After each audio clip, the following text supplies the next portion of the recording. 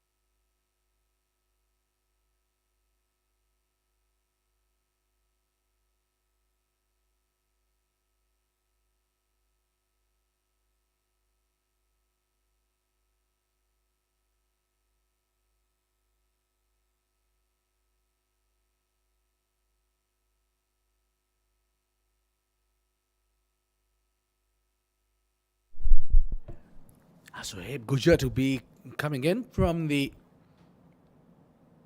other end, and it was good delivery to start with. That both the bowlers, in fact, started bowling the first deliveries quite a bit of full length here, because they are not hesitant, because it's a longer format. Yes, it's a longer format, and with the new ball, you got to make the new ball count. They got couple of slips in, so they are definitely looking for that early movement. Oh yeah, definitely. Someone like Zohaib Gujar is a tall lad who's got a long, lengthy hands. He literally pitches. When he pitches the ball, you find him almost half of the pitch. His hand releases the ball. So yeah, it's quite of a difficult to play someone like him. And I think, for me, it might be something that I would like Gujar to test the batters on the back foot. So he pulls his length back, and because of his height, he'll get the assist from the surface, and it's a bit of extra bounce, maybe. Yeah, good move to leave that one alone. Exactly, he's got the height, and I think his strength is known him for years that he hits the deck hard, and that get extra bit of bounce off the surface. This pitch Maybe. may not be as quick as he would have Yeah, liked, but good still, move to leave. I think he's handful enough to test the batsman on the back foot. But it's early days. He's looking for to pitching the ball up and getting the results. Yeah, that's what you need to do. You need to see what the bowler is up to, which way is moving the ball right now. For the left hander, the ball is moving away. So this is where your temperament, your class, and your determinations comes all combined together. As you see the young man, someone like Hamdan, who's been given responsibility to lead the team, and I see and I Yeah, sense more that's what you maturity need in to him. do. You need to spot on. Well, that was wavered from Zoeb Gujar, angling the ball across the left-hander end, which was way offside off stump. Called a wide.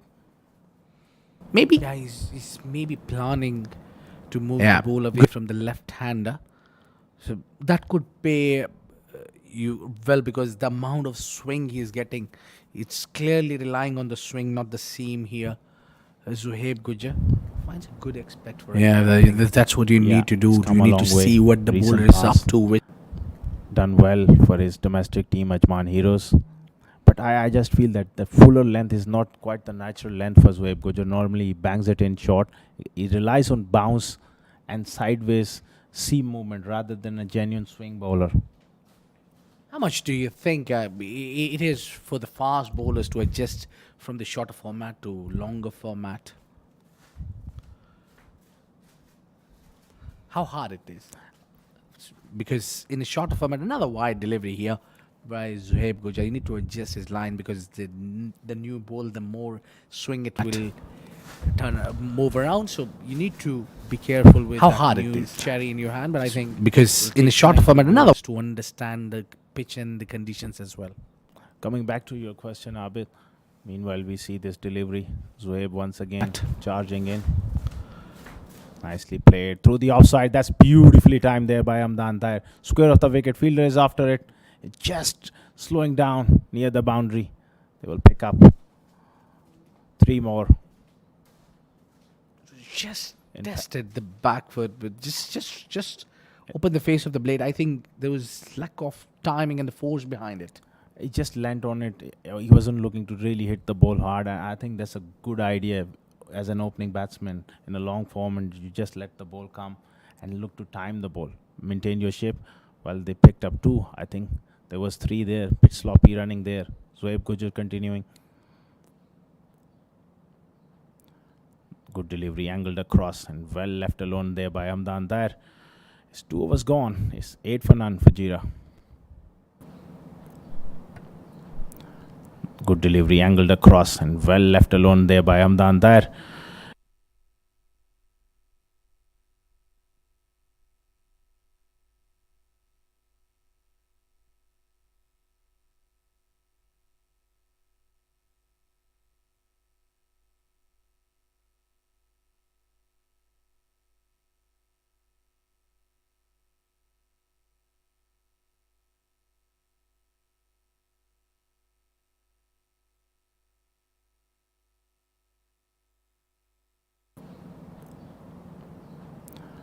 Good delivery.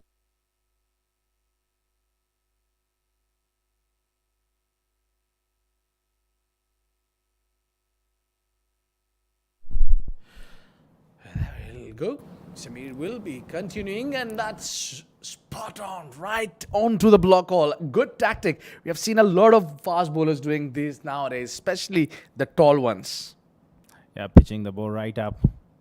Salman digged it out nicely. Fortunately for him, it didn't drag on to his stumps.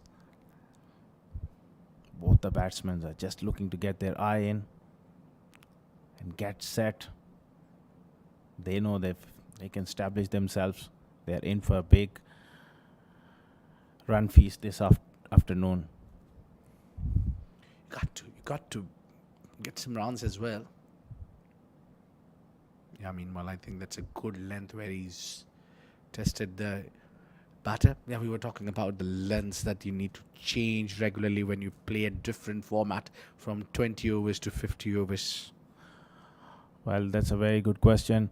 It depends on the individuals. Some people have a more or less similar mindset, that positive intent where you play in the first 6 overs in a T20. But in a long format, I think the best way is to not change too much, but you got to do proper risk management. I mean, that you can't force an issue. If it's a good ball, you have enough time to defend it, and if it's a bad ball, you put it away.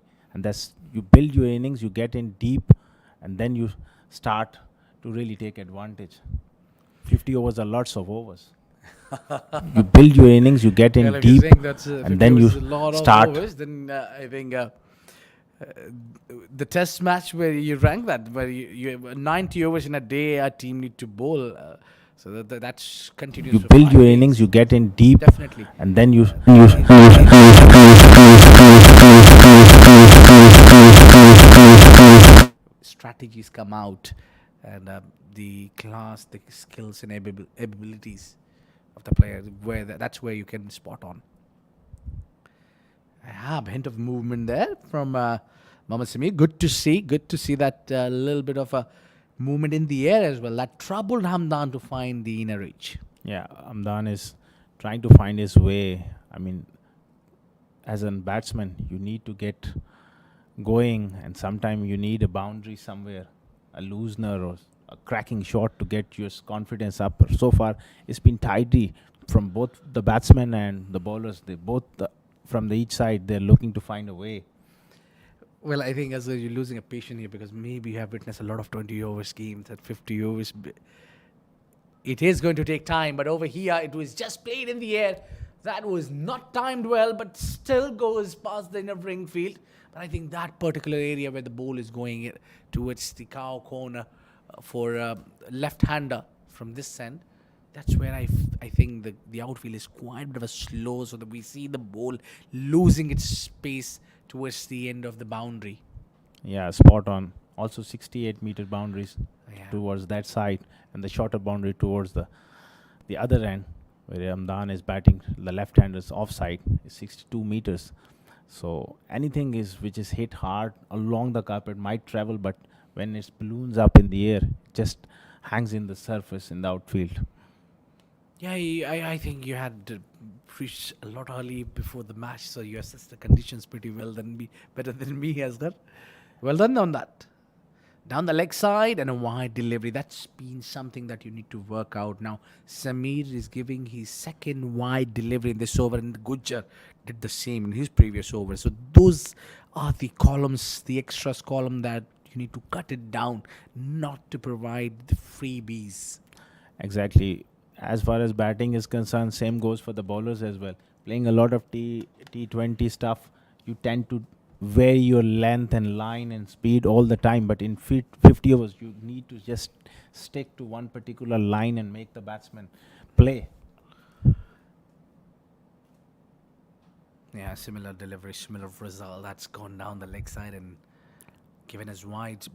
The thing that you brought up here is, I would be 100% in agreement with you that you need to keep on bowling the same channel for quite a bit of a time. If you can bring the ball in and out both ways, so it might help you out to keep that in swinger a surprise, or maybe an out swinger as a surprise. So for that, you at least need to bowl 3 to 4 deliveries in the same area with the same line and length. Spot on, nicely played towards covers. What you make of the track? I think it's not looking that quick. The ball is coming on nicely, but it's not on that quicker side where you see the bowlers getting that extra zip of the surface. Yeah, I was there at the pitch report when I was having a glare on this beautiful strip of 22 yards. And, what I think is it's quite a bit of a dry surface. We're yet to see the spinners how they play their role in, but we all know that the Malek Stadium wickets are a lot different than the rest of the UAE wickets are tagged. You got a bouncy tracks here as well. So this track is quite a bit of a different, and I might find a little bit of a bounce here. So meanwhile, it's 14 runs and 3 overs gone for none.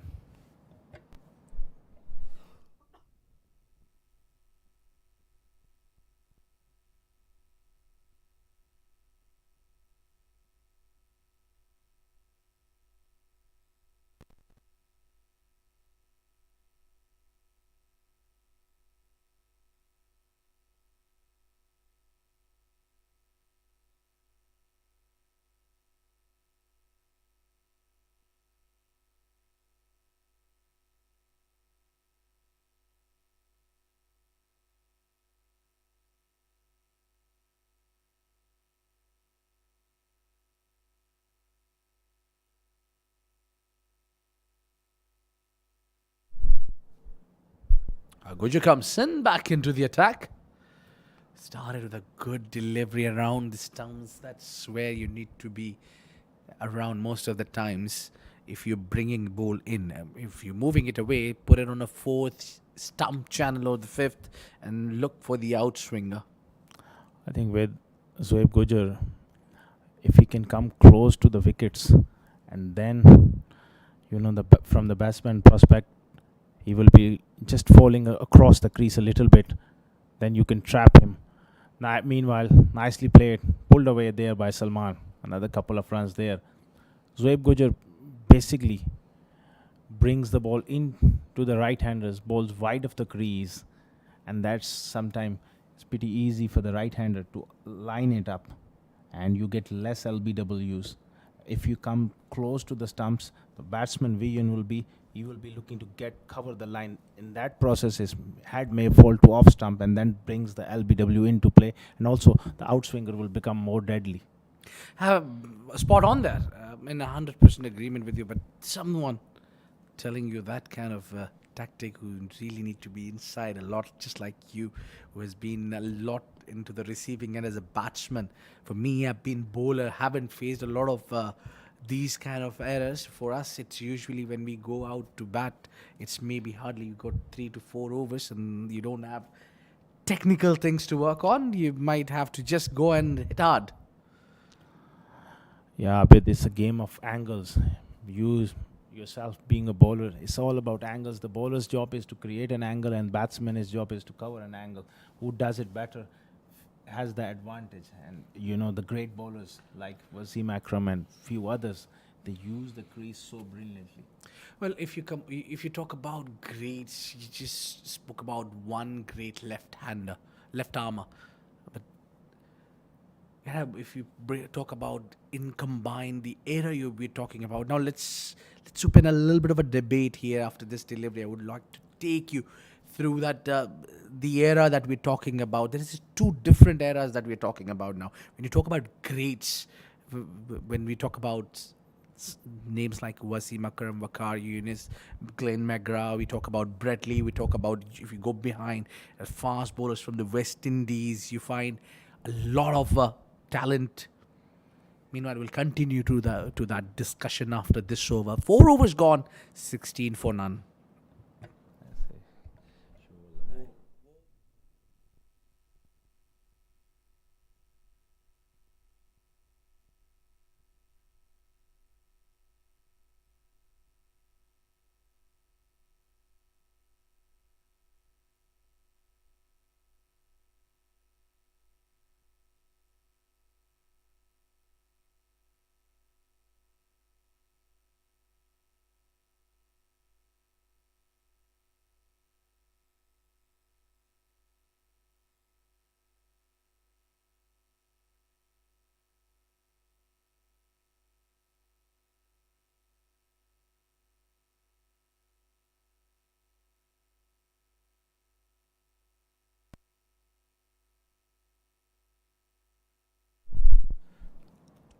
It will be Semi to continue here from the pavilion end. Oh, he looks very good with that delivery. Spot on. Maybe he's hunting for the pads. Something to trap in front the batter. So we'll continue our discussion. Just before in the previous over, we were talking about when we talk about greats, nothing taking away from their abilities and their skills. They have been outclassed and they have been dominated.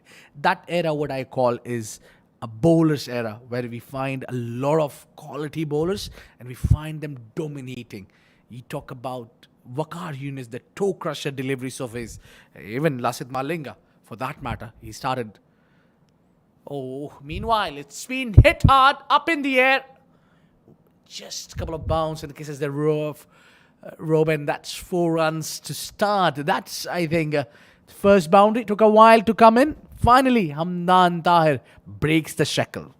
Break the shackles, and such a positive approach. I love this approach, using his feet, because Samir was getting predictable.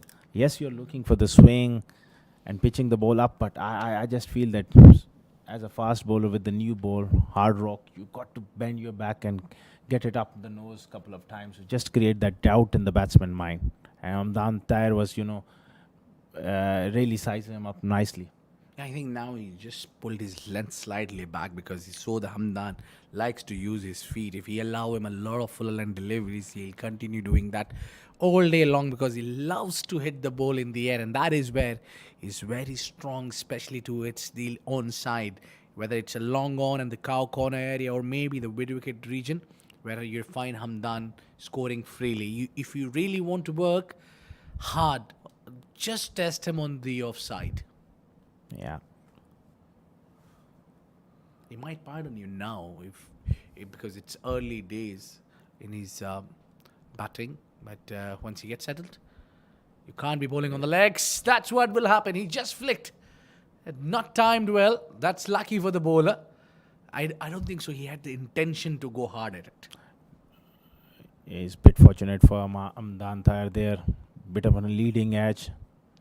The ball didn't arrive as quickly as he thought, and he just lobbed past mid wicket. Gets away with it. And talking about those greats, definitely what an era of cricket where we've seen some great batsmen, but especially was dominated by the great fast bowlers and the spinners. It's been always the case when we talk about the era, when we talk about 90s and 80s, you find a lot of fast bowlers starting from Kapil Dev and then Imran Khan and then Wasim Akram, they coming to Waqar, and then lots of great the West Indians where they had brilliant big names. I mean, when you go to that part of the world, you hardly, it will be injustice to name one bowler like Curtly Ambrose, and there are plenty of West Indies bowlers who's come on and they were tall and they were really pacey, quick. In Australia, you had Dennis Lilly, you had lots of Jeff Thompson for that matter. So we just need to continue on that debate. We'll take 5 overs done here, 21 for none.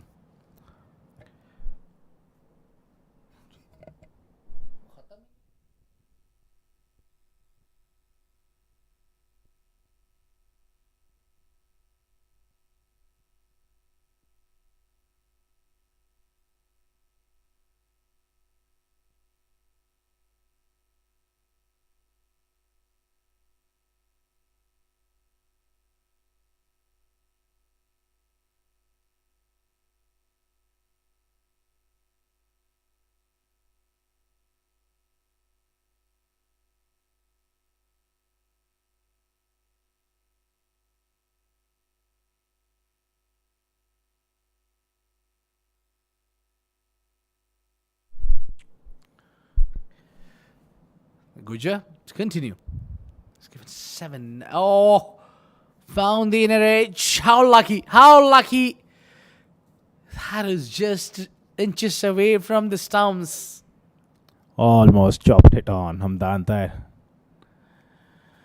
That's a lucky break for him. Couple of slice of luck in the last over, and here you need bit of luck to make big runs, and he's certainly got this afternoon as well. Wow, a lovely day if you just got survived that one. So luck is favoring you clearly. Salman, at the other end, faced 15 deliveries. And again, there you go. Tested that with the Yorker right on to the block hole. Is Gujjar doing well now because of that height? It takes really good some efforts to bring and bend down to put a Yorker. So we were talking about the greats fast bowlers, but then mind you, all this time they have bowled with one bowl, which was never changed for the entire 50 overs. So that bowl, it gets rough. That used to move a lot, and then especially the reverse swing was invented there. So now, if you're coming to this era, now where the format is short, and you find two bowls being used from the different ends, it gets quite, don't you think, easier for the batters? Definitely, the game has changed a lot. The batting, the pitches, the bats, and the two new balls have helped batsmen quite a bit. Nicely played off the back foot, picks up a single. Because in that era of those great fast bowlers around 15 overs time, 10 overs. If you're playing in Sharjah on those flat tracks, the ball started to reverse. It's a totally different ball game. So that's why the most of the openers they started to use the power play in the first 10 overs, 15 overs to get bulk of the scores. But that ball get dirty. I barely able to see that ball even on the TV screen as a youngster when it reached 28, 30 overs mark. Well, that was just quite a bit of an work for the slip fielder. But what I think is the bowl getting green, and one side you need to keep it the shine. And during that in 2000s, like I can maybe correct me if I'm wrong. Maybe in 2011 World Cup, and before that we saw there was certain rule that every 34 overs bowl used to be changed. Now they completely changed it. Now they use two bowls, but I think even when it was 34 overs, old bowl could have still done something for the bowlers. Absolutely, absolutely. Even that 34 overs ball, they got it to reverse in the next 3 or 4 overs because the ball's life is already 34 overs. So the thing is, right now with these power plays and the white ball cricket dominance and T20 evolving and all these leagues, the game has changed a lot. And you find even now the test matches are finishing in 3 days because the batsmen also lose their temperament and to grind and bat for long period of times. And these youngsters here in this D50 format, they hardly get to play 50 overs cricket in UAE. Well, you spot on. We got two tournaments. That one is definitely the premier tournament that held in Sharjah from almost 50 years. Bukhatar Premier League, definitely that has 50 overs, and now Emirates D50. So we'll come back to that again. It's going on, a lovely discussion between me and Asghar. So meanwhile, 6 overs done, 24 for none.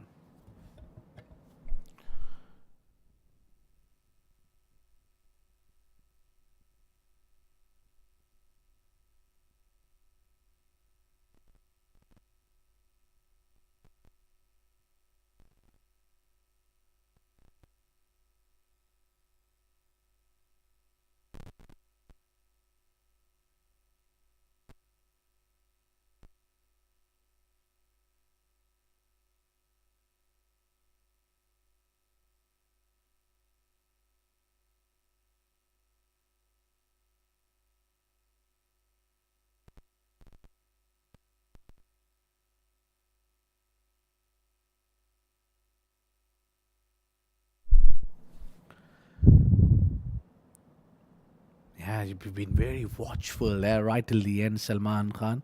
I think Salman and both the batters have taken their time now. The 19 deliveries may be looking too big for me because not familiar to 50 overs a lot. But now T20 is taking a lot of events in the country and across the globe because even the batters must be feeling that we are playing around 50 strike rate. Might be a little in the lower side, but I think it is okay to start because you need to get that bowl little old as well. Of course, then you once you get in, you can always. These players are pretty much used to scoring hundreds of like 50 balls in T20 cricket. So if they are in, they are in for a big hundred. So especially at the top of the order, and but it's going to be interesting to see how the spin plays a part in this contest. Nicely left away over mid on there by Salman, but the outfield is slightly on the slow side. Still runs away for 4. That's the first boundary for Salman. Well, excellent shot there. He's got something to positive. Salman started with his first boundary onto the onside where he tries to drive that one well. Had set well. That's what more important, that he was tried to commit and play the full shot, not backing out and playing with two minds. You need to be very clear when you approach his attack. Clarity of mind is so important. Salman certainly has that. Whipped away beautifully. That's nicely timed. That breaks the shackle. Back-to-back boundaries for Salman. I think superb timing. That timing was key on that shot. He did not put a lot of effort behind that shot. All he had to do is just time it perfectly. A solid punch there from Salman Khan, and now he's cruising towards that 100 strike rate we were talking about. Just in a jiffy, just tie a couple of strokes and he's away. What you think, Abid? Will be the change of pace from the fast bowlers needs to be employed now, as we see in the seventh over, not much swing on offer. Maybe you can take a slip or a gully out, put it in the short cover, start changing it up. I think Ankur Sangwan plays a key role here. That those 10 overs, Asghar, you need to use it very wisely. Yes, you got someone like great Don Nasir Aziz. You can't be taking anything away from him. I'm very cautious when I talk about spin department of Ajman, because they have got Ankur Sangwan where I say 10 overs of him. Nothing taking away from Don. Maybe being a right-hander, you might not get much into the effect as Ankur Sangwan could play a role here. So I think for Ajman, they need to use Ankur Sangwan very wisely when they need wicket.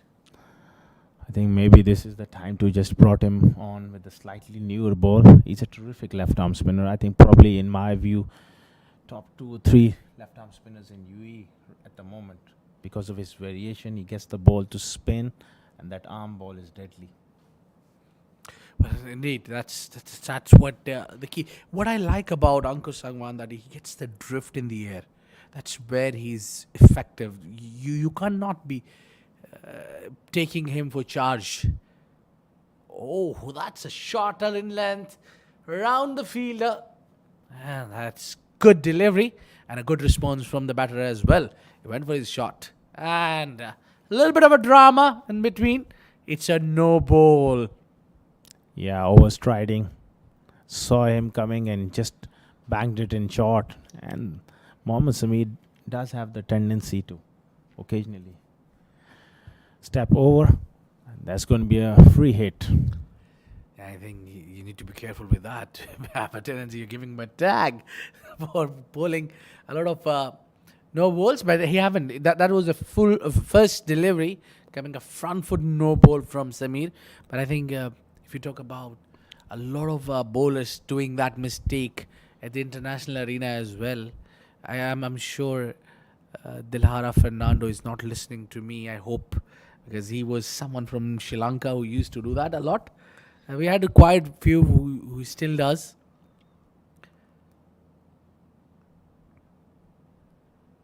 Yeah, he goes for the shot that was expected. There is a fielder to cut that down from the boundary line. Zain Shah.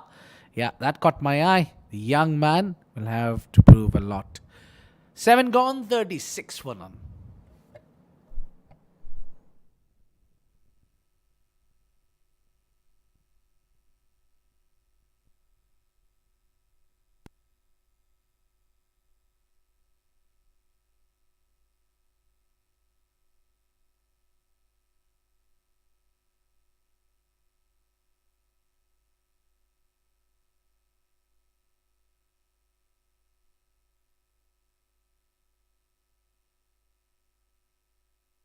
Well, there you go. The Fujairah batting lineup, plenty of big names there, especially Asif Khan, Zawar Fareed, Umair Ali Khan. And when you talk about the spin department, Fujairah is a team where I'll say the whole blocks are ticked there pretty well, because their spin department, you see Mujahid Amin and alongside Harry Barwal, the 2 finest left armers, fills that spinning spot pretty well for the team of Fujairah. And when you talk about batting, they've got a plenty of stars likes of Asif Khan. I'm shocked that he did not open the inning in 50 overs, but I think that's okay, because also in the national side he's been coming down the order now. I think that's where he wants to adjust himself. Yeah, that could be the reason. But he has been a terrific opening batsman. We all know that. He's by born, I would say, last 20 odd years in his career, he's open. So it's a big call. But horses for courses, sometimes you have to adjust. And he provides that element of big threat for Ajman when he comes on to bat. Nicely driven. Exactly, it's driven nicely. But what I have my opinion there. Yes, we've seen Asif Khan Lala been doing that opener's role for a really long time, as you mentioned, from last 20 years. I mean, I'm not sure he'll be happy to listen to that 20 years he played cricket, because of that exposes his age, maybe. Nice solid connection there onto the leg side, and that will run away for 4 runs. Good authority shot on the onside with lots of power and timing onto it. That's a great shot there. I'm not looking to expose his age, but just telling his experience. That's a great shot there by Salman. He's a very fine puller of the ball. That was fraction shot there. Gujar testing him. Not quite the real bouncer, just back of a length, and he swivel on it beautifully, thumped away past square leg for 4. Well, Asif Khan, he's got a lot of experience, and he's playing the game for a very young age. Played a lot of first class cricket in Pakistan, then been here. Yeah, recently I was reading the article where he was saying he was called Lala because of his batting approach similar to Shahid Khan of Ridi. They'll need to hurry for 2. They'll get there by the time. So we've been talking about Asif Khan Lala. For me, as a captain, if I have my 11, so I'll take Asif Khan as a 1 down. Why I say so that because for the number 1 down, it's always for the key player of your team.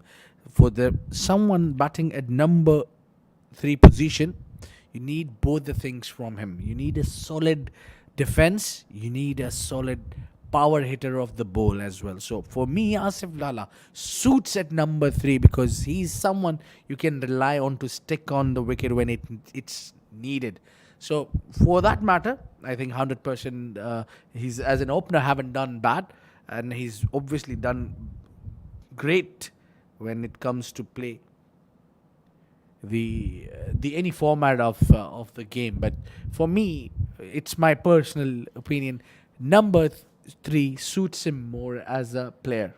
Well, we have to wait and see whether what number he comes out today. He's such a versatile player,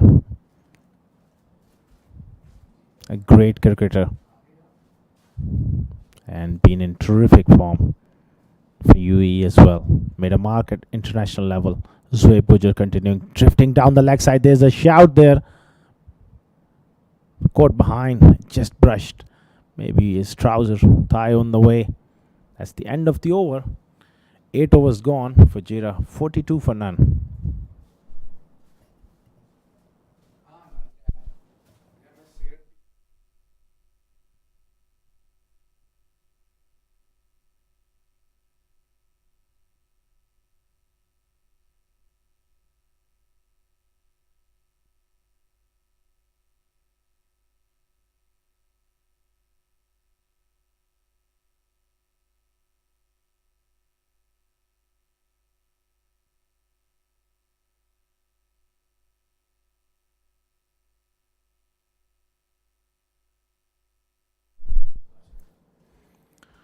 Fujairah winning the toss and batting first.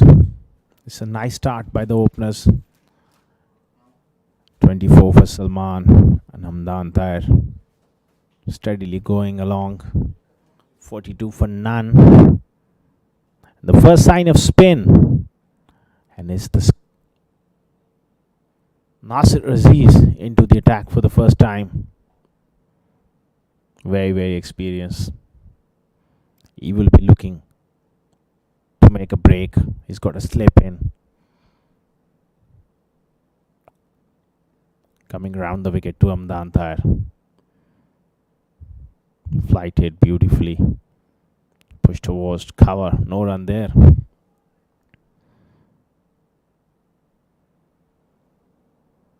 Rahul Chopra marshalling his troops behind the stumps. Terrific young wicketkeeper batsman. A player to look out in this event. Been scoring heavily.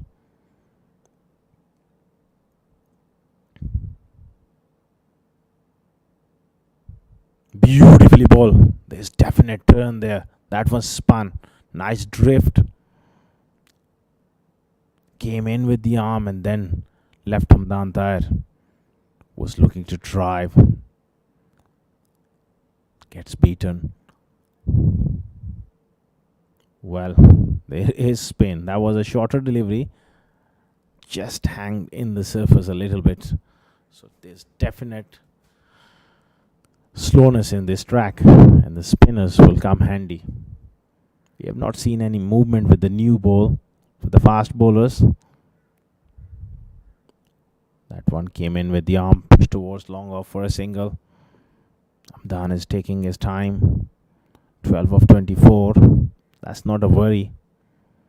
We are still in the first 10 overs.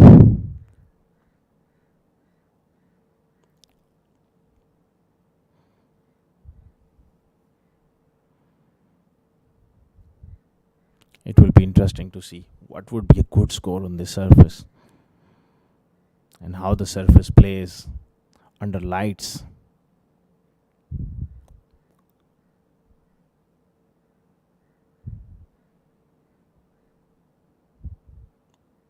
Salman is looking good there. Straight to mid wicket. Looking to play with the spin.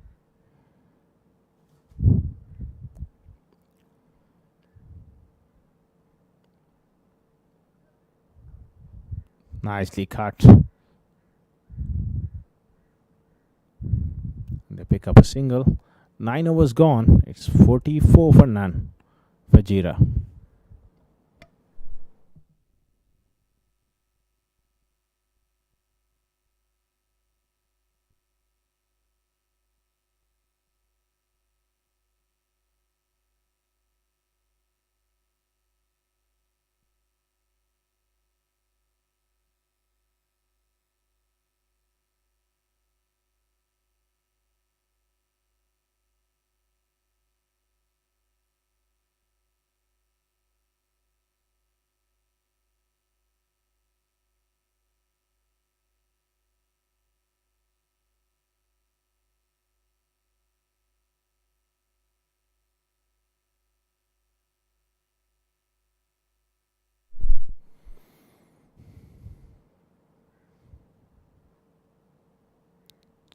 Zoeb Gujar will continue. Again, wide of the crease. Angle towards the pads. Easy picking there for Salman. That's gone for 4. That was a loose delivery there by Zoeb Gujar. And easy picking for a class player like Salman, who's getting some momentum into his innings the last couple of overs. He's looking now well set on 29, and he's picking up the pace, and Zoeb Gujar just losing his line, losing his direction. You got to be patient. Can't afford to drift onto the pads. This one is nicely played by Salman. That's beautifully timed, and it's gone all the way for 6. That's a magnificent blow there by Salman. Salman Khan, he's been in terrific form in the recent past for VN Shipping, and this is his big opportunity.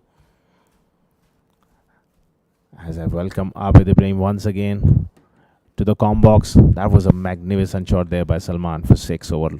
Yeah, things has been changing now. What I see is Salman is accelerating finally. What I see, what I make out of this surface is that it's quite easy and the ball is coming nicely onto the bat. So it will be really expect a big runs. So we'll have a change of ball here. What a lead.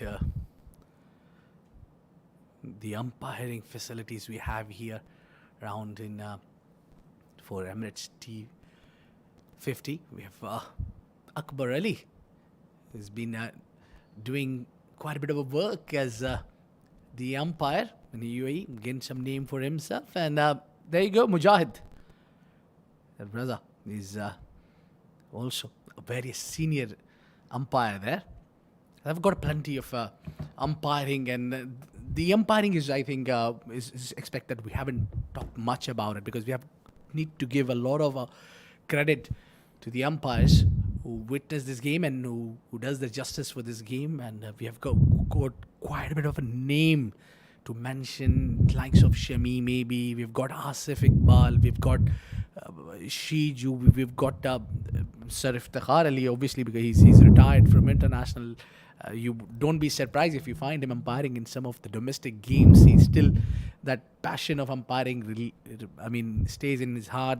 I mean, today he was a match referee today, and he recently made a comeback from Nepal. And now we talk about Nepal. That brings another topic altogether. What a heart breaking for us not qualifying for the Asia Cup. But a lot of credit needs to be given to the boys. Absolutely. A lot of credit goes to the boys. The way they fought, when you play the game, someone has to win, someone has to lose, but it's the manner how you play. Now, if you confront with that fight and the spirit and the passion, then I think UAE's cricket is in good hands. Well, I think I wasn't there in Nepal, but certainly Mudassir Ali was there, was calling the game with my few fellas there. But what I came to know from the atmosphere in Nepal, it was quite a bit of a crowd who have come to witness the finals, and it was not easy for our boys to play away from home in a different conditions. Tell you what, the conditions in Nepal are a lot different than conditions what we have in UAE. So hats off to our boys who did really tremendous job. This one struck well. That will travel 2 bounces into the fence. Well, absolutely, a lot of credit needs to be given to great Mudassir Nazar. Way he's been able to turn things around along with this. Always, no doubt, we got plenty of talent. Just need to fine tune them and get them more exposure. I'm sure in the future they will do really well. Meanwhile, I just have a feeling that Shoaib Gujar been overbowled a little bit. Maybe a 4-over spell was enough for him because he's been playing T20 cricket. Haven't played a 50-over game for a long time. It's little hot this afternoon as well. 29. It's not that much, and that over is gone for a plenty. What I stroke that one. This is probably the shot of the innings. Well, that was a mighty 6 just over the bowler head. Great connection and timing behind that. Salman Khan opening his wings and now doing the talk. You're right. Shoaib Gujar maybe bowled quite a bit of over here. This over particularly going for 20 runs. A big over, and Fujairah will certainly enjoy that. We are 10 overs done, 64 for none.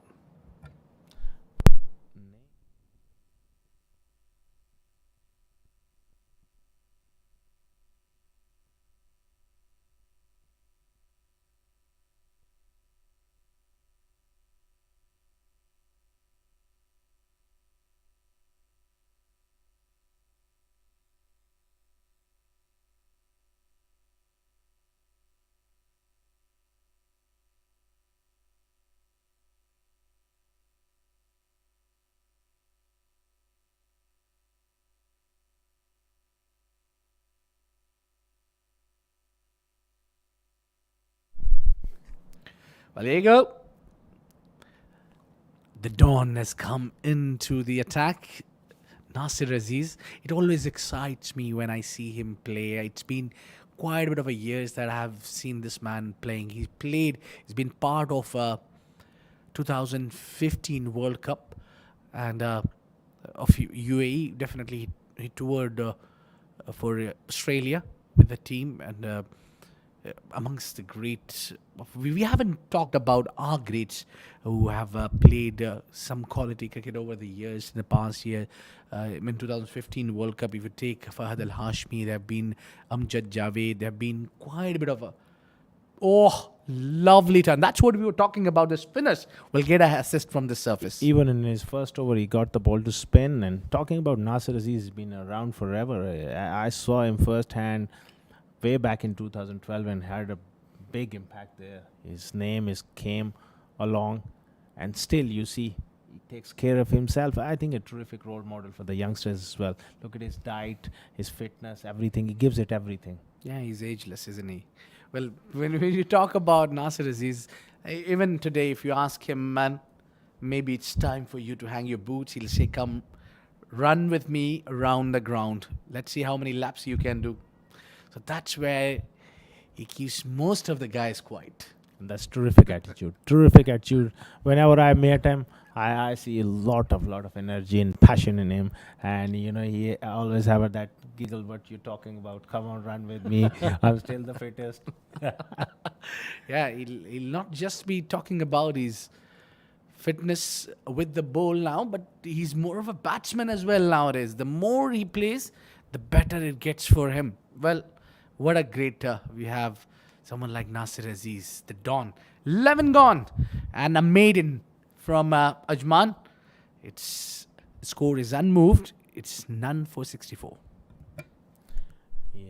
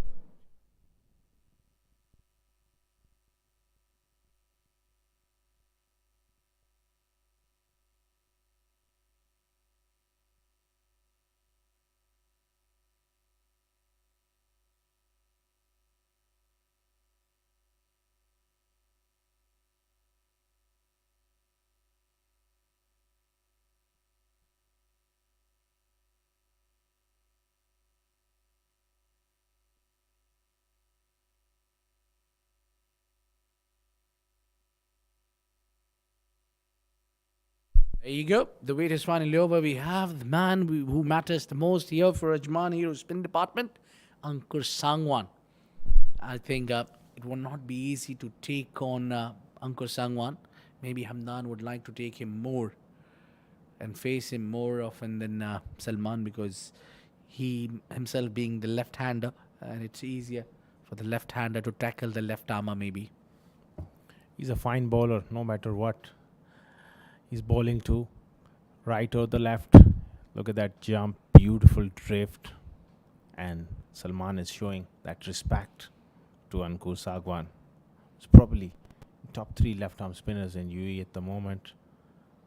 Terrific control, and he's a classical bowler. He's not someone who's going to really fire it in, and he bowls that trajectory and believes in his length. Gets the top edge. Salman looking to sweep, runs away. A couple of runs there. Ajman, they need a breakthrough here. Well, no doubt about it. I mean, if they continue bowling in similar fashion and it goes as the fast bowlers, they ran out of the fuel and they were still continuing with them. That's helped Team Fujairah to get the first 10 overs in their favor. The 64 runs in the first 10 overs is a lot of runs. And the way they started the fast bowlers, that they did a decent job. They kept the batters quiet, but soon they ran out of the fuel. The batters jumped over 20 runs from the previous last 2 overs. Yeah, but spot on. I think in these conditions, the fast bowlers, they should have bowled not more than 3 overs. And you got to bring your spinners in early, try to contain, but it's still long way to go. And Nasir Aziz has done really well from the other end, kept it tight. Now Ankur Sagwan, he's got a job to do. I think Nasir must be looking to bowl most of the time against Hamdan, because Hamdan, who faced 30 deliveries to bring only 12 runs, he's being a weak link here because not getting runs. Oh, that was a good delivery. Going away from the left-hander, that was an arm ball. And I think that might help for Ankur Sangwan to find the right length. That's the class of the man. Getting the ball away from the left-hander, and Amdan improvising nicely, looking for that sweep, looking to put some pressure on Ankur Sagwan. Let's get away shot for Amdan sweeping. 12 overs gone. It's 68 for none for Jada.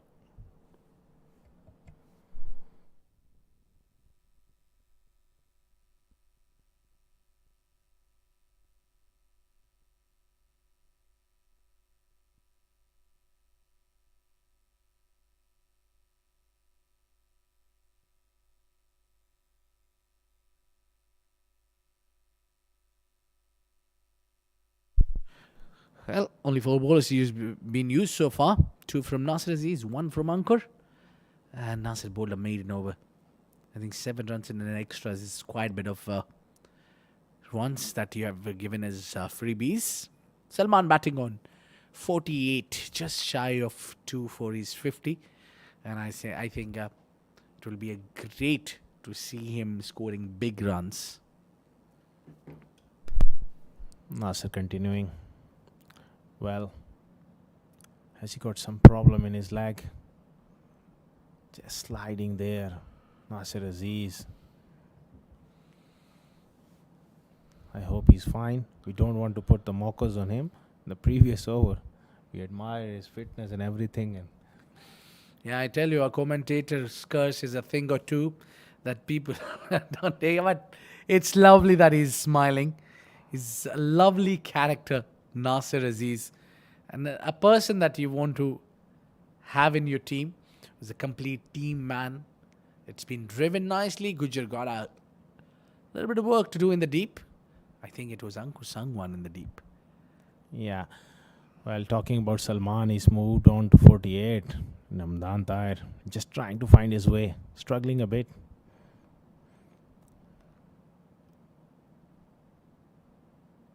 Nasir Aziz, he's got the ball to spin.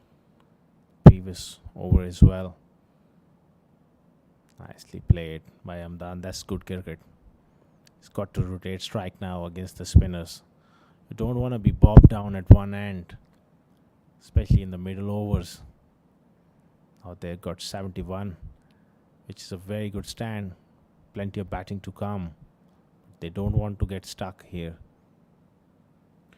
Well, indeed, they've got a plenty of batting as they got plenty of bowling, and they've got a good unit team, Fujairah, and they've been consistently winning the tournaments of these D20, D10. They've been performing good as a unit. Just add Mohammad Wasim into the side, it makes it mighty Fujairah. A little bit of a turn there for Nasir, and I think he's enjoying at the moment. He looks fit. He looks fine. With that little bit of limping we saw him earlier, but that's gone now. He's fine. You don't want to bog down.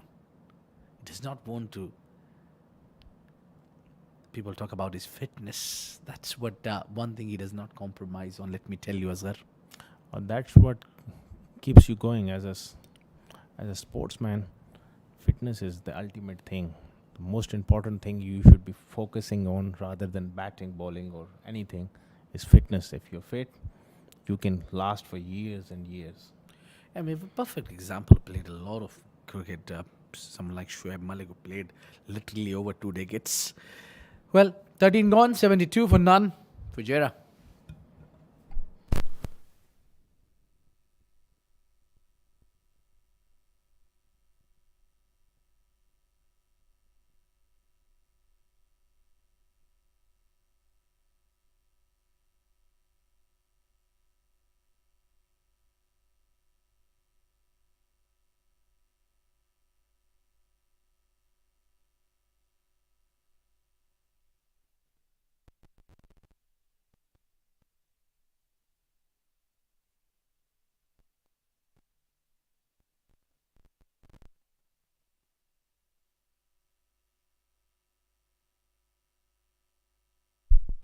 We're talking about the ages now.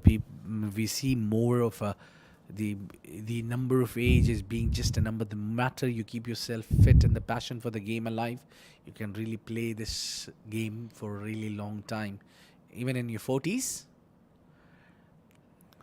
Beautiful delivery. Exactly. Age is just a number, they say, but you got to prove it. Yeah. Well, meanwhile, Salman Khan is on 14-9. He's just 1 run away to bring that 50 and his personal miles. He'll be happy to get 50 on his first go, and it'll be really, really hard for bowlers to get him out from not reaching that milestone. There you go. Got into the 50, and that is a brilliant knock. That is brought out 50 in more than 100 strike rate. What a great knock he's played so far. He's playing. That is one of the most meaningful half centuries for Salman Khan, because in a big tournament like this, If you start off that well, it really relieves a lot of pressure on you. And coming into the Fujairah side for the first time, I think that is a significant performance from Salman. He's played really well.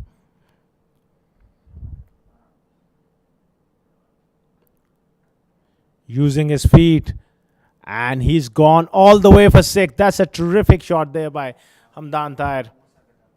Terrific use of the feet.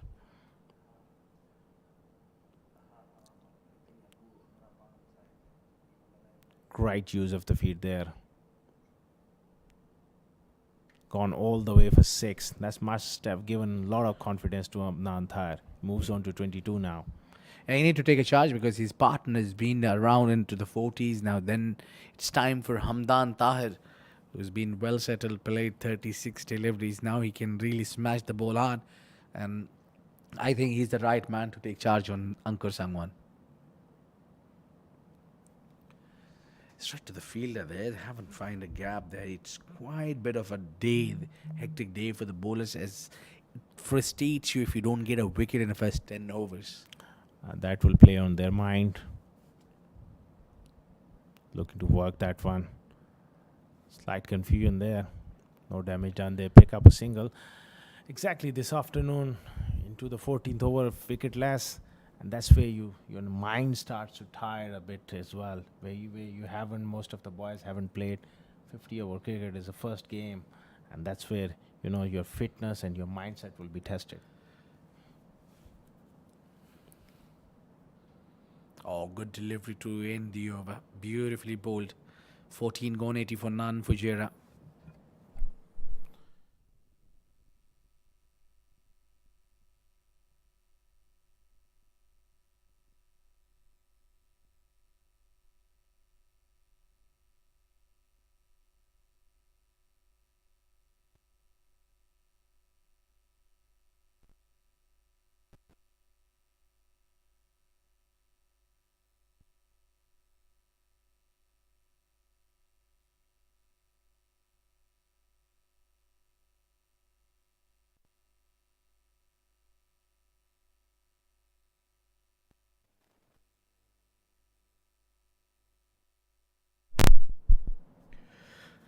Lovely delivery there from Nasir Aziz. He's given 6 and 3. He's been pretty economical. Just a wicket will add flavor to those figures, but I think it's quite a bit of frustrating, not only for the bowlers but for the fielders as well, because there is a right and left hand combination together. That's quite a tiring now. Tiring and frustrating in this afternoon, and that's good piece of running. These both youngsters are fit and they run well between the wickets, and that's the hard part when you're playing the long format. And if you don't pick up wickets early on, then someone has to lift the team's morale, and especially I think it's the wicketkeeper Rahul Chopra, I'm sure, who's just urging his boys on. But you need more energy in the inner ring. Definitely, you need someone to cheer the team up. I think the keeper keeps that responsibility to keep cheering the boys, be noisy behind the stumps. You find different characters as a wicket keeper. It's a whole different debate if we talk about, if you see someone like being very quiet and calm behind the stumps, not talking much but thinking, is Mahendra Singh Dhoni. Obviously, the world knows him. He's one of the greats that ever Team India, perhaps the world has witnessed as a wicket keeper and as a leader. Is true champion. Oh, that's been smoked up in the air. The fielder wouldn't be able to do anything. It will hit the rope and get the team Fujairah 4 runs. Well, that's not an easy shot against the off spinner. Madoff was up in the circle, inviting Salman there, but that calculated risk taken, and it pays off for him. Great extension of the arm, and he went through with it, and that's gone for 4. Good looking shot there. Now Salman seems to be on that mood to score big runs. Yeah, that's a good delivery. Slide, a bit of a good length there from Nasir, and A little bit of a pacey delivery comparing to his previous deliveries. 15 gone, 85 for none, Fujairah.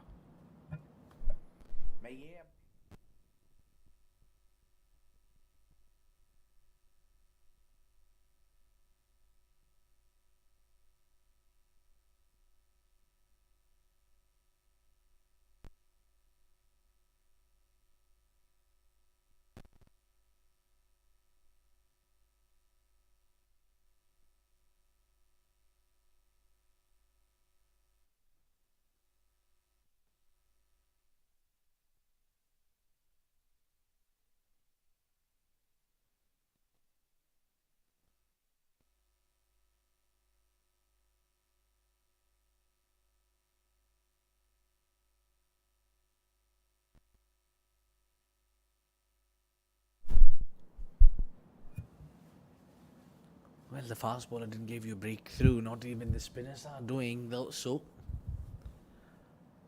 oh, that he's lost his footing there, and the ball was in the air. What exactly went wrong?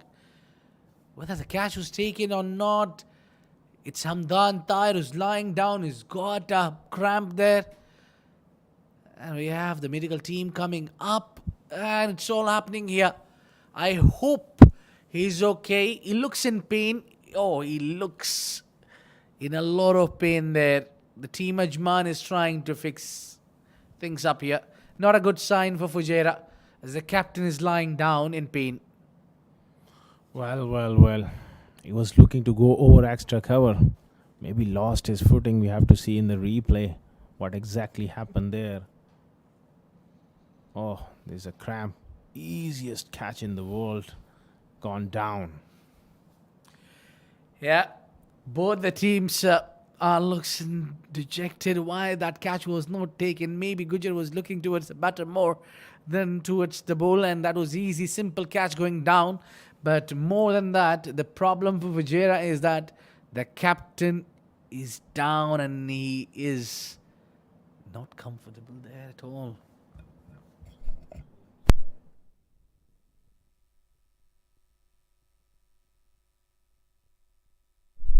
Pardon me, it was not Zuhaib Gujar, it was Zuhaib, the leg spinner, the youngster, who put that catch down. And Hamdan Tahir does not look comfortable there. Maybe the magic spray might do a little work here.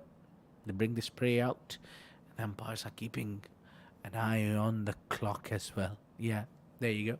Watching the watch, yeah, clock, how long it will take. If you're not fit or you're not able to continue as a batter, the first thing you need to do is leave the ground. There is no need to burden yourself or get more injured. He's back on his feet, moving around, limping a little bit. Looks in pain. Yeah, I hope he should be okay. I hope so. Well, Zishan Abid there, a wicket keeper from Fujairah, the other wicket keeper. And I don't think so. Hamdan will be able to continue. That's not good sign for Fujairah. What a great opening partnership it was going on. The left hander and the right hander taking this game through, and they got 85 in 15 overs. And he's taking a help of a shoulder and leaving the ground. That's something that you don't want to see your captain getting out of the ground that way. I hope he gets recovered and comes back into the batting. But if he goes injured and the injury gets further serious, if he misses out the tournament, I hope that's not the case here. But maybe missing out even a single or couple of games for Fujairah, that might disturb their batting order, because Hamdan plays in a key role as an opener. So that makes his way. He's walking out. Hope he comes back. Well, that's unfortunate for him. He was looking really good, but on that occasion just lost his footing. Maybe cause a twist. We hope that he's back soon.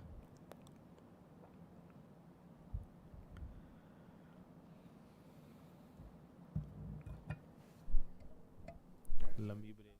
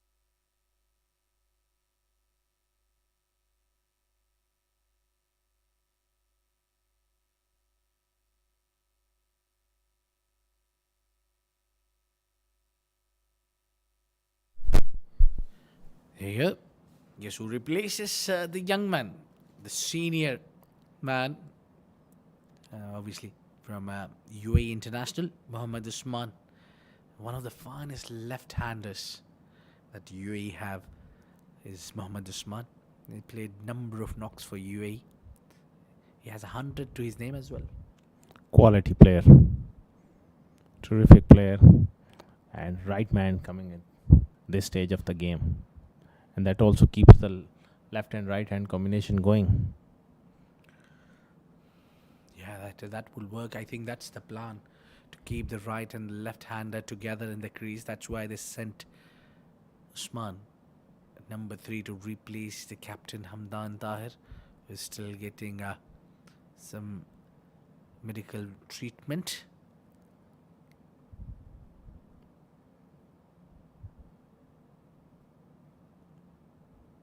And Kur continuing here. He's got a slip in. That's a beautifully bowled. Bit of a leading edge there from Usman. Salman is unbeaten on 54 on the other end, going at a better than runner ball.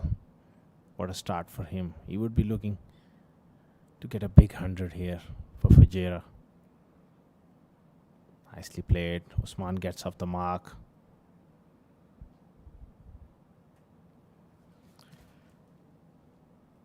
Getting off the mark, a little bit of a time for him. I think the idea to send the left-hander is one that they want to keep the left and right-hand combination, and also keeping in mind that Ankur Sangwan's overs are running down. So they don't want to give the right-hander to Ankur Sangwan. The more left-hander he'll bowl, the better it is for Fujairah. Yeah, smart tactics. And these modern day tactics do come in handy if they are applied and executed properly. End of 16 overs is 85 for none for Fujairah.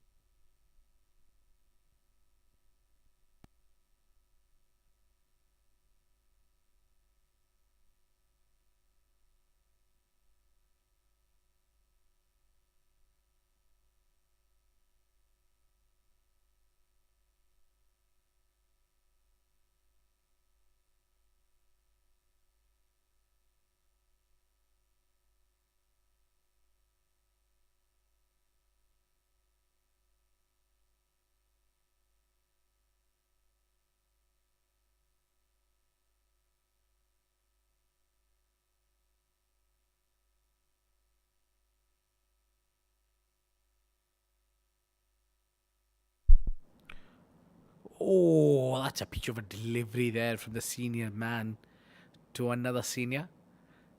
Nasir Aziz bowling Mohammad Usman. It's a lovely competition to work and watch it. The two men who carries a lot of experience will battle together. Yes, spot on. There must be a lot of banters between the two as well, because they played a lot of cricket together. They've been around and spend a lot of time. For that matter, they shared the dressing room for the national side also. So definitely there will be a lot of skills and weaknesses and the strengths known by each other. Single taken.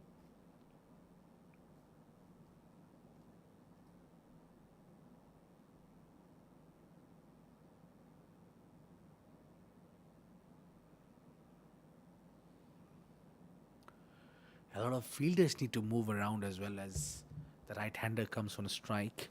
Salman Khan.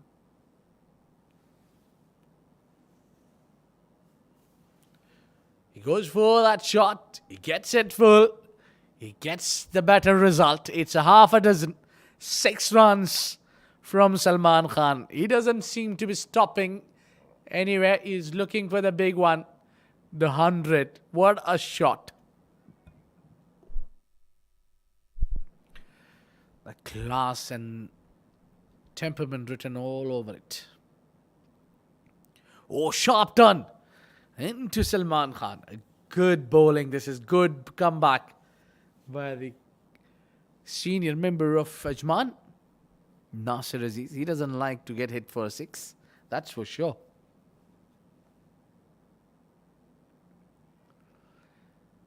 He's tried to steal the run there. No allowed by the fielder.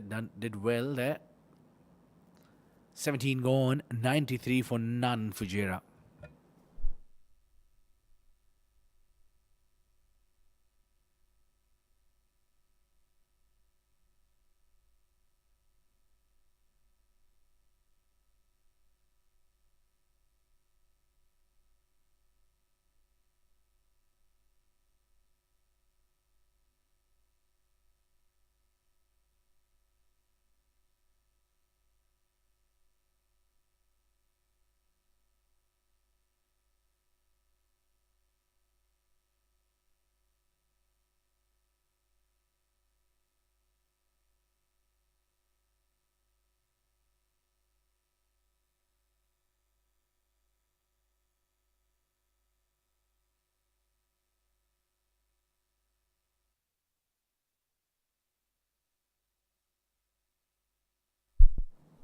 Just tucked away for a single there. Smart move there by the Usman Khan. Pardon me, Muhammad Usman. Took a single. And a very fast delivery of Ankur Sangwan. And now there will be Salman Khan who will be facing remainers. 5 deliveries to come. And Ankur Sangwan might find himself a little comfortable bowling against the right-hander. That's not the case. He bowled the fuller length delivery here, which allowed the batter to steal a single quite easily and successfully.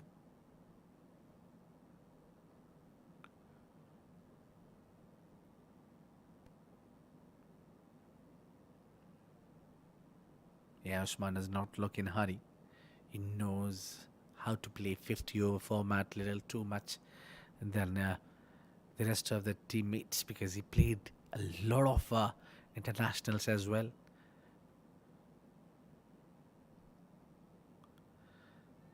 Tries to cut but couldn't clear the fielder.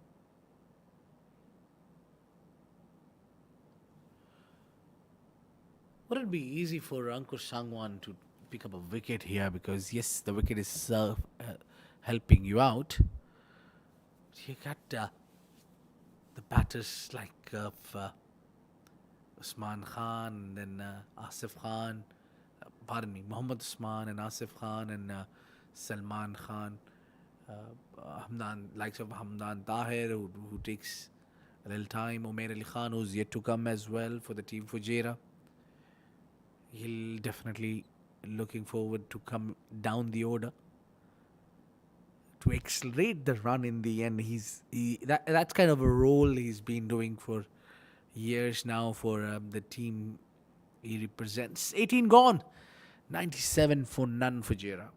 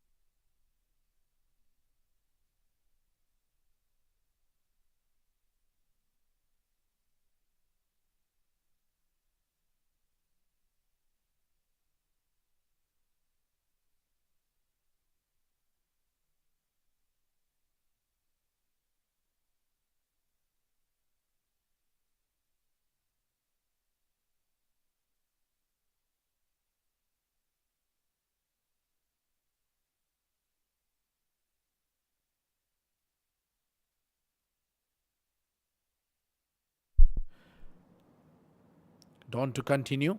He's sixth over. Now that's a rare side when he bowls out over 5 overs and didn't pick a wicket. He doesn't like himself that tag with him. He's known as wicket taker. Smashed hard. And fielder putting it down and causing a 6 runs. Well, Salman is little too strong in that region. Puts it away. Not enough. This is for the first time. The previous 6 was on the same position. Look at that. That was a little quick delivery than usually. And the fielder not knowing exactly where are the boundary lines. And he's had a hand onto it and put it down and caused the 6 runs to team. And with that 100 comes up for Fujairah. It's 103 now. And they haven't lost any wicket so far. That's sign of a worry for Team Ajman. They really need to pick up wicket here. Yeah. Quick running. And a single taken. Nice running there from Salman. It was his call. And he did it pretty well.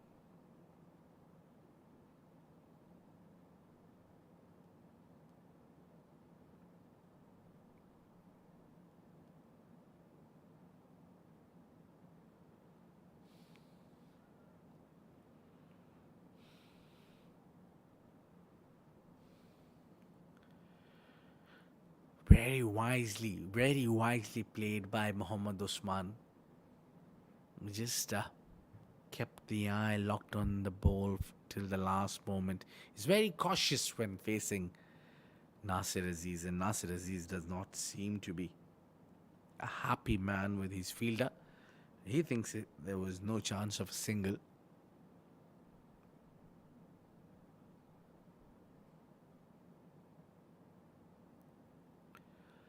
There you go, behind the keeper. That will run. And this is huge. Boundaries there. They won't get to the boundary. They'll run hard. They'll get at least 2. Easy 2, I would say. That would be added here. Good running.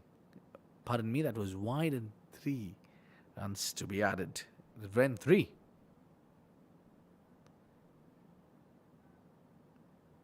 And now they'll take another single to bring the left-hander. So Nasir Aziz would look for the wicket here, and especially a wicket of Mohammad Usman, because he's in his early days. If he gets him out, now is the time where he can get him out. Once Mohammad Usman gets settled, it will be hard for the bowlers of Ajman to dismiss him.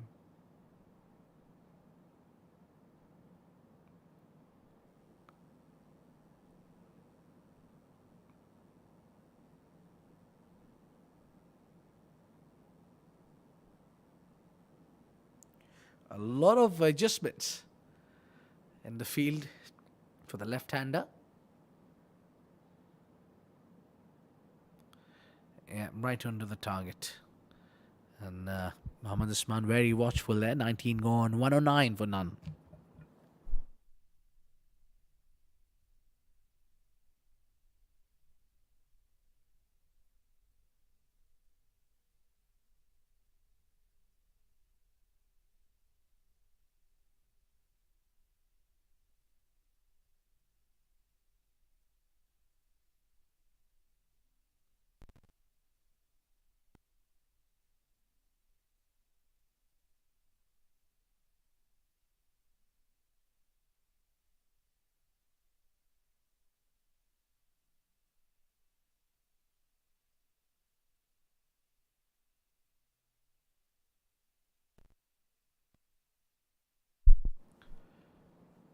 Hits it towards the onside. They'll definitely get 2 here. Big boundaries will allow you to take easy 2s. Welcome back, Asghar. Thanks, Abid. 111 for none. Salman is looking brilliant on 72. Mohammad Usman just looking to get himself established at the crease on Goose Sagwan. He's trying hard to make a breakthrough, but meanwhile, Salman has thumped him over long on.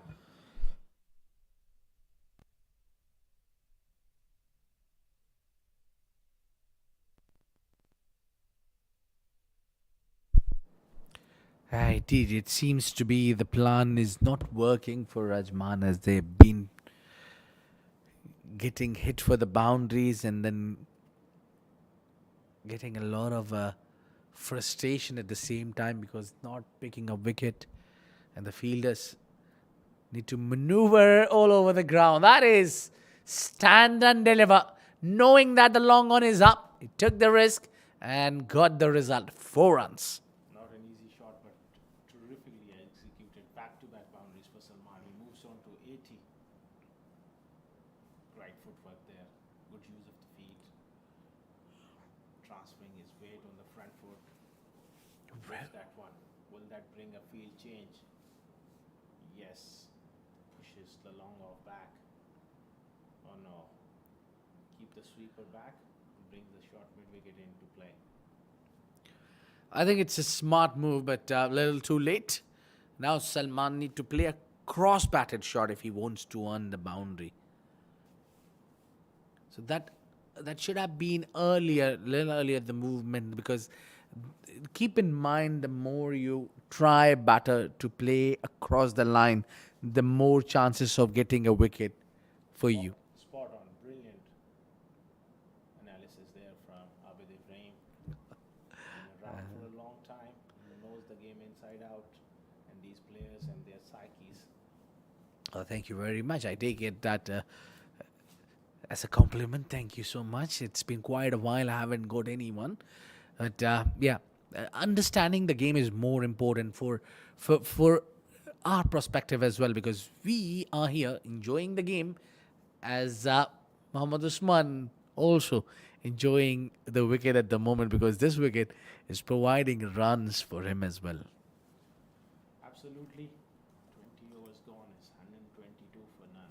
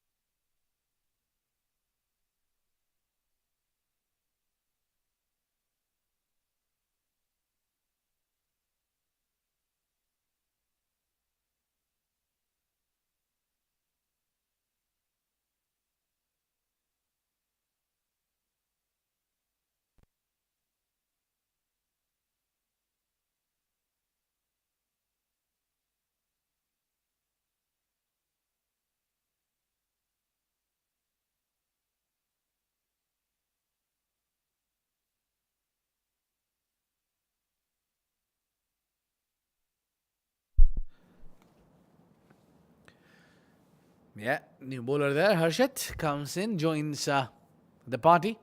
Now he must be the one Ajman would be looking to get them the breakthrough if seniors couldn't. As Nasser Aziz couldn't pick up a wicket. Very watchful, Salman Khan.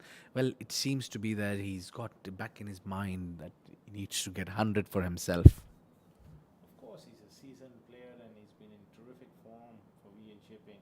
This is his first big opportunity in D format, and he's grabbing it with both hands. 81 here in just in the 21st over. That's a long way to go. Hits it hard. Has he found the man? Oh, against the run-up play. How did you do that? Half tracker, and he finds the man in the deep. Harshit, the soon he comes in and he picks up wicket. What a relief there to see the back of this man. Salman Khan was looking to go for all money. That's the area where he got previously a couple of sixes, where he tried the third one, failed in an attempt, and what a brilliant take. Kept his cool, eyes locked on the ball, half tracker. Yes, he went for that shot, not timed it well. Fielder making no mistake, and they could not afford to do any mistake here.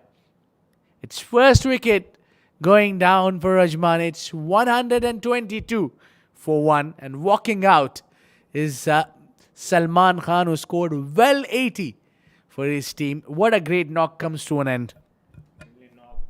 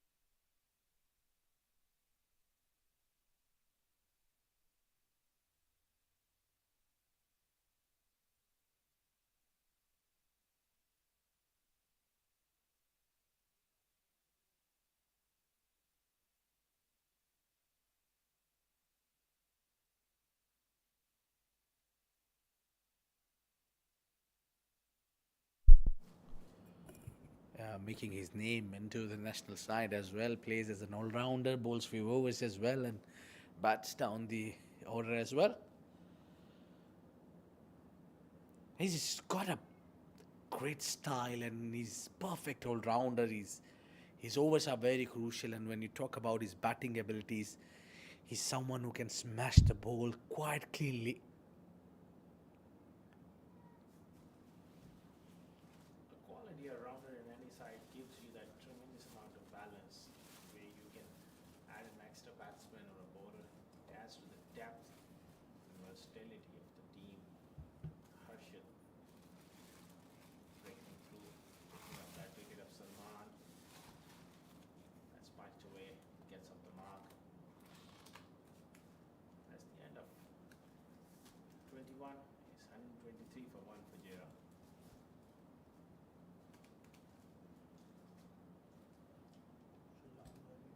Chicken biryani.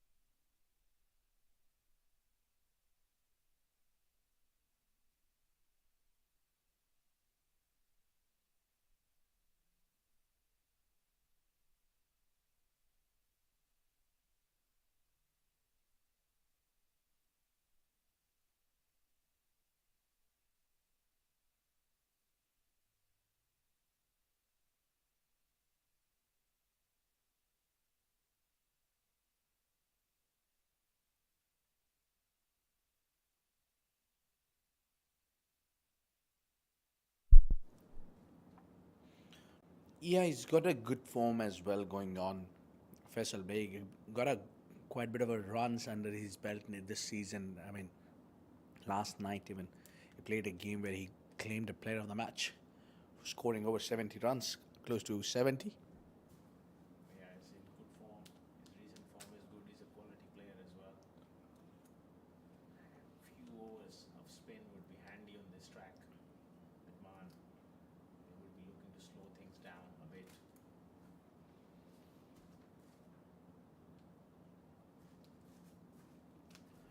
Well, I think most of the time it's when you're not getting wickets, the part timers do the job.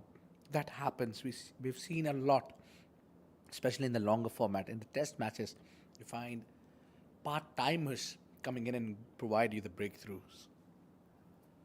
Nicely cut away by Muhammad Usman, placing it nicely, picking up that couple of runs there. Exactly, Abid. Sometimes your front liners, they don't deliver. You got to think out of the box and bring someone on. Maybe batsmen take him a little casually. Maybe the batsmen get a little greedy.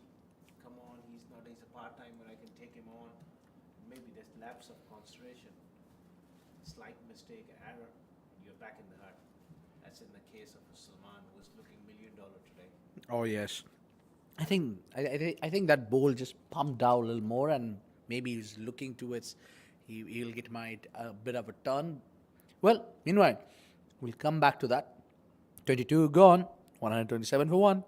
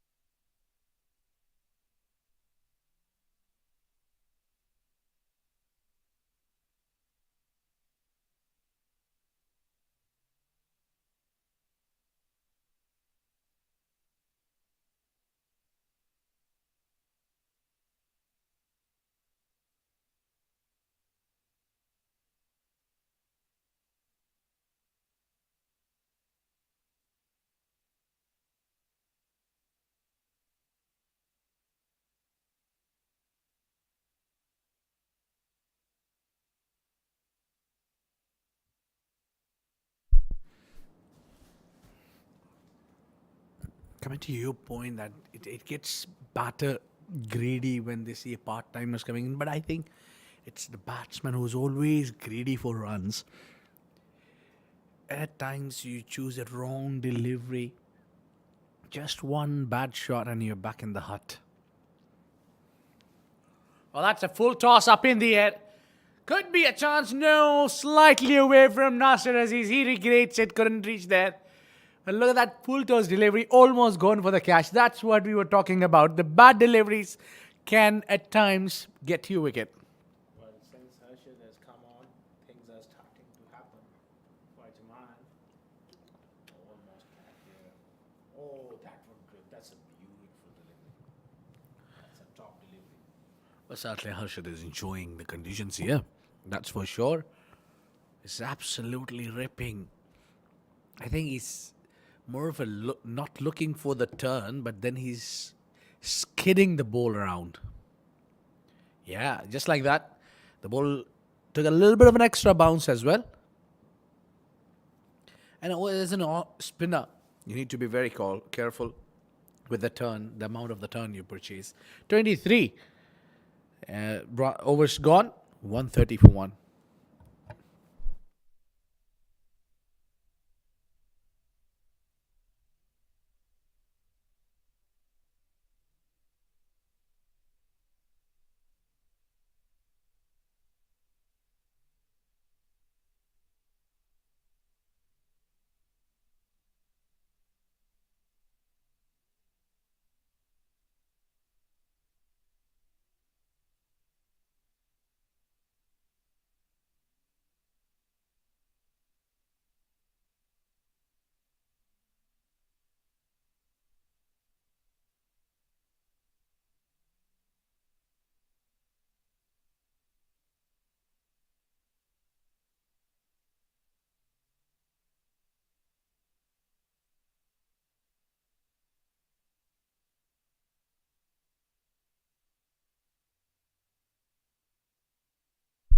Out of the ordinary, just keeping things tight at the middle part of this innings.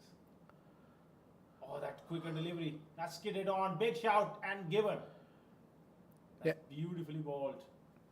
Yeah, the plan has worked. Now things are moving towards Ajman. The Ajman is enjoying it. It's a second wicket going down. And the batter, Zawar Farid, does not want to leave. He cannot believe it.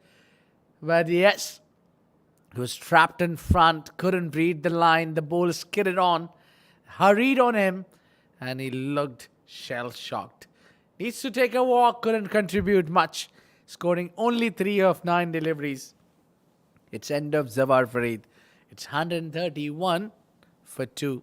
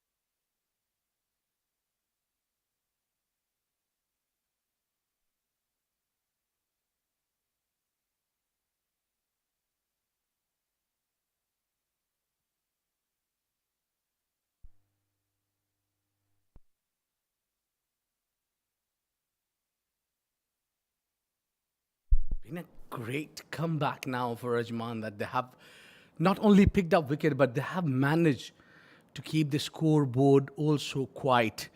I mean, now those are the numbers. If you make Asif Khan Lala face 17 deliveries and only score 3 runs. Yeah, terrific stuff from both ends. Ashit has done well. Faisal has kept it tight. Good little period here from the Ajman boys.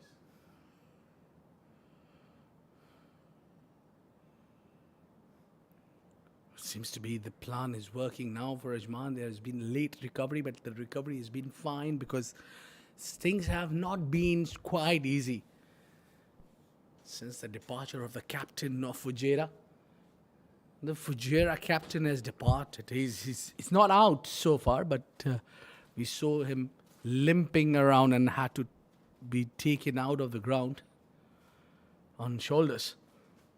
So things haven't been so easy for Fujairah since then. Yeah, especially after that, the wicket of Salman has really slowed down as well. He was the one batsman who was taking the game on every now and then, improvising and playing that big shot. But since then, it's been quite lean from Ajman. Definitely, there is nothing taking away from Ajman the way they fight and they have the right combination. Now the spinner Faisal Beg also claiming a wicket alongside Harshit. A good shot there along the carpet for a single to conclude the over. 28 gone. It's 142 for 2.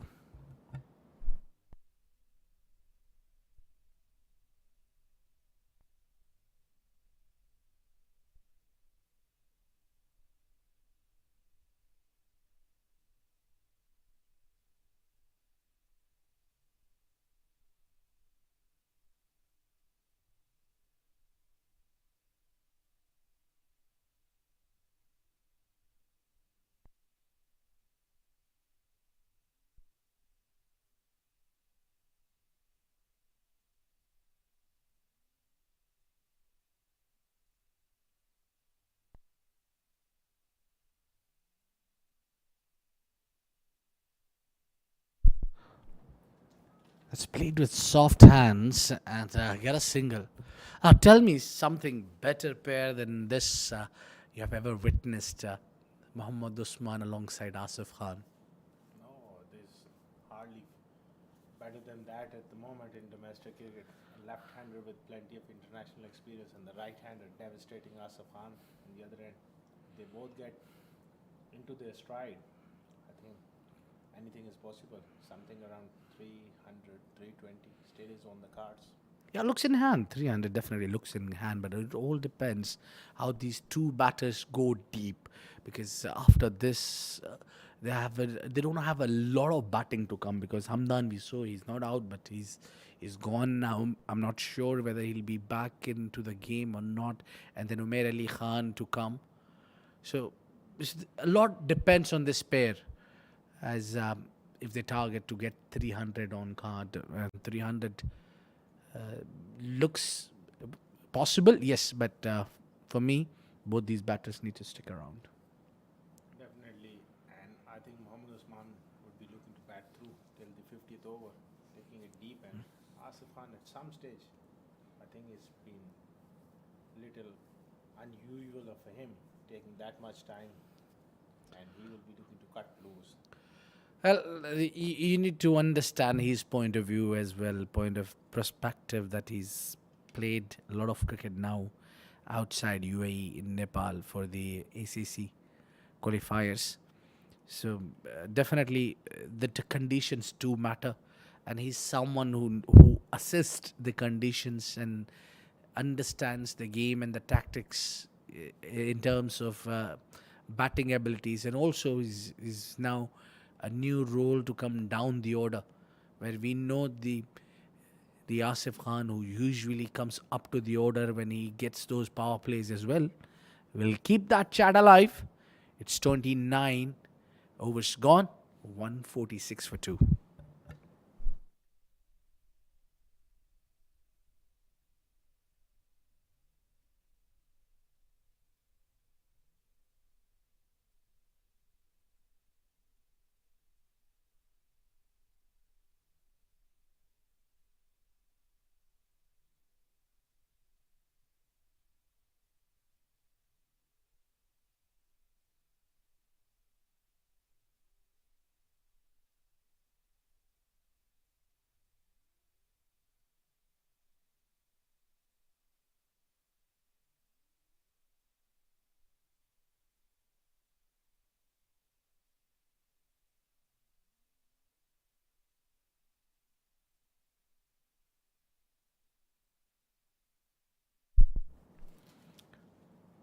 Oh, that's been a full slash, a full shot attempt, and got 4 runs in a result.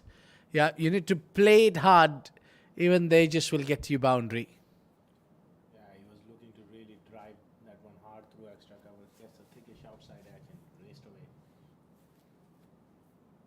for a boundary. Slowly but surely, Usman is really finding his stride and getting some momentum. There is a one theory there, Abid, and that one came from the John Buchanan era of Australian coaching. Well, we see the replay, slashed away for four.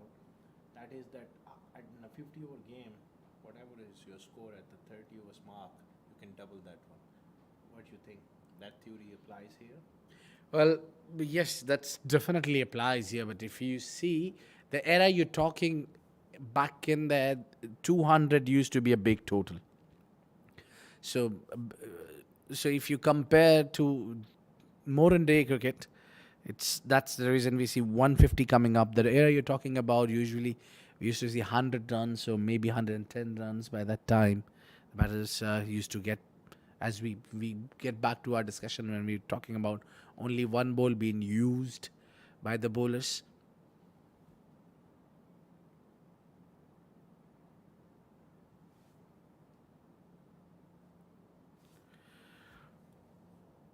Just a flick to get a single there.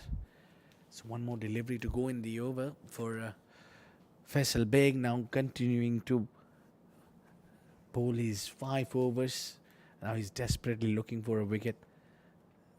And he'll be eyeing to take Mohammad Usman. Oh, good delivery there. A good bowl to end the over.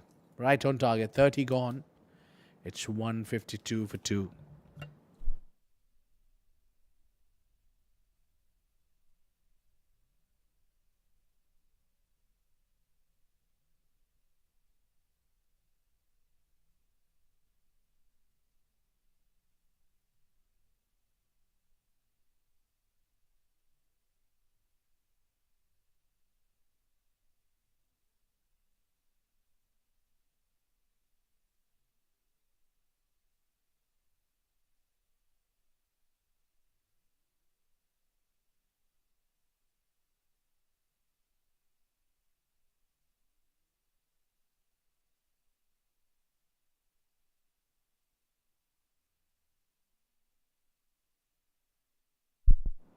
Yeah, to bowl 6th over.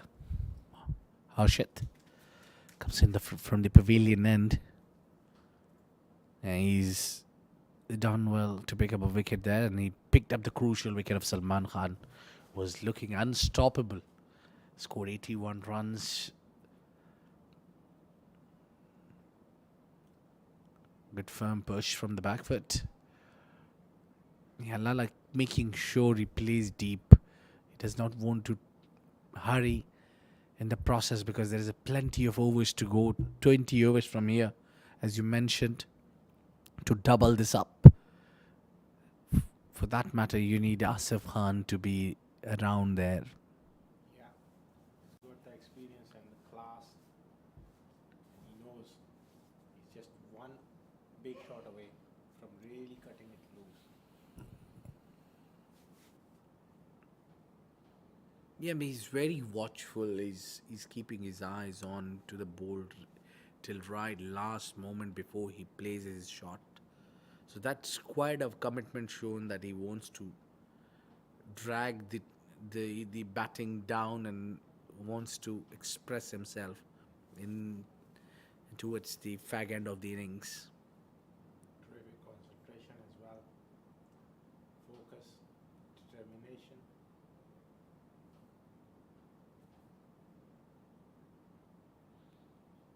Yeah, that will get you a single there at least. Yeah, he's very watchful, as we were mentioning. But there's been a lot of passions in these batters and hunger for the runs. 31 gone, 153 for 2.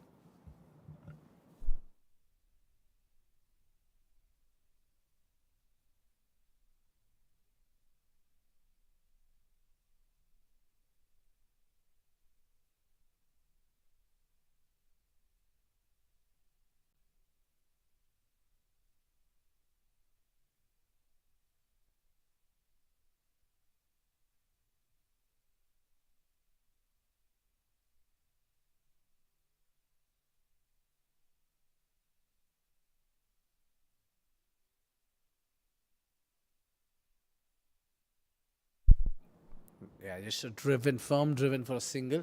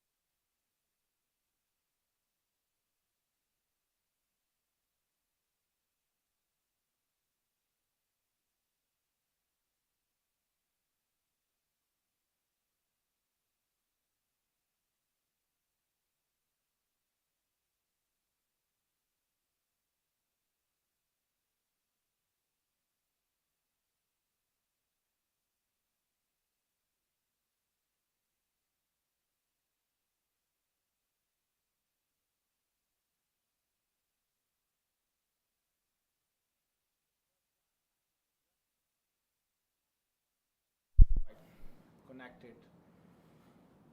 Yeah, it's just needs a little bit of a time to settle, as I mentioned earlier. Meanwhile, 32 gone, 160 for two.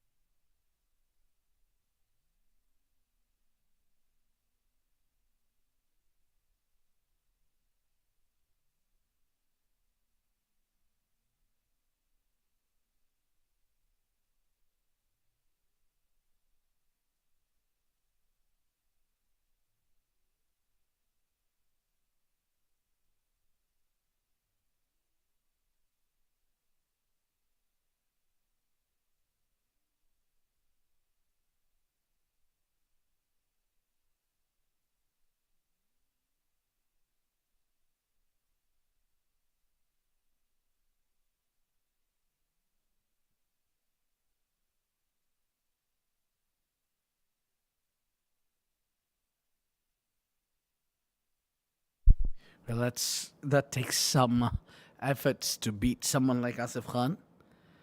Uh, Harsh has been bowling really well. And he's been rewarded with a wicket earlier as well, and that one was, as I mentioned earlier, was a big one. Salman Khan losing his wicket there, courtesy the ball hurried on him. Oh, Stefan looking to break that shackles, looking to play that famous clock sweep. Arshad has found his groove and he's really applying a lot of pressure on both batsmen.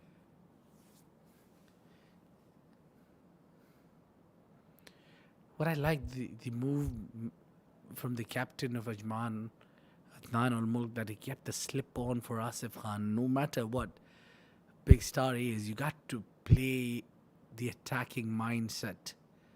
So he's doing exactly that. He's trying to keep that attack on. So he's got 5 man inside the circle. I think that's where the rule says in 50 overs format. A lot of changes in the rules has been made since this game started. And just India has the only uh, legacy to get 60 overs World Cup and then 50 over World Cup and T20 World Cup as well. We'll come back to that as well after this over. It's only one given in the over. It's 161 for two.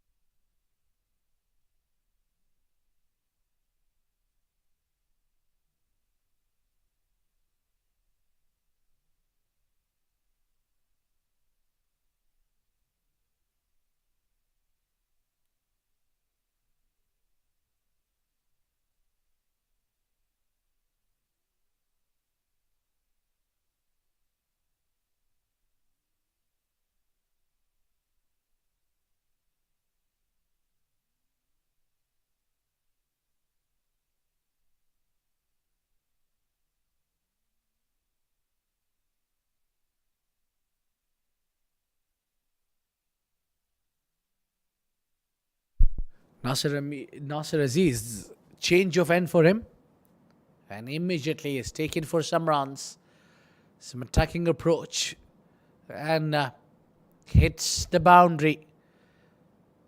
Asif Khan Lala is now trying to get some runs under his belt.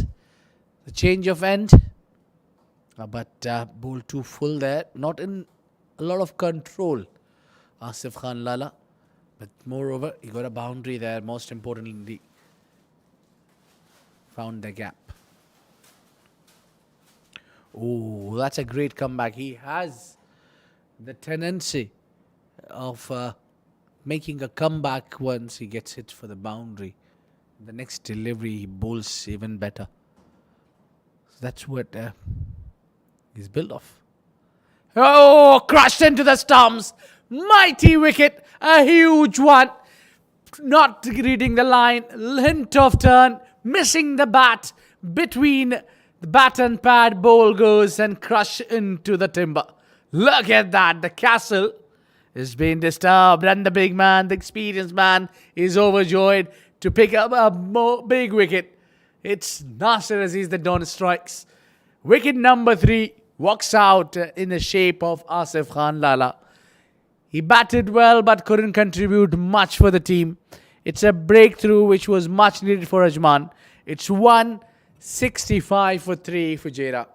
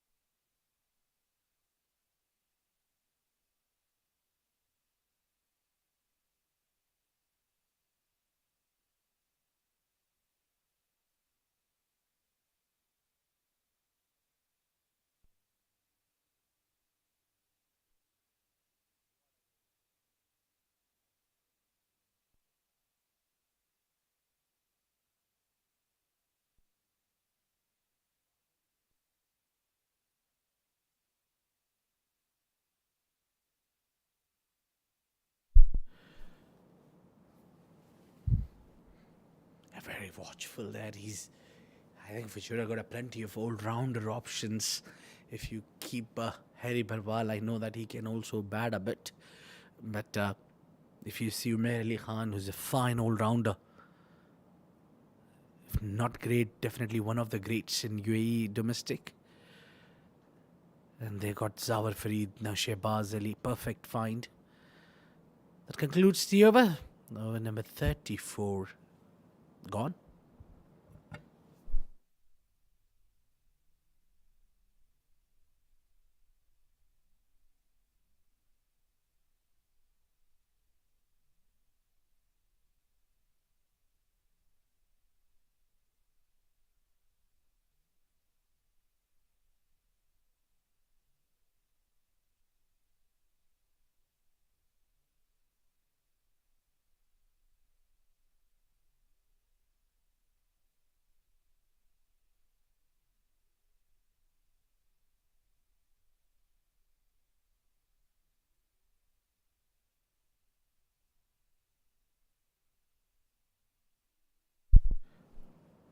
A single taken there.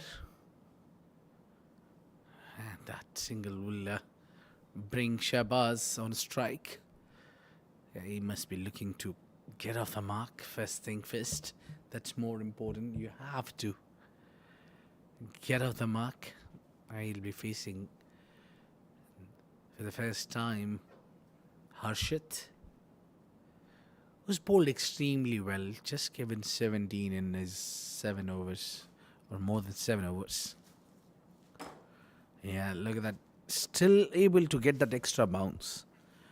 And he haven't let that line and length go out of his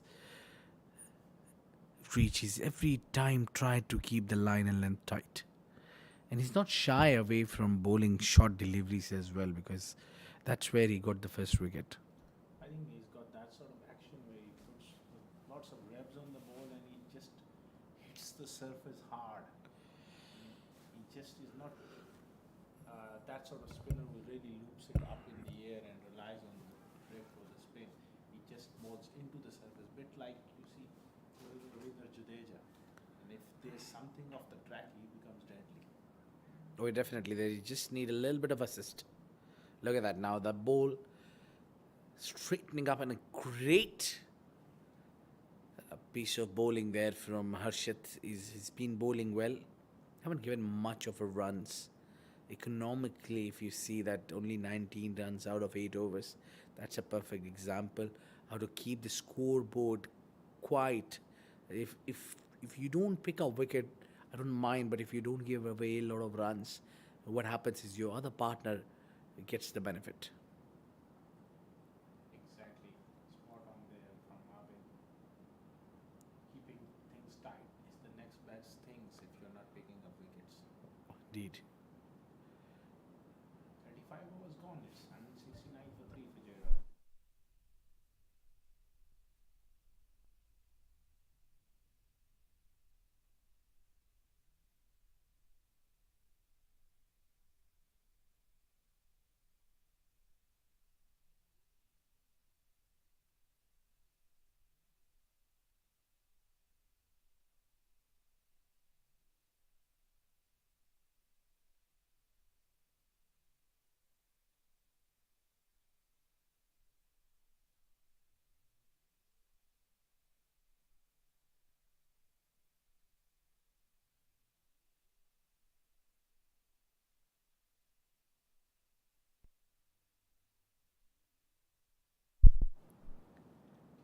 Nasser will continue from the far end, and now he's amongst the wickets.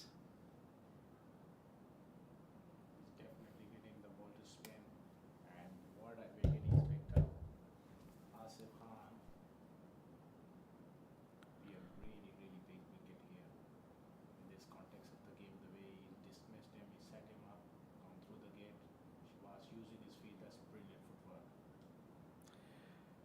Well, indeed, getting out someone like Asif Khan Lala, you almost got that big man out, and it puts the other batters also in a bit of what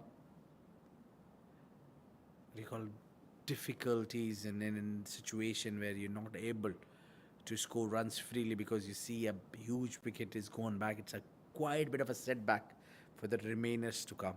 So now it's all about now Muhammad Usman to drag his bat right till the end. Yeah, Mohammad Usman is the key for Fujairah. He needs to bat 46, 47th over, and maybe last 3, 4 overs he can cut really loose. Likes of Shabazz Ali, Umar Ali Khan, your rounders, they need to make a contribution from the other end and make a contribution at a faster pace. Well, indeed, they need the last 10 overs, plenty of runs, because 130, 140, or perhaps 150 is not a safe target. That's what I feel here. But you never know. Fujairah got a brilliant bowling lineup as well. Interesting thing will be Abid this evening when the lights come on, whether there's going to be a little dew around or no, whether the pitch will just skid on a little bit, make the batting look easy. All these factors needs to be seen. Spot on there. Oh, that's uppish in the air, and I think that was a chance. I think that was chance goes down, or did it carry all the way? Ah, it's always Nasser Aziz who's smiling. It's hard to predict. It's 36 gone. 171 for three.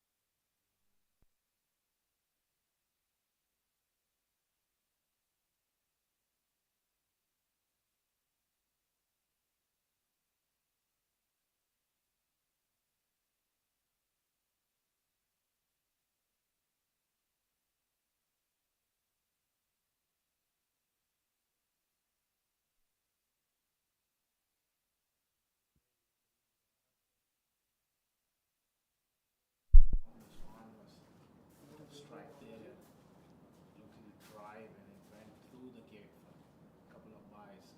That was a close shave there for Mohammad Usman.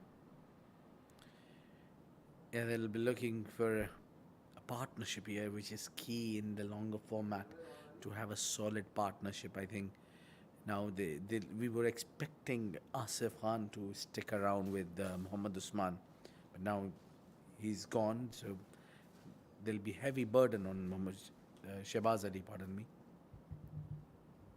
So he has to bat till till the end, or maybe at least 10 overs onwards from here. Yes, most definitely. Fujairah has they got 7 wickets in hand, but one of them is their skipper went retired hurt. I'm not sure he's going to come back in. So these are rounders at the moment, just losing his line a little bit. That one drifting onto the pads. They just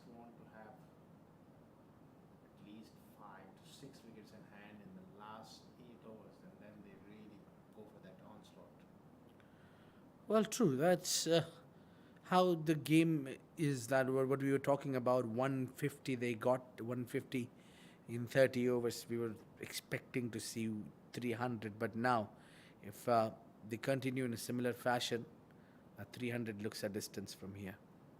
Yeah, 300 looks a long way off. At the moment, that's 50 overs. Sometimes batsmen they get a little tentative and they think that this people in 50 overs they you get bogged down and then opposition really apply that pressure. Then you lose wickets. And sometimes you struggle to get to even 170. So that's the way 50-over game is. Well, it's all about the patches, but with the session wise, you need to go more of a test match. They go as a session when and things changes in one days as well when there is a drinks break or that kind of a sort of things. Inside edge, we'll get 4 runs for Fujairah and much needed boundary. That they won't like the way it came, but what matters here is the boundary they were looking for. All is well which ends well. That's a boundary for them.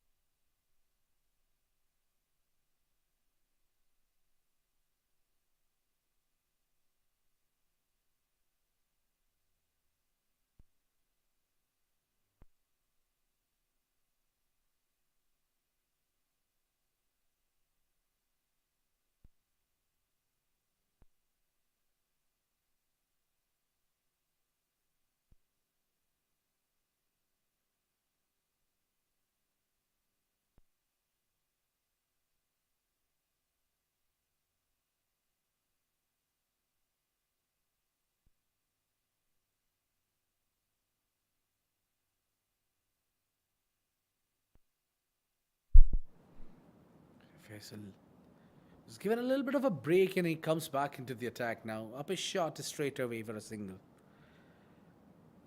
Good move here from Adnan Almur. Bring him back. Still there's Mohammad Usman, the left-hander, and Shabaz Ali just walked in. Faisal is bowled well enough to earn another couple of overs. He has 6.1 overs, 24 for 1.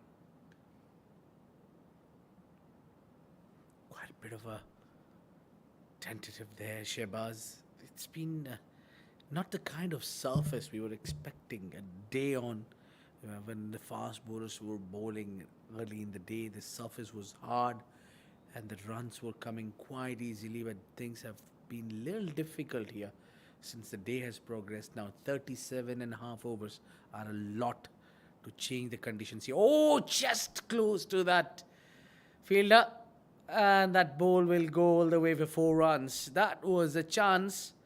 No, that was well away from him, but good efforts for Sagar Kalyan. A bit loose there from Faisal. He's got two men up in the circle, hand square on the leg side, just short enough, and he swivel on the back foot.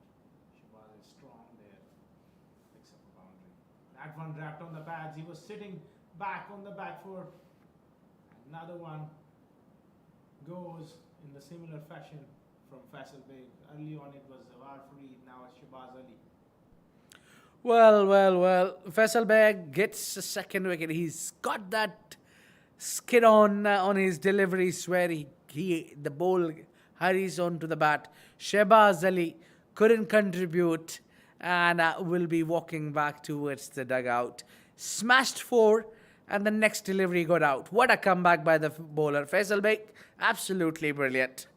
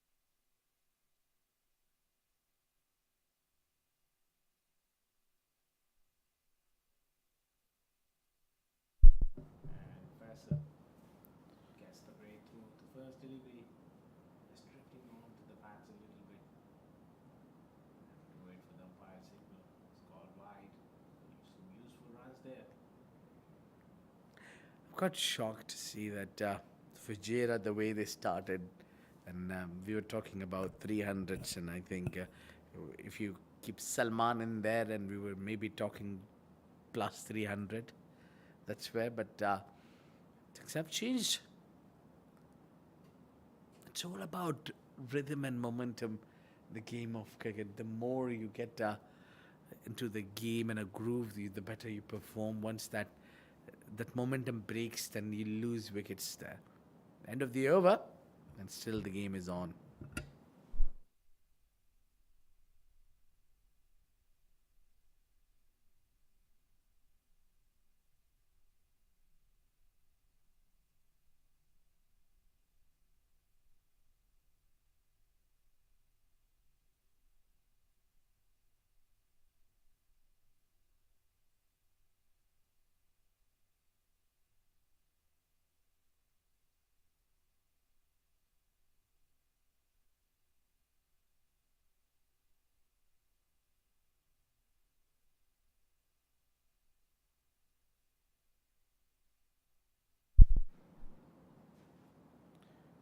Just making sure to see the ball till the last moment before playing it.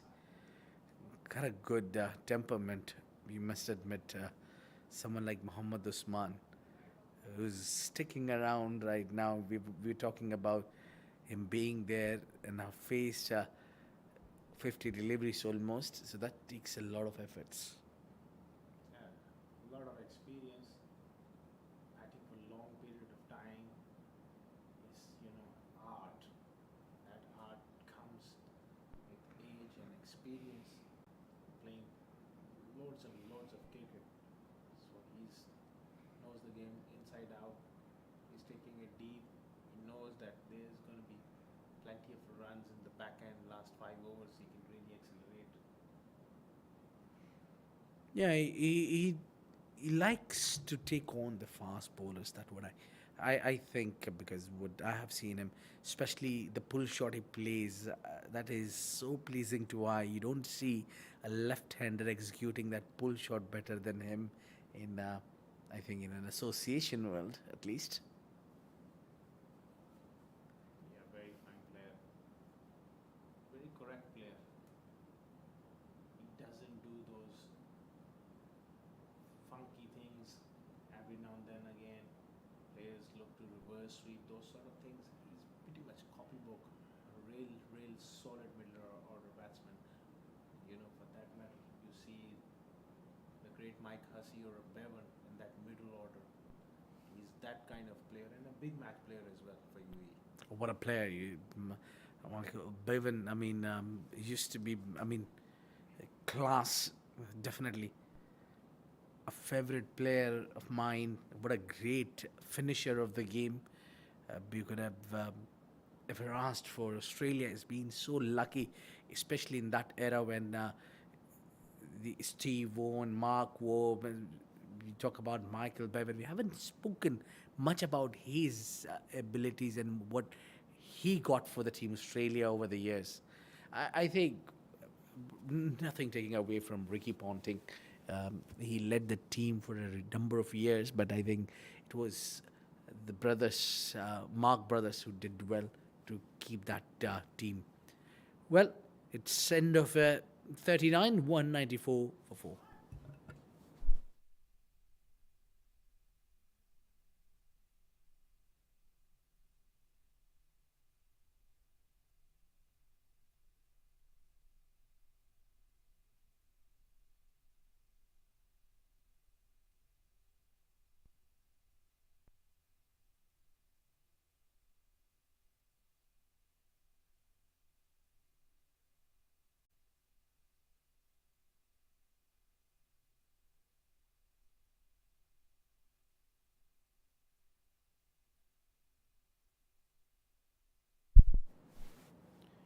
Very watchfully, you need to be there when you're facing Nasir Aziz. You need to be careful when you bring that front leg right in front of the stumps. He's probably looking to trap you front. Another bowling change there from Adnan Mulk. Previous over he gave him to Faisal Babe. Now he brings Nasir Aziz back on. So this is good tactics, not letting the batsman settle. I think in a 50-over game, sometimes the tendency is to give long spells, but sometimes you need to mix it around, and he's doing really well. Swaps the bat. He can bat a bit. Young right-arm leg spinner. Well, This is a tricky situation for him. Whether he go hard, whether he just try to find a partnership with Mohammad Usman. चलिए कैसी बात कर दो कुकड़ी पड़ा.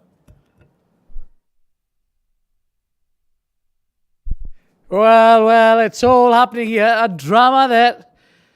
A bit of a chance of a run out maybe gone missing. El Zuhaib Zubair. It's kind of a mix up between Mohammad Usman. He's home, he's safe, he's smiling. The smile is the first thing when you survive such a scary run out. That's the first thing the batter gives you in return. And Abid, don't forget, if someone runs you out, throws you down the river, and the reactions are completely different. Into the dressing room, and maybe it goes on for a couple of days. You see that person in the middle. Especially when anybody get you out in your 40s or in 90s. Imagine what goes through your mind. 40 gone, 10 more overs to go, and it's 195 for 4.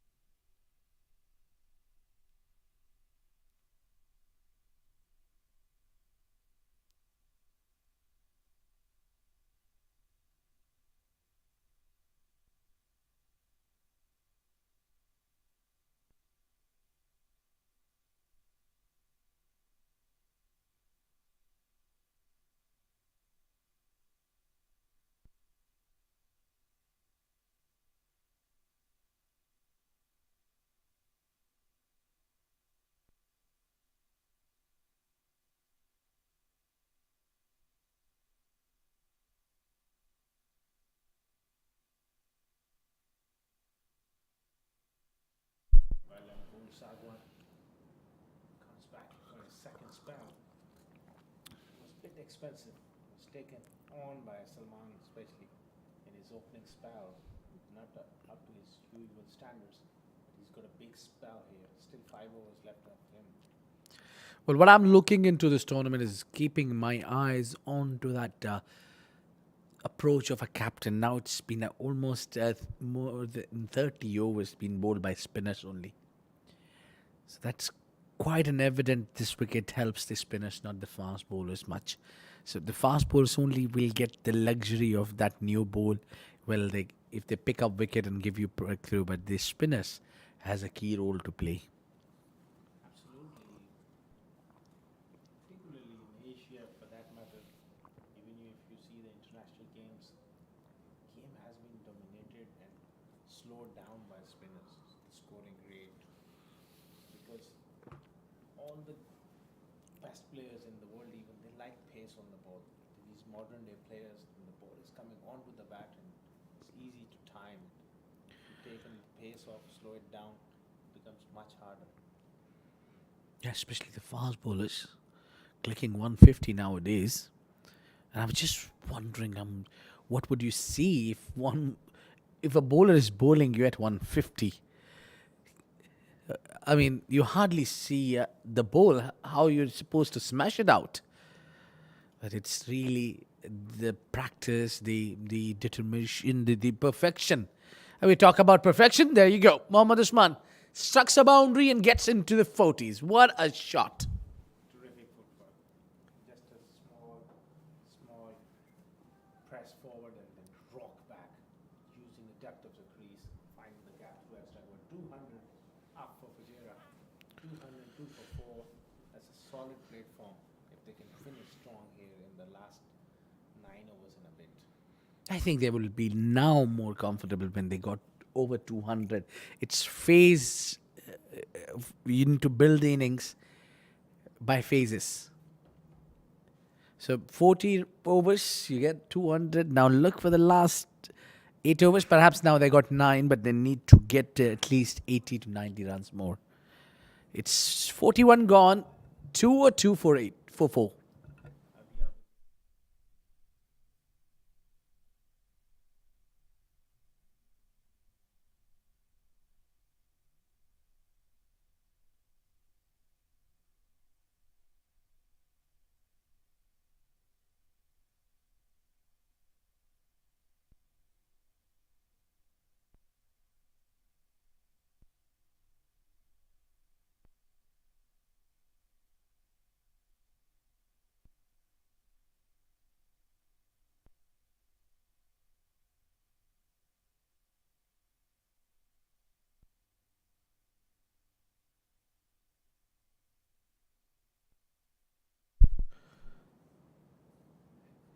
Played with soft hands. It's quite a bit of a temperament there from Zuhaib. Zuhaib? Haven't seen this young man bat a lot. I clearly remember him getting into the team because of his leg spin abilities, but I think he worked really hard on his batting also. Yeah, he can bat, but this is a tricky situation for him where he has to have that clarity what sort of approach he wants to carry on, because on the other hand Usman be the anchor or the aggressor. These little plans needs to be sorted out very quickly, because they still got Umar Ali Khan, and so they don't want Umar Ali Khan just spare a couple of overs for him. You've got to get him in at least 5 or 6 overs in, because he can do a lot of damage. That's definitely if they want to get Fujairah restricted below 150, they need to pick up wicket of Mohammad Usman. 250, pardon me. Yeah, I'm not used to this 50 overs format a lot because 20 overs, that's where we talk about 150s a lot than 250s. No, sometimes we get carried away because of so much T20 cricket played, and we call it. Yeah, and around the world, there's been a huge number of leaks as well. And now almost every country got their leaks. So, as we have the ILT20, which was played, uh, I think it was this year only. Oh, very close to get the third wicket for Faisal Beg, but he would not get there. But meanwhile, a good over, only 4 given. It's 206 for 4.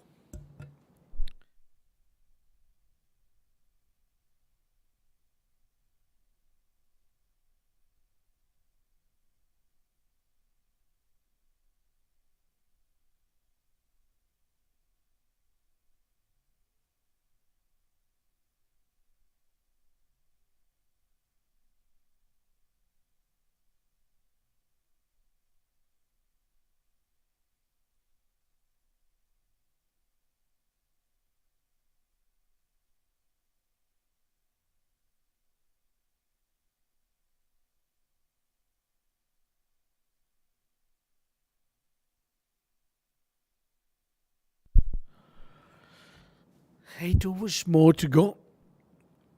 And Ankur got 4 more overs. And it'll be a little difficult for the remainers. But Usman got a different plans.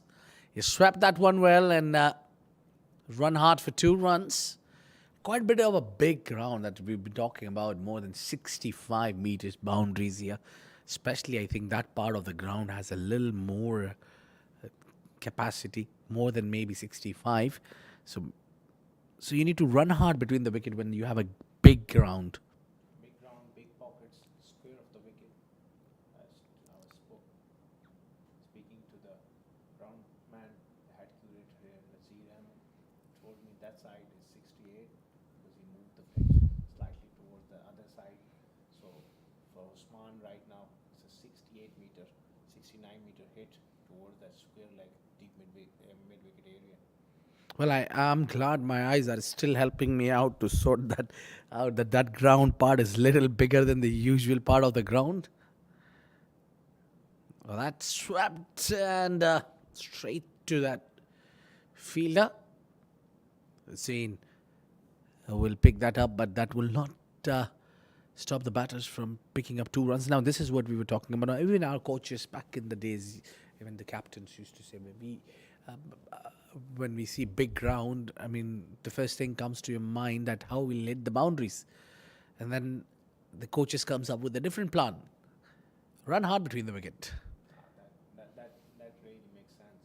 I mean, it's not always about boundaries. It's about if you can rotate the strike on a regular basis and work the ball into the gaps, that puts a lot of pressure on the bowler. If a good ball, you place it somewhere, pick up two, that forces an error from a bowler. He tries to bowl a special delivery and he drags one down or pitch one up.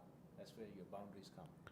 Well, indeed, definitely, that's the case here. Whenever you get a big ground, so you need to little bit work hard between the wicket. And I can tell you by picking up ones and twos, and if you convert these ones and twos, we'll get into to that topic now. Meanwhile, it's a boundary and it's a 50 for Mohammad Usman. What a class player! What an experienced man, and what a timely 50 it has come for him and for Team Fujairah. Great knock. Rising to the occasion. As a big player, big name, Mohammad Usman, first game of the campaign for Fujairah, and he's come in and he studied the ship and just build on it, making sure that his team goes to a decent total here. And especially now you see his experience, the way he's using his sweep shots against Ajman. That's terrific stuff from Mohammad Usman. Unfinished business here from him. Oh, that's a beautiful delivery to end the over.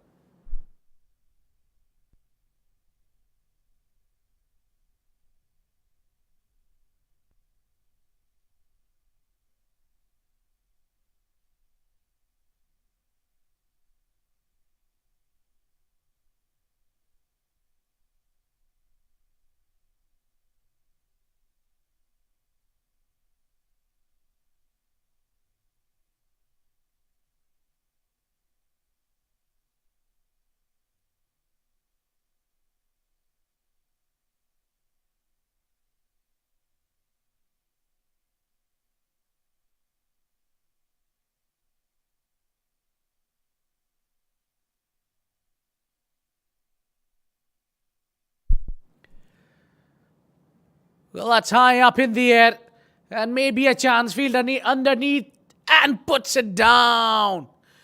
Goodness me. And that's the young man, Sayed Zain, would be cursing himself. Oh, that was easy catch, should have been taken. And the captain, Nasir, looks very, pardon me, Nasir Aziz is not captain, I'm used to it, but he looks dejected. Yeah, that could be a costly miss here from young Zainullah. That should have been taken. Nasir Aziz has done all the hard work. Really getting a little frustrated. Osman using that bottom hand. Oh.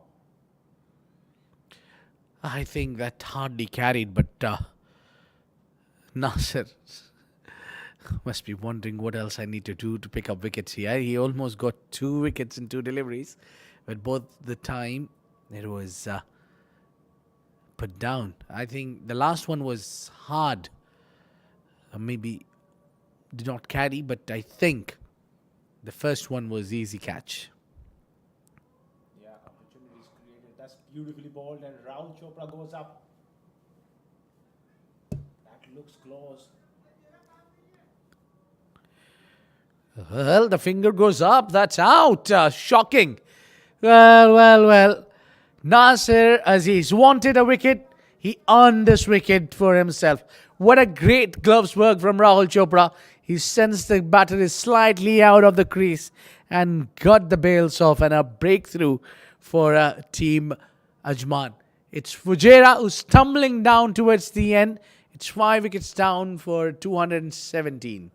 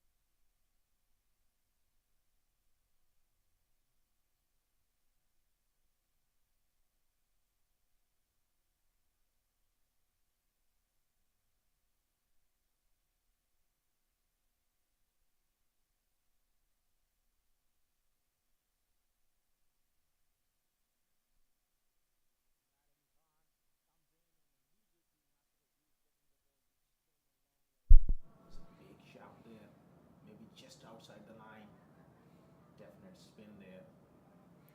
Well, indeed, it does not look easy to take on charge against Nasir Aziz. He's been sharp, and since he's picked up wickets, he's got his tail up. Well, Zuhaib is just inches away from the crease, and Rahul Chopra should be getting full marks to get those bails off. Terrific ball from Raul.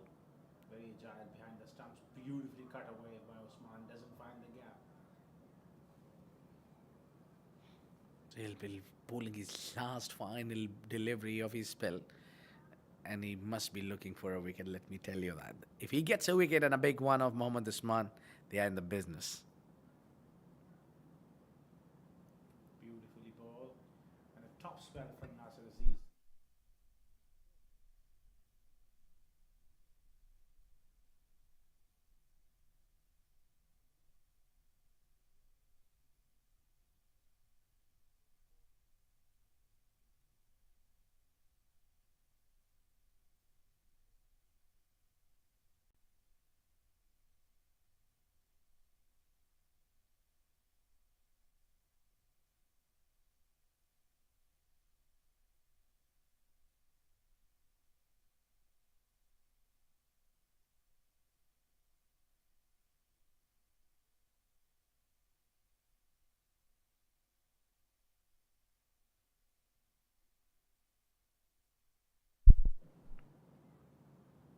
Yes, the lights are on here. Oh, that's a real quick delivery from Ankur. Ankur got a job here to do now, at least towards the end of the innings. We're shocked still no fast bowlers come back into the attack, but I don't think so that's needed here to bring the fast bowlers because the spinners are doing a fine job. They're not just picking up wickets at the regular intervals, but also keeping the scoreboard quiet as well. Absolutely. Spinners have really kept it tight and made a comeback for Ajman because of the opening start and the way Salman was going at one stage. Things were looking ominous. 300, 325 was looking on the cards, but the spinners came on, especially Harshad. He was brilliant, along with Faisal and Nasir Aziz, and now Ankur Sarwan. Touch expensive for his standards today. Still, he can prove his worth in the remaining overs. Undoubtedly. He followed the batter, and batter puts it away onto the onside. We get a single there. So now you can sense the Mohammad Usman who's trying to hit the ball hard. So he's looking for the boundaries. That's quite clear. While at the other end, he's got Umar Ali Khan. Well, that's beautifully ball. That one drifted in and then left Omar Ali Khan. Well, he's sort of a batter, Umar Ali Khan, who loves to clear the fence, who likes to it. But what I think is, it's quite a bit of a challenge for the batters to clear these fences. They have a huge boundaries here, and for getting a six here in this ground, you need to absolutely middle the ball. Spot on there. And that sometimes, creates a little bit of doubt in bats.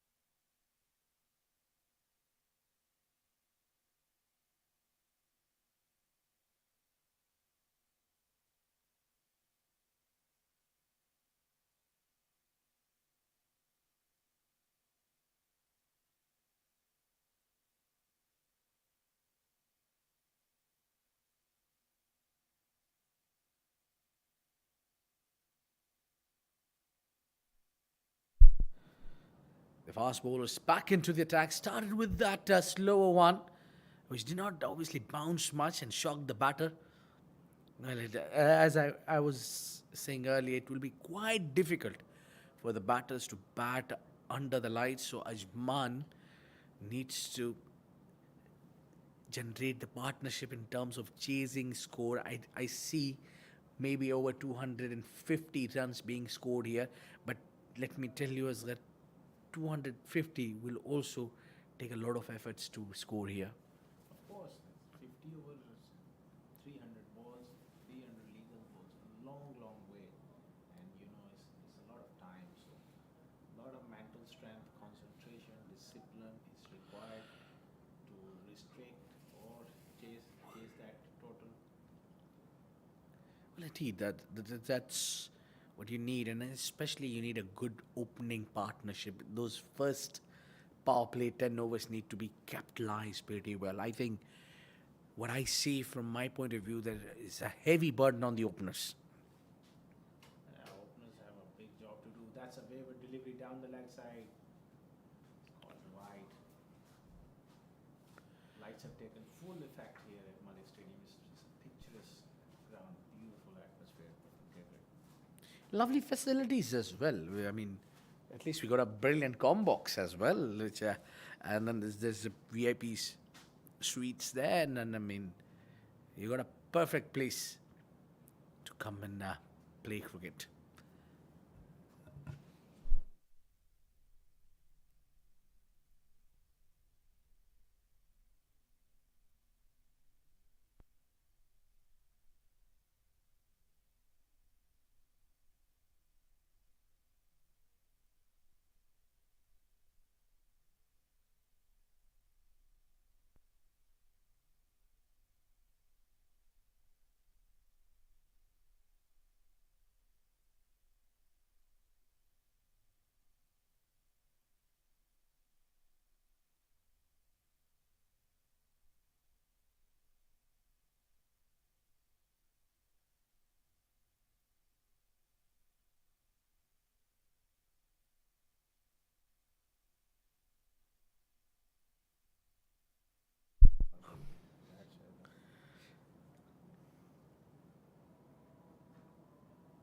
Good shot there.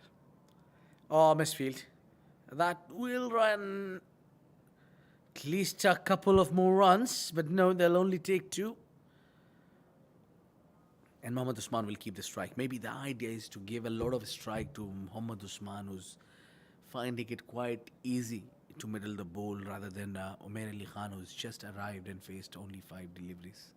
Yeah, but from the perspective of Ajman, these remaining 4 overs, very important because they can't let their shoulders drop here. Intensity has got to be there and try to be as relentless as possible in the field, everything because last big effort required from them. If they let the wheels fall here, when you go into the dugout in the middle of the break, 270, 280, all of a sudden your momentum lost and you're a bit under pressure. Well, what I see, frankly, as here, what I predict, the wicket is playing quite different here. So now, when you see the fast bowlers coming into the attack now, the ball is getting a grip into the surface, not flown as it was early in the day. Yes, and that is a point to be noted as well because you can see Mohammad Samir is very clever. With the new ball, both of these bowlers were bowling that conventional way of swinging the ball, pitching the up, and the brand new ball was coming onto the bat. Now, in this over, is already bang few in, those slow cutters making it difficult. So that is a big part to be, noticed and take note of the way bowlers need to mix it around in the middle part of the overs. Although Ajman haven't used the fast bowlers in the middle part.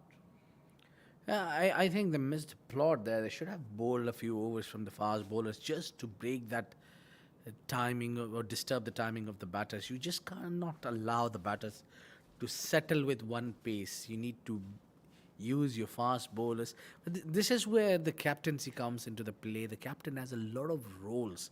He has a lot to think about, how to rotate. You need to calculate whom should be bowling. Yeah, what a delivery. That is tennis ball bouncer. And Umar Ali Khan couldn't read it at all, and he does not seem to be happy there with the decision of the umpire, but you need to stick with it. I think that was within his rights. It's 46 overs gone, 228 for 5.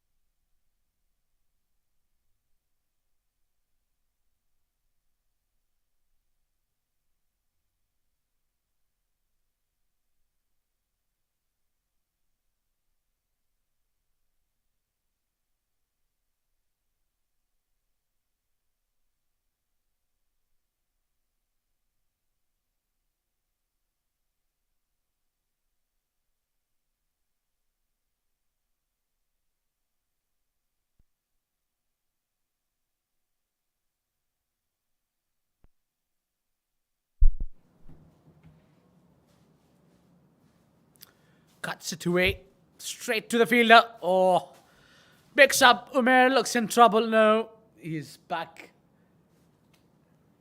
He's got home safely.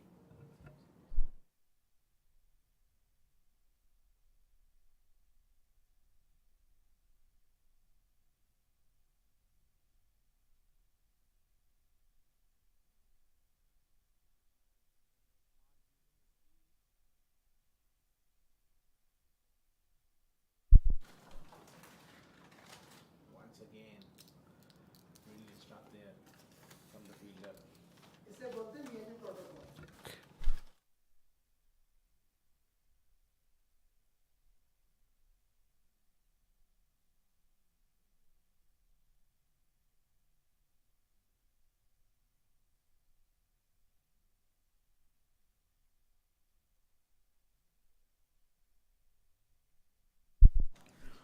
Umair tries to go big, couldn't get air onto the ball. Only a single will be there. So that's it. From Umair, he'll get only a single, and that's what I think he's aiming to give more strike to Mohammad Usman, who can see the ball well and can belt few sixes or a boundary for that matter. Did well to bring 230. So now it's the last 30 more runs, maybe they'll be eyeing on. Oh, cuts it from the back foot. A lot of work there for the fielder. Did well in the end. They'll only bag one. So the ones will not help you. Maybe you need a boundary here. And I don't think so. Team Ajman will mind singles here. Absolutely, at that stage, the onslaught has to come from both of them because there's not much time left. They want to finish strong. They got wickets in hand. I think Malek and Mohammad Usman really needs to put the foot down and really go for almighty sixes, those fours. The risk needs to be taken. Now it's not about the conventional cricket because 5-6 runs are over. Ajman will take it any day of the week. Acceleration is what is need of the hour. They're still not able to find the fence in last delivery of this over. Ankur got one more over left after this. It's 47 gone.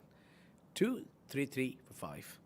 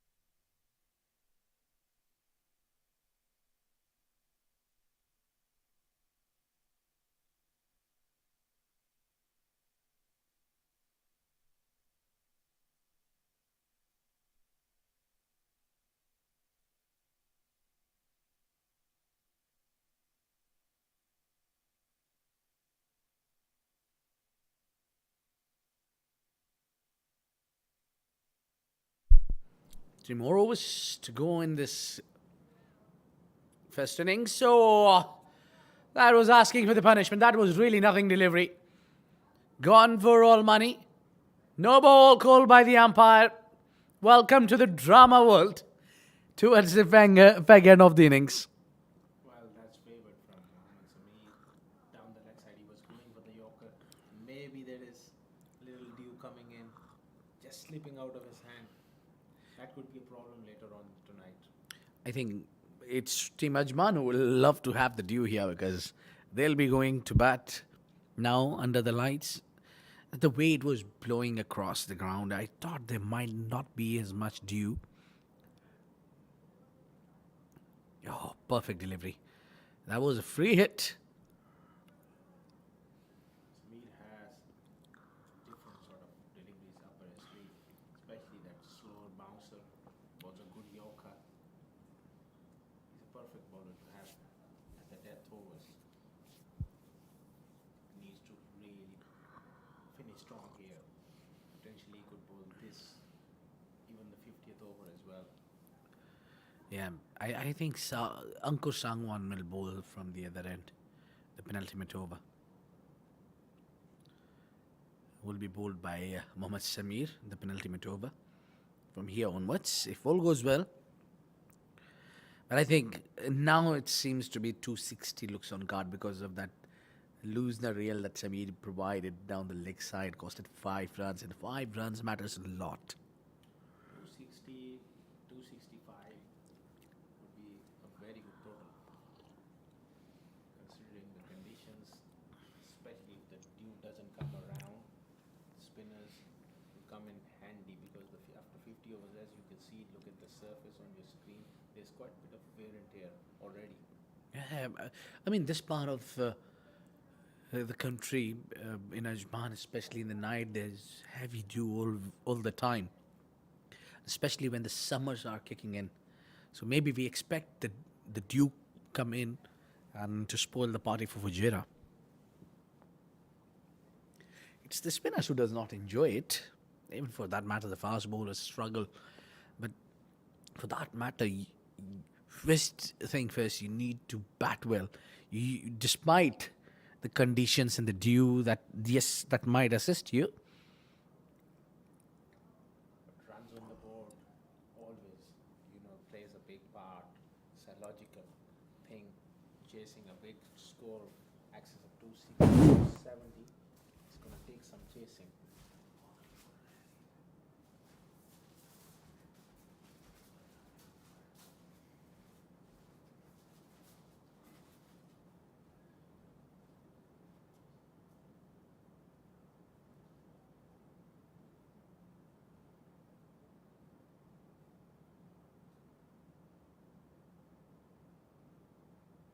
Beautiful delivery. That is the delivery which Sameer bowls really well. It was short, but banged into the surface. Taken the pace right off. That's brilliant stuff from Sameer. 241 for 5, 48th over. Emirates D50. Game number 2 here at Malek Stadium. It's the opening day of the D format. Slow delivery once again. Man looks to thump that one, and that one finds the gap. Good placement by Umar Ali Khan. He finds the boundary. A productive over for Fujairah. 245 for 5 after 48.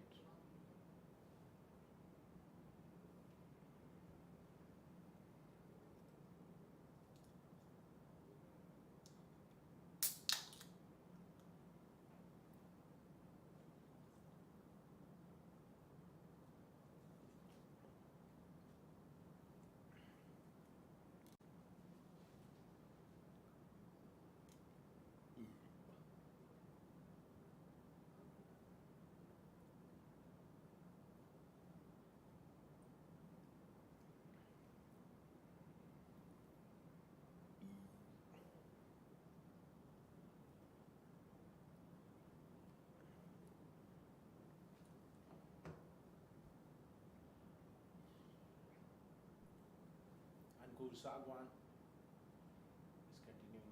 He's going to ball his last over. Bit expensive today. Mohammad Usman giving himself room. Chops it towards short third man. Picks up a single. Brings Umar Ali on strike.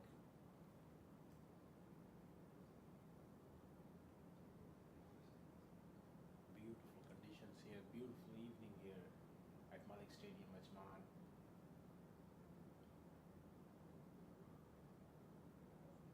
Umar uses his feet, thumps it down the ground. Good piece of work there at long on. Positive intent there from Umar, looking to come down the track. That was hit hard and flat. Good work there by the fuse man. Just keeps it to single. Mohammad Usman has played a brilliant innings. He's on 68. Pulls it in the gap and finds the boundary. That's brilliant stuff there by Mohammad Usman. Moves on to 72 now. What innings he's played. Fraction short. Great footwork there. Pressing forward and then going deep in the crease. 250 up for Fujairah. 151 for 5 now. Use of the feet by Mohammad Usman. Has he got enough earned? Yes, that's all the way for 6. This is tremendous stuff from Mohammad Usman. The veteran left-hander is joining the party for Fujairah. 4 off the back foot, then the use of the feet. He read the psyche of the bowler, and Ankur Sagwan is proving to be a little expensive here tonight. Well, the best comes out when you play fearless. That's what Mohammad Usman did. He's fearless now. And he's dealing in boundaries.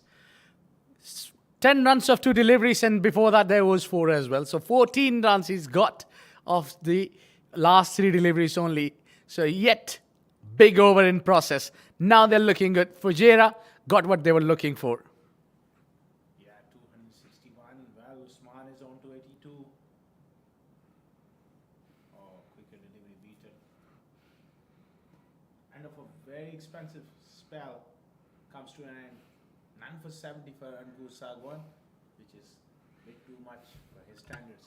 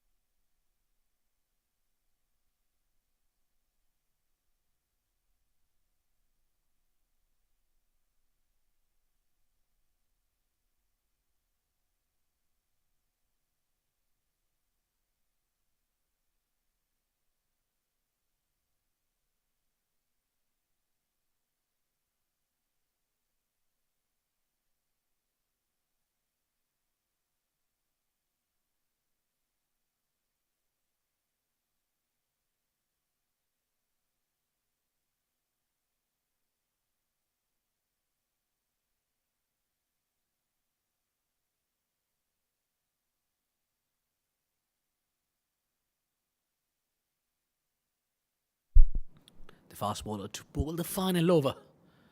The 50th over. I think it kind of fired back to use Ankur Sangwan into the penultimate over when the left-hander is on strike and who's looking absolutely sharp, Mohammad Usman. Very well said there by Abid Ibrahim. I think Zohaib Gujjar should have been given another crack, although he was expensive in his last over where Salman Khan took him on. But I think he's a good record, good genuine height. That pace should be used there instead of Ankur. Left-hander against left-hander is a big gamble. They did. What I think is maybe they could use the spinner with a new ball because, oh, that's effortless shot. that will pass the fielder and will go for 4 runs. Good looking shot there, an easy delivery to pick up. Someone like Usman will not pardon that. That's terrific improvisation. Once again, he's read the mind of the bowler. He knew that Samir is going to go for the Yorker, and he was down on his knee early.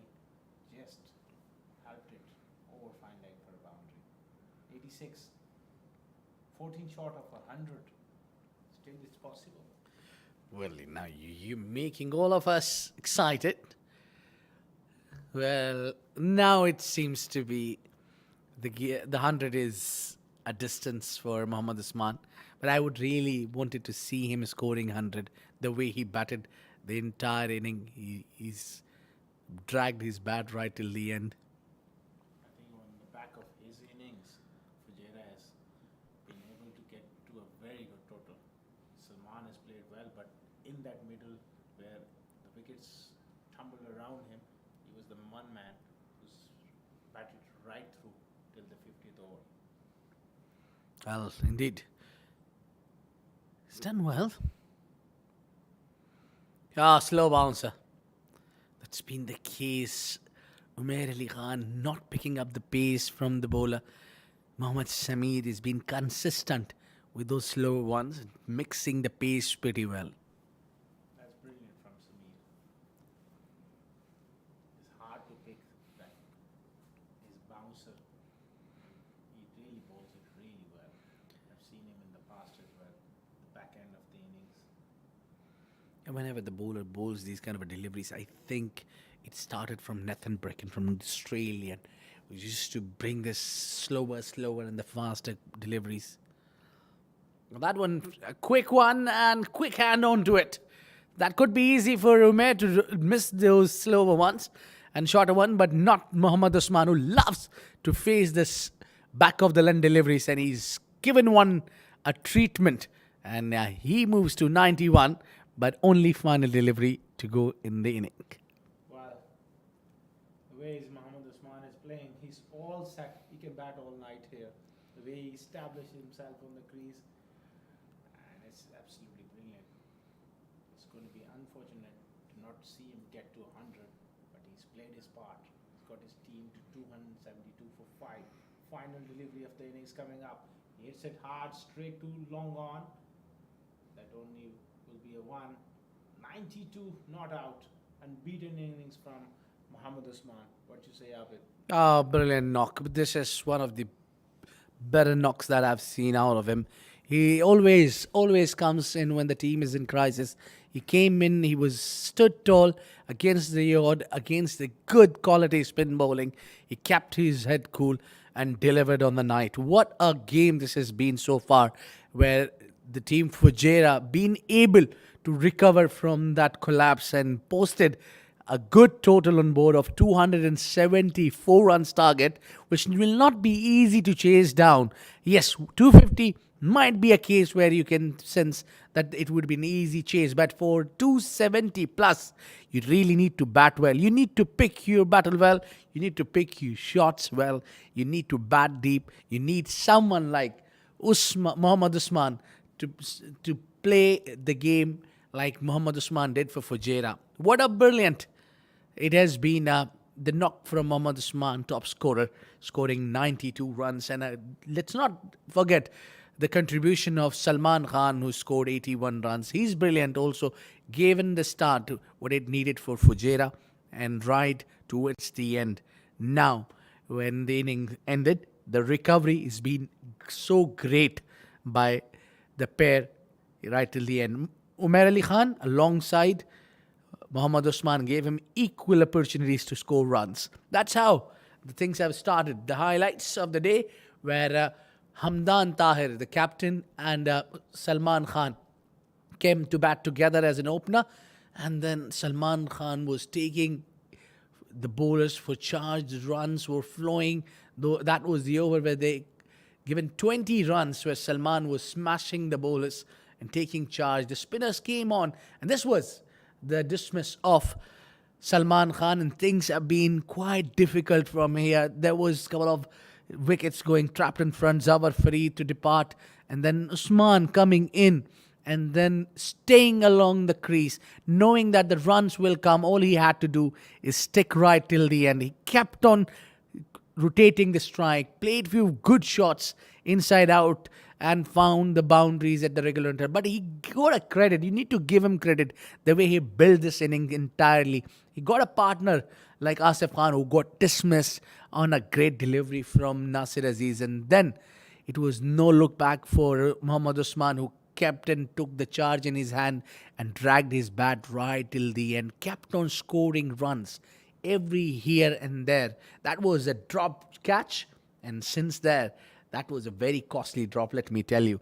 And Usman ended up scoring 92 runs, no doubt. What a knock, and what a match we are having on our hands. It is time for us to take a short break, and we'll be right back with Emirates D50 2023. The action is still alive. Don't go anywhere. We'll be right back after a short break.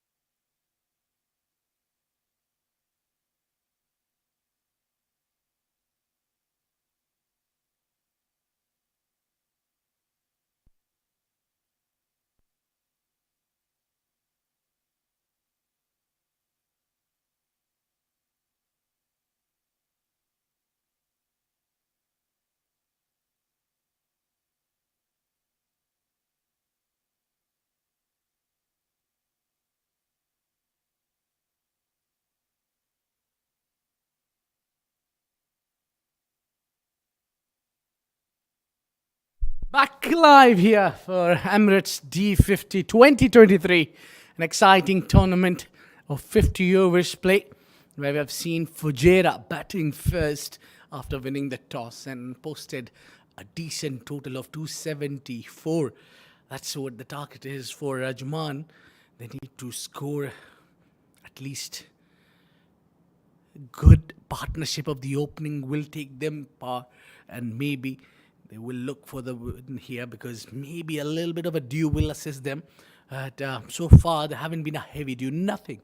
The sign of dew haven't come as now, but maybe later part of the evenings we might see the dew coming in and interrupting the spinners of Fujairah. There you go. The two openers out there at the middle, walking, striping into the center, is Sagar Kalyan alongside Lovepreet Bajwa. The two openers for Ajman. They'll certainly be looking to build a big partnership here. As I said earlier, the openers have a big responsibilities, and someone young like Lovepreet need to really keep his shoulders calm and need to play a big knock here. It's very crucial to see the first few overs of the ball when the ball is new, especially when you have someone like Danish Qureshi who can move the ball both ways, in and out. He's very talented and very, very calm customer. Danish Qureshi, what a talent he is, what a bowler. And it will not be easy for these batters. Lovepreet Singh Bajwa. Alongside him is experienced Sagar Kalyan, who got a plenty of runs in the previous season and this season as well. In fact, he got good runs in the previous season of D50 as well. So he's someone who knows how to build the inning, and he's pretty much expert in it, especially giving him the job of an opener, which will explore him and go for runs. That would be his agenda, but we more of known him for the T20 tag, but this is a different format altogether. The 50 overs where it is required to have a little bit of a patience and the temperament. Temperament is the key in this format, I think, for both the openers. They need to watch the new ball and let the past few overs go without losing a wicket. If 10 overs they don't lose any wicket, Ajman, then they might have their chances to chase this one down. 274 runs, which looks quite a big score, but could be chased down. Yeah, pretty big boundaries where they need to heavily rely on singles and doubles. So Danish Qureshi is all set. The play is the call from the umpire, and the two slips are on. And there you go, the first delivery from Danish Qureshi. Oh, that was spot on. A hint of movement. Didn't shy to pitch it full. And then pulled express. Danish takes a little time before he brings his best out of first few overs. He tries to keep it simple. First few deliveries, in fact. But what a talent he is. He's a rare breed that we call, who can move the ball both ways, in and out with the new ball. Quite talented boy. He's got a brilliant future ahead of him. Will be no surprise to see him in national jersey. Yeah, the ball is just sticking around with the surface. That's what we can get this from the previous Ajman fast bowlers. When they came back into the attack, the fast bowlers, Mohammad Samir was trying to bowl, and those ball were sticking around to the surface, and it's not easy to come onto the bat, so it will be a little bit of a challenge for batters to get runs freely. Sagar Kalyan there, so without making a lot of hesitant, he's kept things calm. At the other end, we have Lovepreet Bajwa, a young, talented, I think 22 years of age, or maybe 21. But He's very talented, Lovepreet Singh Bajwa, who can get you that start and stick around. Yeah, that's the line and length that you need to stick around, just around that off stick. What a big side it is. The team Fujairah, they've got plenty of batters and bowlers, and especially spin department. You see that man on your screen is Mujahid Amin. Lots of experience for him. Experienced campaigner. Have been around for the team Fujairah. His services is immense for the team. Left arm spinner.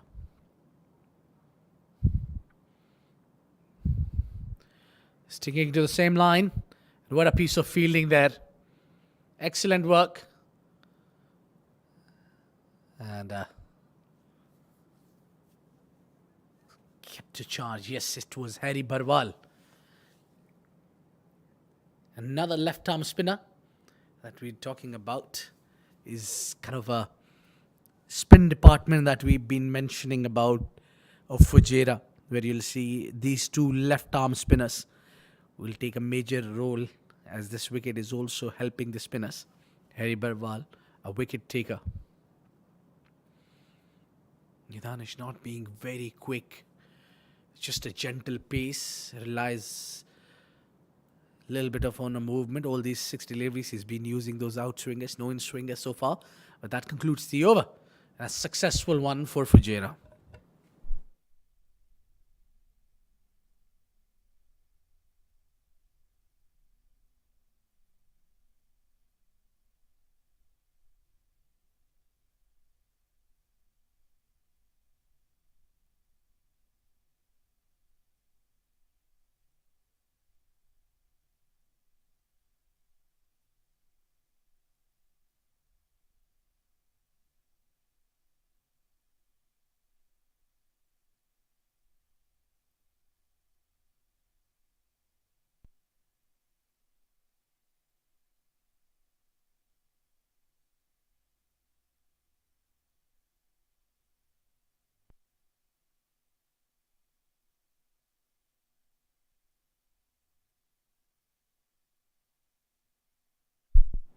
Well, from the pavilion end, we have Express MSA, Mohammad Shehbaz Ali.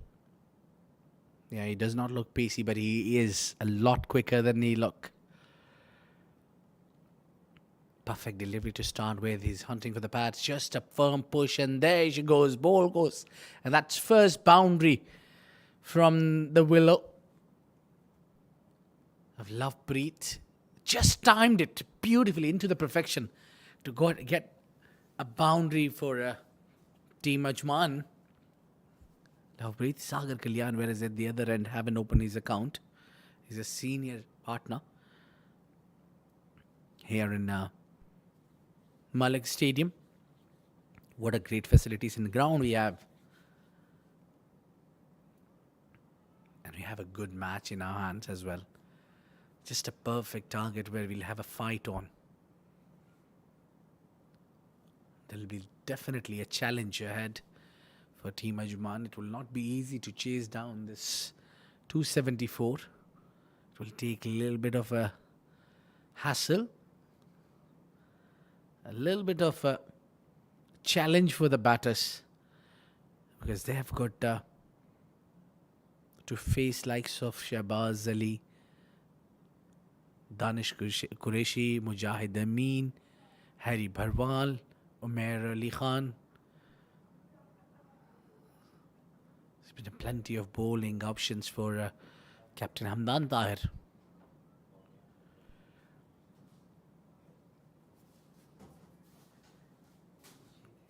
So, it's a Ajman who need to work hard to get things going on their favour.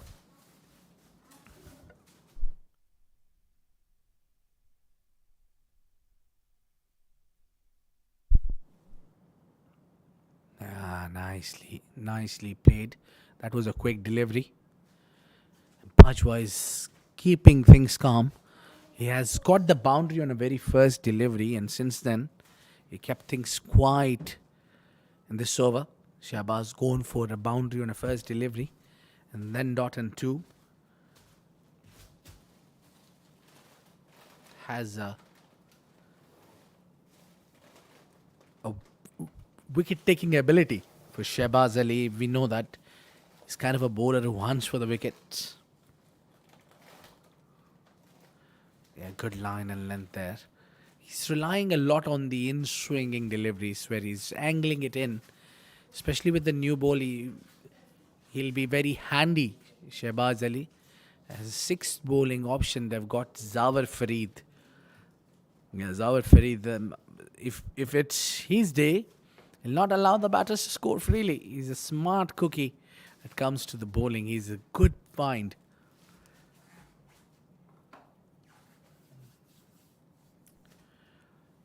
Solidly behind that to conclude the over number 2. It's 7 for none, Ajman.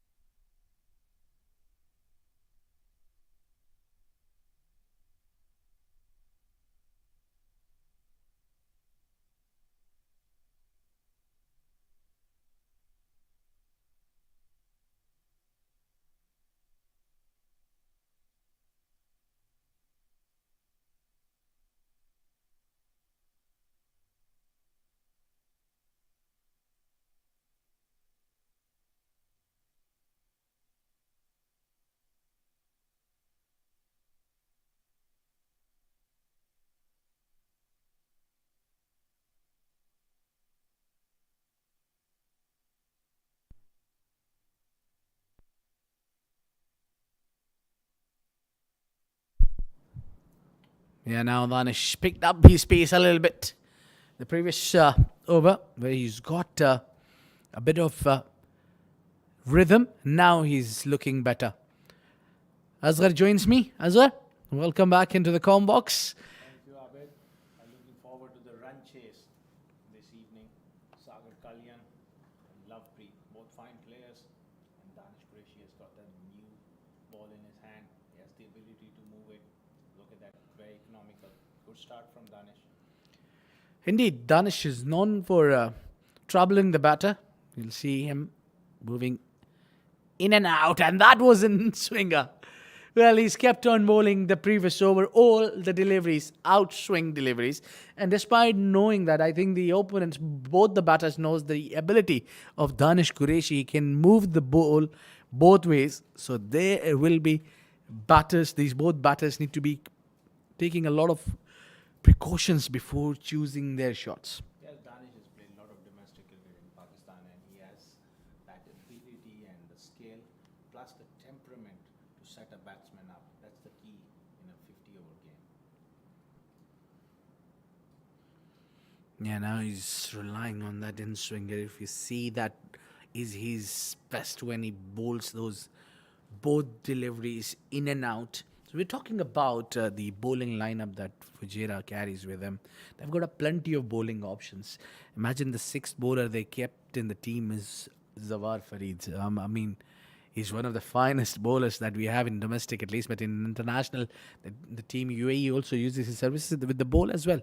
They've got Umair Ali Khan, they've got Mohammad Shehbaz Ali and Danish Qureshi. And spin department, they've got likes of Mujahid Amin and Harry Bharwal. So they've got 6 bowling options.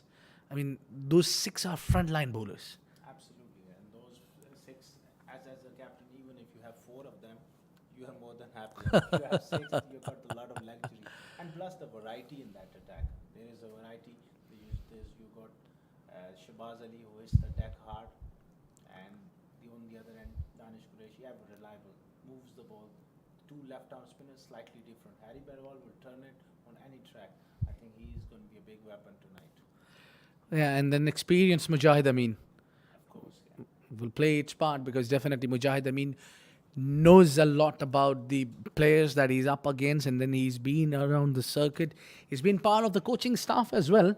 And then usually in the domestic games that gets played around here in UAE, this part of the world, but then More importantly, when he plays, he makes sure that his abilities of wicket taking is always there. He's a wicket taking bowler.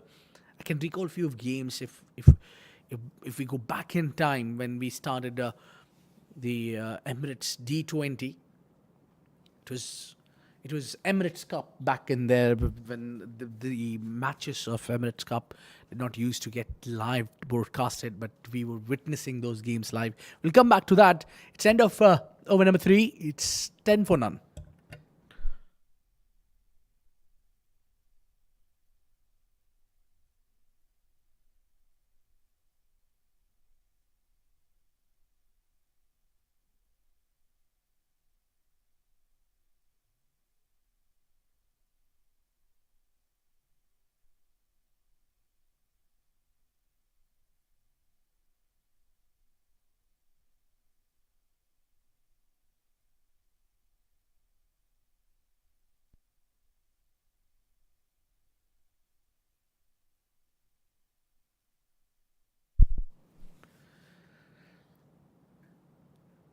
A lot express Mohammad Shehbaz Ali is. He does not look very quick. If you see him, he's got a build of a proper batter or someone who does not look like will be so quick, but he is express. Yeah, played with him, played against him. One thing I tell you, Abid bhai, he is like someone like Abdul Razak. He looks innocuous, but when he brings that last stride, that shoulder in, he hits your bat, and that you feel it even when you're holding the bat. He hits the bat hard. There you go. The exact perfect example. The right time you said this, and you can hear the noise of the willow, even despite being to the distance from the ground. We are sitting in the nice chair and a beautiful comb box, definitely. Thanks to all these organizers who made these things possible for us. Got a best seat in the house, but then still you can hear inside the comb box, not from the headphones, but from the direct noise when ball meets the bat. Yeah, he's a skidder. He skids on, and that could be just over. I thought he just spliced it straight to mid on, but that's gone for four. Sagar gets away with it. Didn't time it, wasn't convincing enough, but four nevertheless. Yeah, finally Saga thought to cut it loose and let some runs get in there. I think the right way to tackle Shehbaz is to play on a front foot, not on the back foot. If you allow him to climb over you and if he pushes you onto the back foot, then you're in trouble. Sagar Kalyan got 4 runs, but I would advise if the more the shots he plays someone like Shehbaz Ali, he need to be on a front foot rather than on a back foot. Yeah. Pitches it up. What a glorious shot that one. That is the shot of the evening. My words, he's nailed that one. Front foot going to the pitch of the ball and the high elbow. Oh, beautiful shot. What a class. Class written all over it. Look at that. The control of the head, shoulder and arms, all textbook shot. Perfect drive. Well, if you need me to watch this game, you keep on repeating that shot on replay. I'll watch it all day and night. What a cracking shot that was. That's so pleasing on the eye. Shehbaz Ali just overcompensating, pitching that one right up in the slot, and Sagar taking full toll. This is much better line and length. That's what I think. You need to pull your length back. You need to be on a good length or the shorter length side. You cannot be full here. If you're bowling full, you're giving it free. One bowler, Abid, I will be really looking to see tonight how he goes is Umar Ali Khan. I think the sort of leg cutters and the mix in the middle part of this innings, I think he's going to create a lot of pressure. Oh, absolutely. That's what we haven't seen right now till this game has begun now. The previous 50 overs and now the 3.5 overs. We haven't seen any bowler using the cutters or angles here. Oh, another 4 here. And look at that timing and placement. Into the perfection. Sagar Kalyan on Nasang. Beautiful shot once again, square of the wicket. 4 overs gone.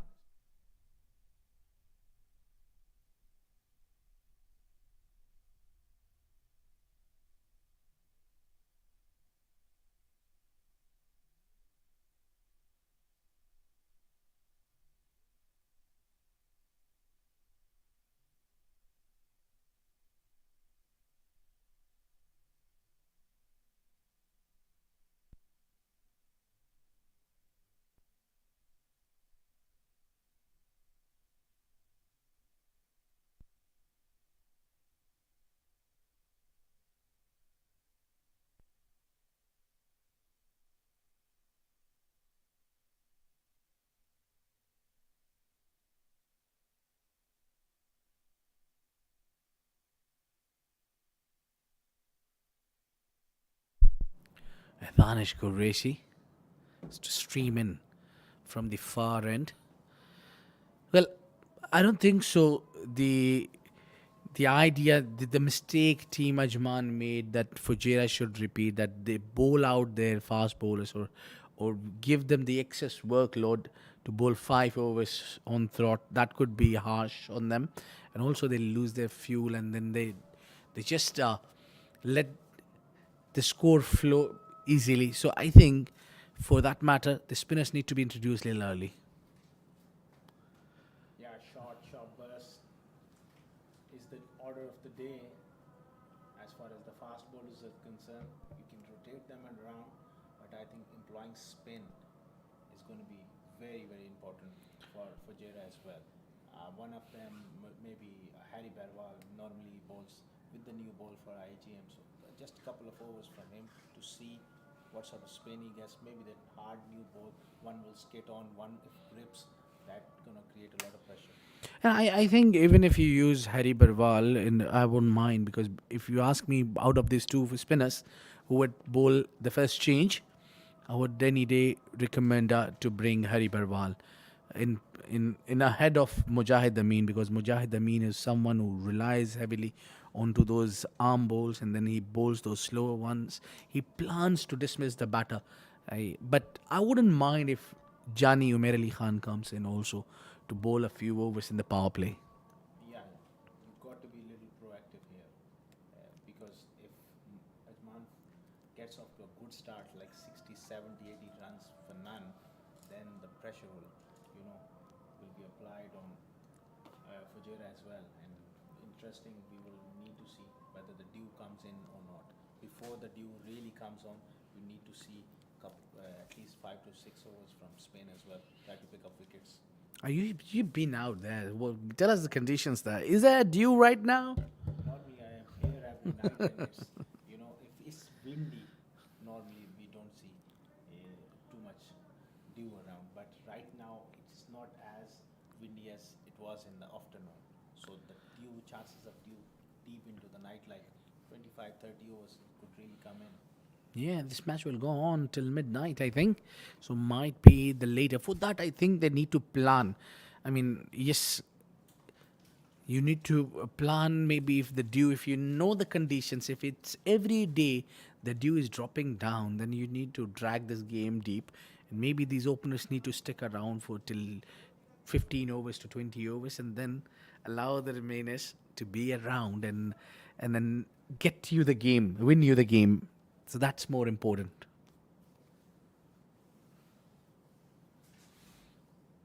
Meanwhile, Sagar Kalyan is cruising and trying to attack.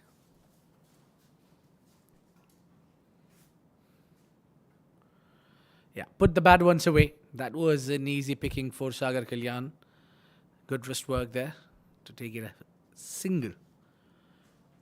And also to conclude the over. 5 gone, 26 for none.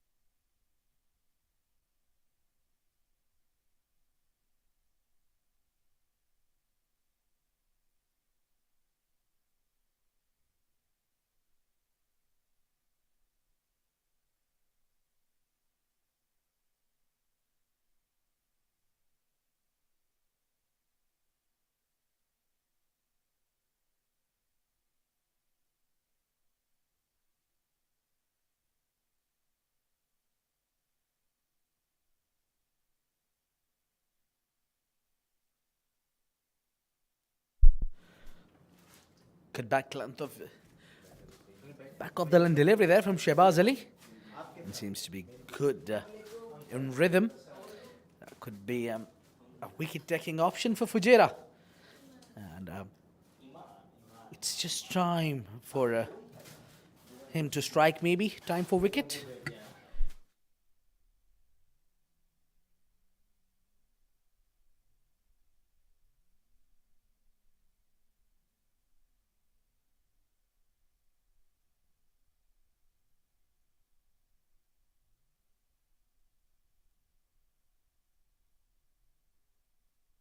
Well, there is a chase for the fielders, and the ball is dripping down. And that part of the ground we've been mentioning earlier as well, they have a little slow there. The ground on that part of this Malek Stadium, the ball gets slightly slower when it goes towards the deep.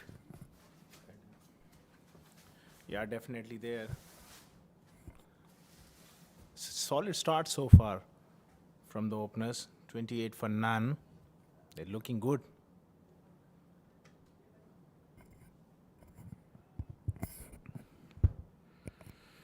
Yeah, they can move to 28 there. If they don't pick up wickets early, I think Ajman will fancy their chances to win this game if they keep the wickets intact till 10 overs or maybe 15. Absolutely. The openers have a role to play. Sometimes, when you look at the scoreboard, you think the going is slow, but this is very good start in 50 overs cricket. 60-70 on the board for none. Perfect platform there. What I have noticed is Sagar Kalyan more of a back foot player than a front foot. But when he plays his front foot, it looks even better. Yeah, he's a very good driver of the ball, but sometimes, he's always looking to give himself a little bit of room to cut or maybe punch off the back foot. So that's why he's staying slightly leg side of the ball at times. When the ball is full, he is terrific driver of the ball. Indeed, he seems to be that one match winner for Ajman at least. In the batting department, oh, that's down the leg side, and the keeper misses it. Zishan Abid, mind you, is doing the gloves work because Hamdan Tahir is not available. That's not good news for Team Fujairah, I think. Yeah, he just injured himself during that process where he was looking to play that big shot. Shabazz Ali, he's really has to bend his back and get his economy rate a little right there.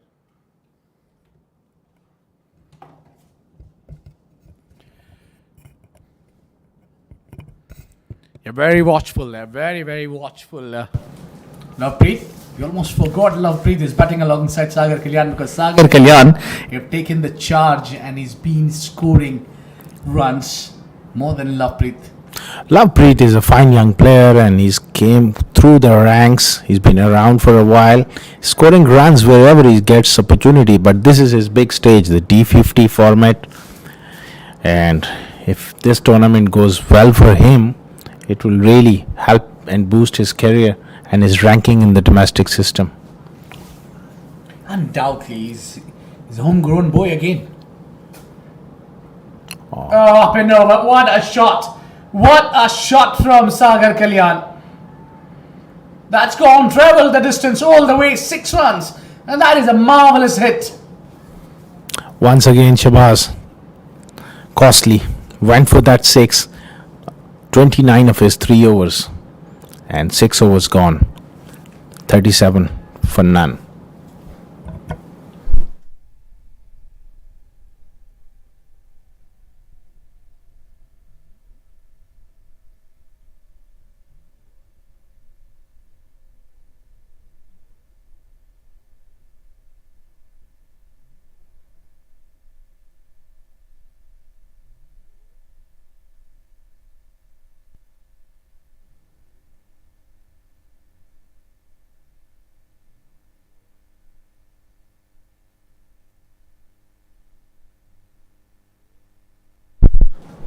Danish Qureshi continuing here. Well, it was a full toss. Just didn't pick it up. Lovepreet initially. And Danish throwing it back.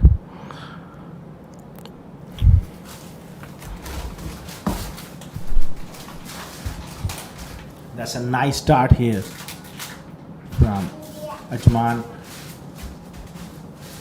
37 for none. Both openers looking good, and particularly Sagar Kalyan, 24 of 23. He's looking in sublime form here. Nicely played off the back foot through the offside. Slight fumble there.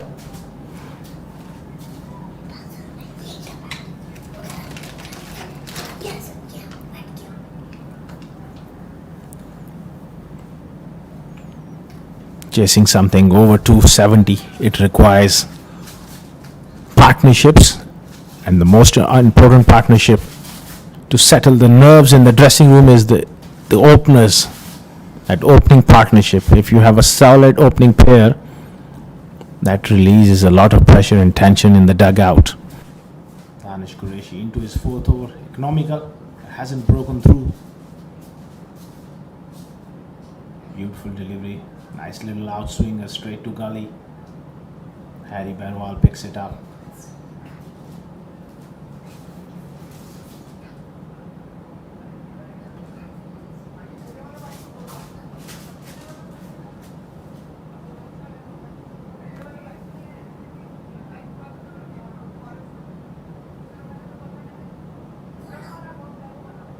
Danish Qureshi here, charging in from the far end.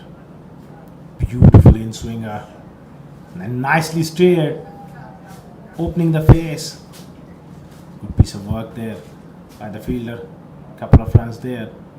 Good cricket all round.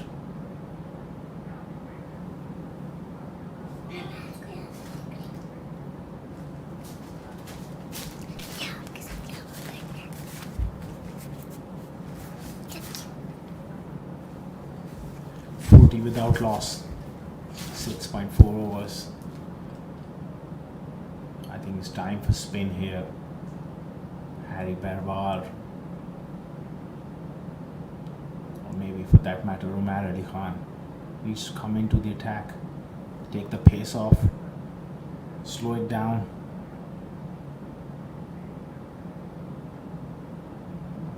Nicely played once again. Ball is slightly coming on with the evening session as compared to the afternoon, when it was slowing down. But the real test will begin when the spinners will come on.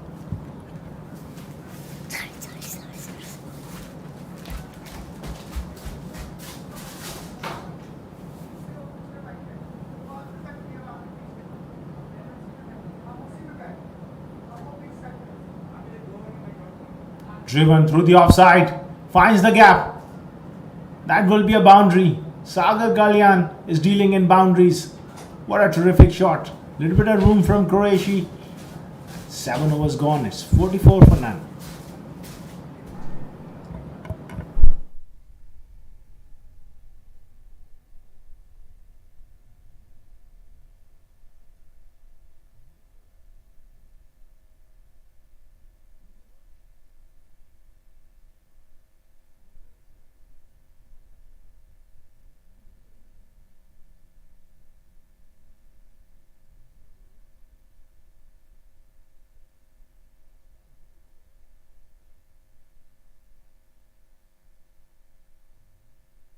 Or shocking there to see Harry Barwal coming into the attack. I think that's a right move. You need to take a right decision at the right time. Well, that's the move we were talking about, and that's the right one. He's got to slip in as well. Now we have to see how the pitch plays, how the conditions dictate terms. But it's a good start for Ajman, 44 for none. Lovepreet on 11. Sagar Kalyan, the dominant batsman, on 30. Yeah, he got to pick up the wickets as well. That's what is causing the problem here. We're not having a lot of wickets in the first half for both the sides, as in the first 10 overs. You can already see the effect of the spinners when they came into the attack. Harry Barwal, the smart customer. Straight away, little bit of spin getting that leading edge from Lovepreet.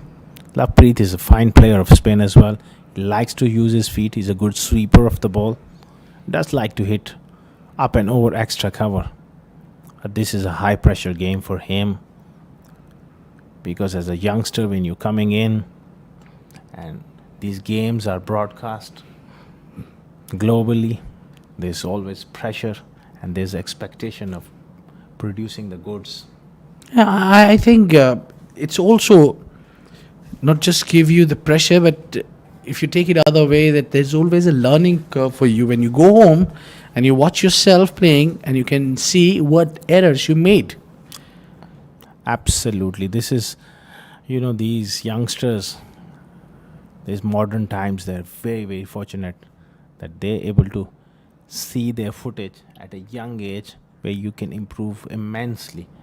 There's no other better way than improving yourself, than looking at yourself, your technique, rather than someone, even maybe the best coach, telling you, but it's hard to understand.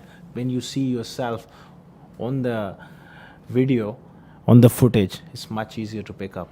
And I think you've been doing the coaching stuff there. You've done quite well there. I've met few of your students as well who highly recommend you as a coach. You know that, oh, that's a wicket there. They were looking, and who gets it? Guess who it's Harry Barwal we were talking about. A wicket taker. He picks up wicket on his first over, and it is a big one. Sagar Kalyan, who was doing the difference here, is no longer is going to bat. There you see, through the shot early once again. This is similar sort of dismissal to what Salman fell early. Short delivery, stuck in the wicket a little bit and threw the shot early. That's what this track is all about. It's not easy to dominate spin. And Harry Barwar gets that wicket. 45 for 1. Ajman now.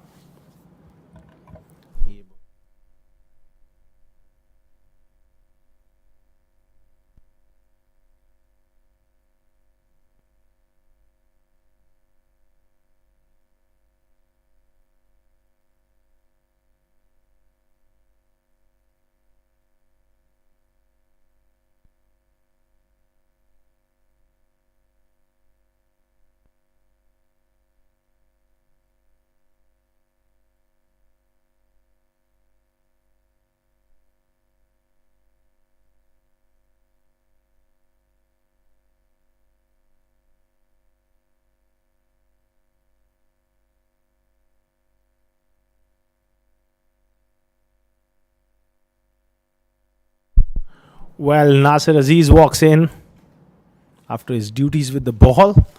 He's put extra responsibility on his shoulders to come at number 3, 45 for 1, and Harry Barwal straight away into action, picking up that wicket.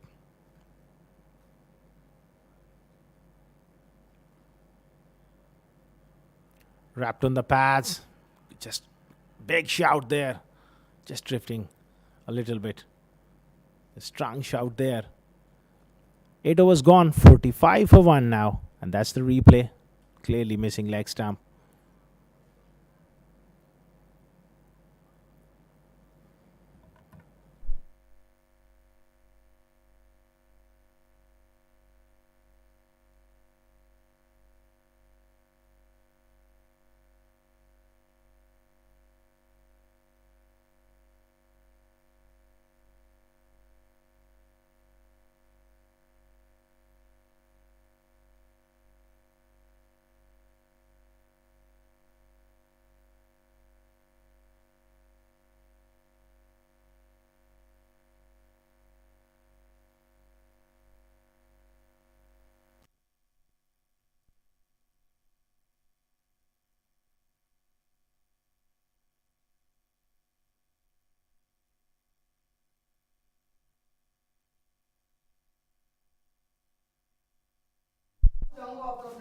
Danish Qureshi continuing here.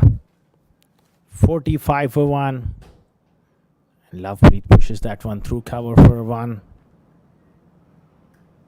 It's going to be a test for Nasir Aziz facing Danish Qureshi. He's been given an extended spell here into his 5th over. I think he deserves this one. He's been doing well, Danish Qureshi. It's just that wickets column which is empty. Maybe that last wicket will open the door for him. But then it's Nasir Aziz. The Don has been the talk of the town. He believes in himself. He's more of a batsman than a bowler now.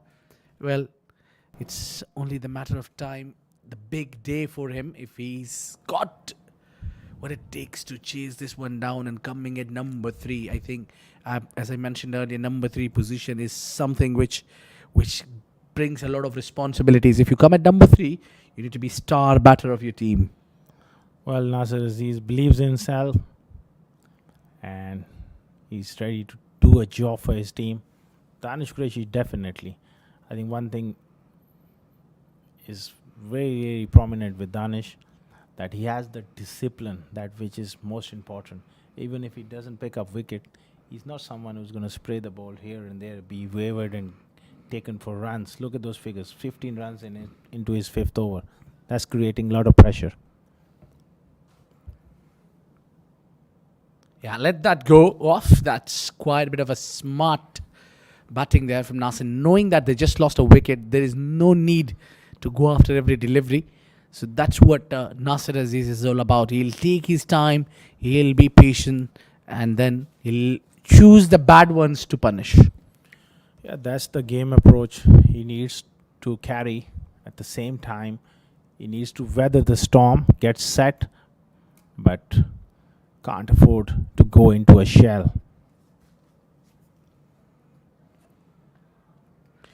Well, so far he's been on a receiving end for that matter. Danish Qureshi is literally toying with Nasir Aziz. Well, he's giving a little bit of a medicine of his own medicine. Well, couple of outswingers, then that big hooping in swinger going right through the gate. It's a bit like Nasir Aziz bowling those doosras and mixing his off breaks. But right now he's facing fast bowling. He got to do something special here. Nasir Aziz, a lot of expectations are there from him.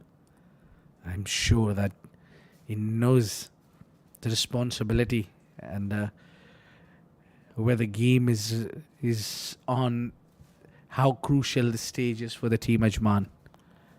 It's very important for him to get some runs as he comes at number three position. Gets off the mark, just works it around the corner to deep square leg.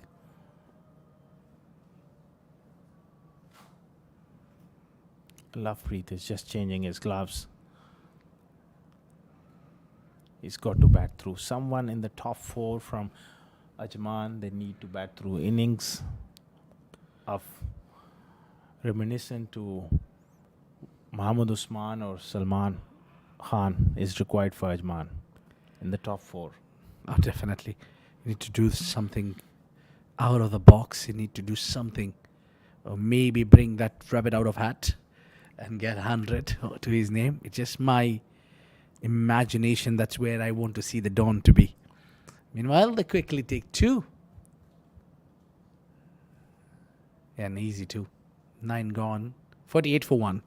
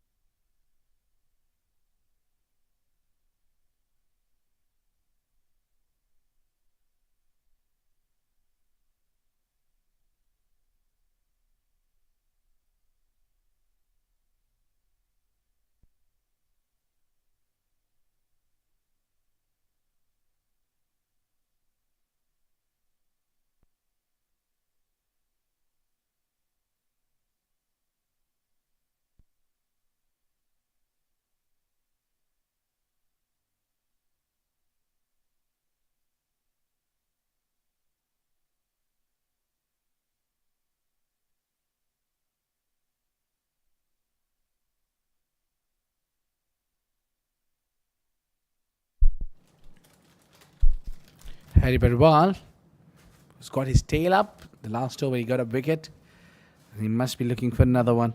I think the team Fujairah relies heavily on Harry Barwal. the spin duel, for that matter, we'll see sooner than later. Mujahid Amin, yeah, tries to charge Lovepreet, knowing that staying on the crease would cause more trouble for him. Yeah, Lovepreet looking to use his feet. Coming down the wicket, yorked himself.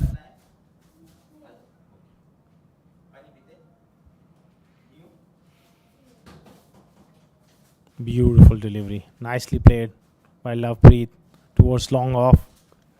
Lovepreet is a good player of spin, but this is his big test and big opportunity for him.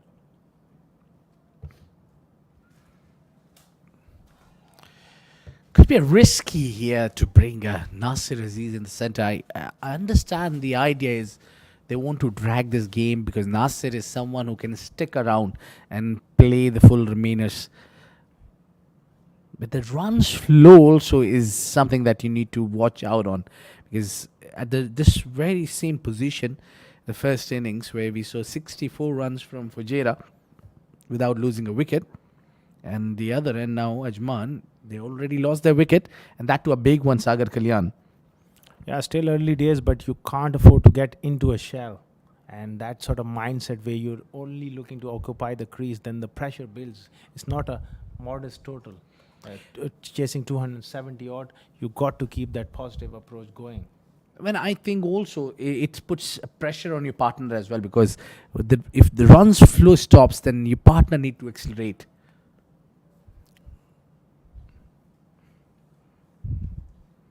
Nicely, solidly behind that, Nasir Aziz defended that one well. It's 49 for 1 at the end of 10.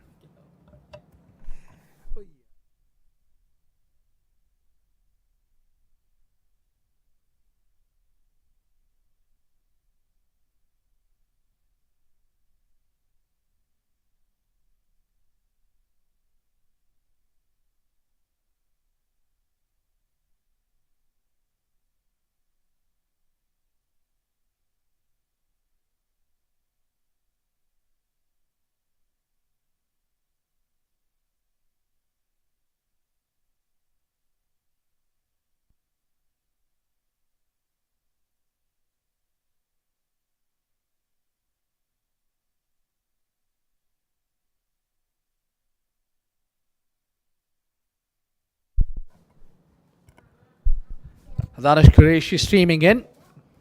Oh, coming. Slide bit down over the track and slash that one hard and goes, passes the fielder over his head for 4 runs. And Lovepreet Bajwa is trying to make his bat talk, and he got a 4 runs. And 50 comes up with that boundary. And just the right time to bring a young commentator and old friend of mine joining me in the com box. It's none other than Mudassir Ali. Mudassir Ali, welcome back to UAE and welcome back to the com box. Give us updates about the Nepal. We cannot wait any longer. A very good evening, Abid, and a good evening to all of our viewers who are watching this wonderful tournament. Fujairah versus Ajman. 53 comes up. 50, in fact, on the previous delivery, looking good. Lovepreet Singh Bajwa. And talking about Nepal, it was a wonderful experience, Abid. But first of all, I would like to thank the ECB, the production, and all of my co-commentators with whom I started this beautiful journey. And thanks to the Almighty for giving me that opportunity to work in Nepal and represent UAE. And it was a completely different experience, I would say. And the crowd was excellent over there, Abid, if you talk about the cricket. Oh, that did not carry. He found they draw the edge but could not carry to the keeper. Well, I've been following you on the social media. You've been pretty active in the social media side as well. And the footages of crowd that you showed me onto the finals when it was Nepal versus UAE. It was a huge crowd, not bit, but too loudy there. How was our boys performing there? How hard it was for our boys? And tell us the conditions, how much it differs from UAE to Nepal.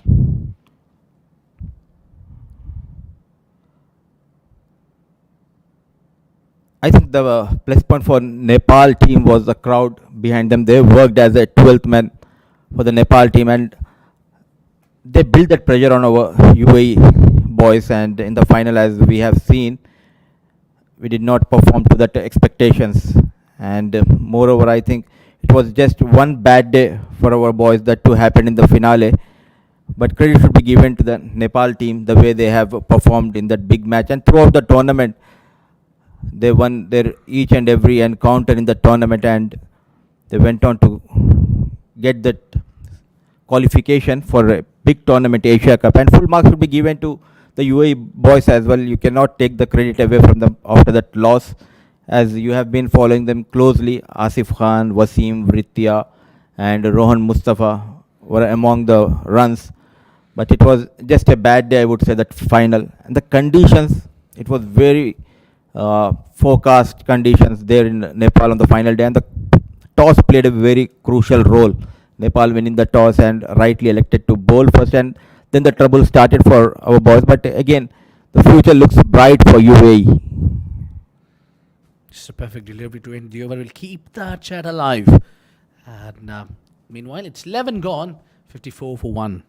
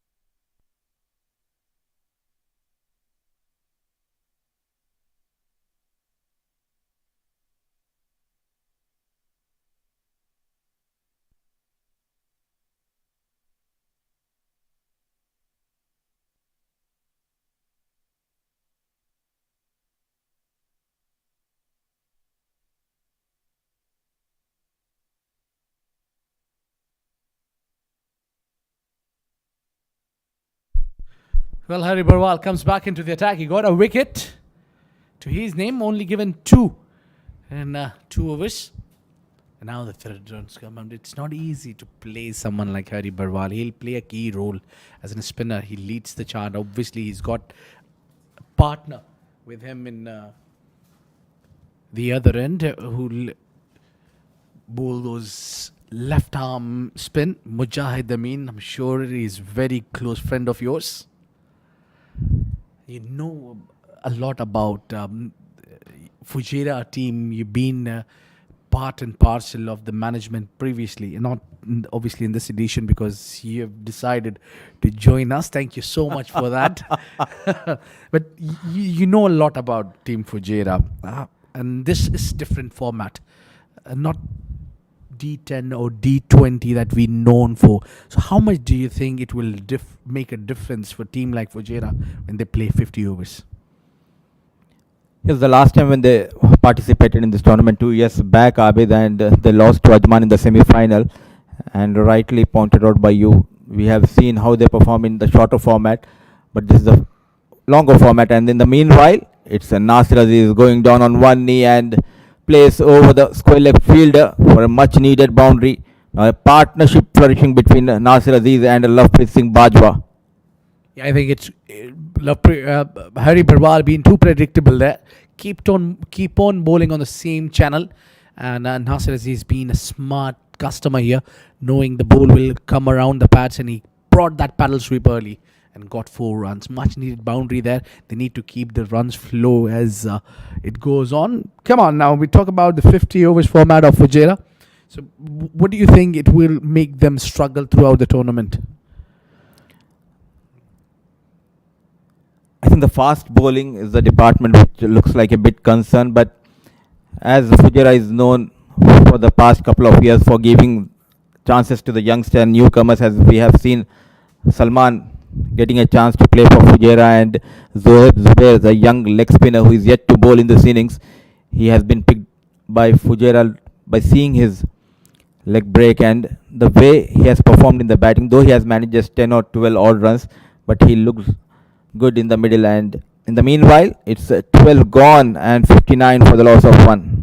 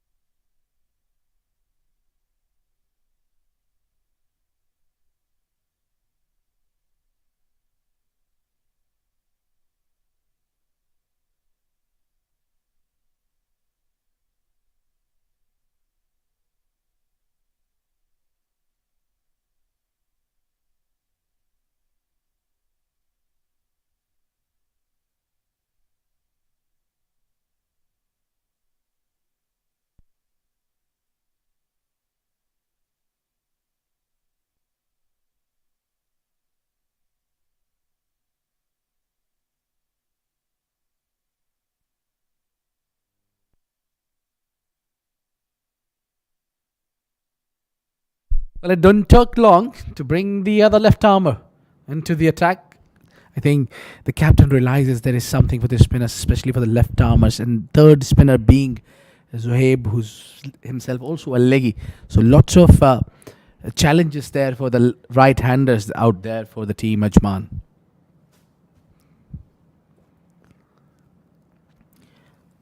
Absolutely, Abid, and the 30 overs between these three spinners will be crucial, and it's looking good as of now. Lovepreet Singh Bajwa negotiating very well against the spinners, looking good. Managed 21 of 31 balls. Alongside him is experienced Nasir Aziz, and the spinner Harry Bharwal getting a wicket into his kitty. It's time for Mujahid Amin to get a couple of wickets because the partnership is building up between these two. Nicely bowled, and look at that running between the wickets between young Lovepreet and experienced veteran Nasir Aziz. I was expecting to say that between two youngsters. Nasir Aziz is also a youngster. Mind you that he does not look. The age is just a number for him. Evergreen Nasir Aziz. That's true, Abid, and the way he has bowled and the way he fielded, it shows that still he has that passion in him. And at the right time, coming at that number one position to bat for Ajman, though he has managed 15, but the key is they are building up a partnership here. His presence is very much important for Ajman, as we can see the confidence building up in the batting of Lovepreet Singh Bajwa alongside Nasir Aziz. Wow, what a peach of a delivery. Great bowling this is from Mujahid Amin. He kept someone like Nasir Aziz dance on his moves. Slow in the air, and that turn just beating Nasir Aziz. Inside out, fielder settling. Chance gone begging. An easy chance put on by the fielder in the deep. Survives Nasir Aziz. That's a silly mistake there. The fielder should take the catches. Catches are for the match winning here. You need to win the match. Your fielders need to chip in. That's gone. End of the over.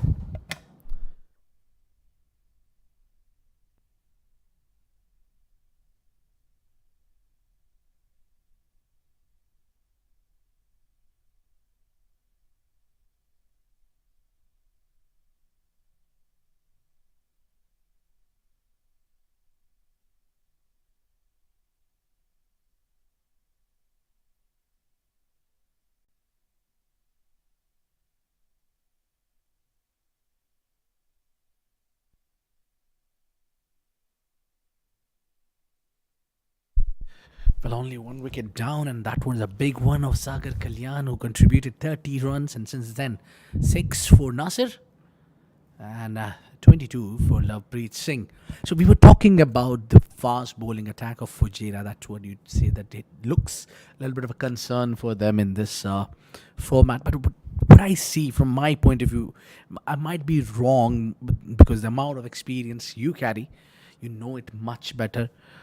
about the team, how they gel together. But what I think is, you see Sabir Rao sitting in the bench of one of the finest bowler that we have, the fast bowlers, Danish Qureshi, and they have Shehbaz Ali also.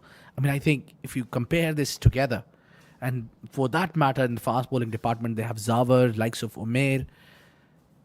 It's a whole bunch of talented fast bowlers. Absolutely, and I think Shehbaz getting an edge over Sabir is the only reason. Might be he can bat as well, but he conceded a lot of runs in the first power play, the fast bowler, and it might give the management to rethink when they come for the second match here in a Malek ground. A 62 for 1. Nasir Aziz has been dropped on 5 the previous over by the fielder in the deep. I believe it was Zoheb Zubair, the fielder. Charges down. That's gone up. And over. Glorious hit. 6 runs. Middle it. Exactly where the batter wanted to hit. A maximum from the blade of Lovepreet Singh Bajwa, though there was a fielder station the long of Umar Ali Khan, just managing to beat him, and a maximum from the blade of Lovepreet Singh Bajwa, stepping down and with ease clears that boundary. A good looking shot, Abid. That's what you get when you come down the track. Yes, you get yourself in a lot of risk, but then when it pays, it's always glory. We might need to do a little quick work here to cut down the ball from the boundary line. They'll complete 2 here. And with that couple, the Oven got one more delivery to go. 70 they got, lost 1 wicket. The match is still on. A lot relies on Lovepreet. If he continues batting in a similar fashion, I tell you, if he stays around 10 more overs, he'll take his team on a comfortable position.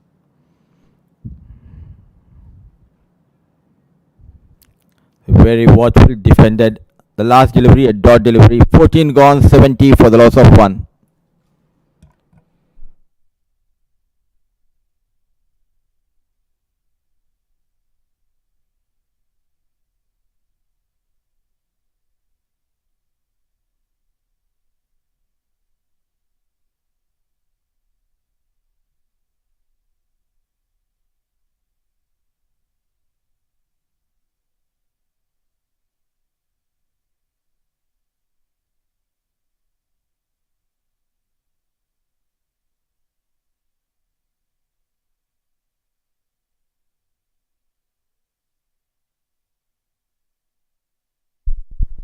Yeah, a lot of overs we'll see from the spinners here, because both the sides used a lot of spinners, because this track offers a little bit of a dryness, so which is something special for the spinners to get on the grip the ball, that get the turn, what they look for.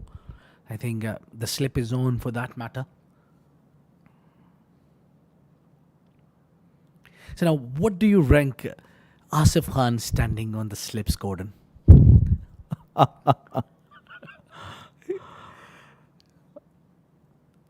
This was discussed in Nepal as well, Abid. I did not knew that. A big man standing in the slip. Wild shot once again going down on one knee. Just finds that fielder short mid wicket. But he has improved his fielding. The way he has fielded in Nepal, the ground fielding has been excellent. Reflexes has been improved by Asif Khan Behrooz. Yeah, ball keeping touch low there. Had it the other day, but we've been giving credit to all the boys, but we haven't given much credit to the management and the coaching staff of UAE team. Definitely, I think there is immense changes which has worked in a favor of UAE to bring and come into the finals of ACC qualifiers. And I think the credit due is to give to Mudassir Nazar. Definitely experience, a veteran, and the words will not complete what he is capable of. And then we forgot to give credit to our own Ahmed Raza. What a man, and what a timely he joined the team, and he's been doing wonders. I think he's a lucky charm for UAE, isn't he? Vast experience, Ahmed Raza, and credit should be also given to the ECB board, because getting someone like Ahmed straight away after the retirement into the management It shows the trust they have put in Ahmed Raza, and apart from Ahmed, the other in the management has did an extremely job. We'll continue the conversation in the next over. 15 gone, 71 for the loss of one.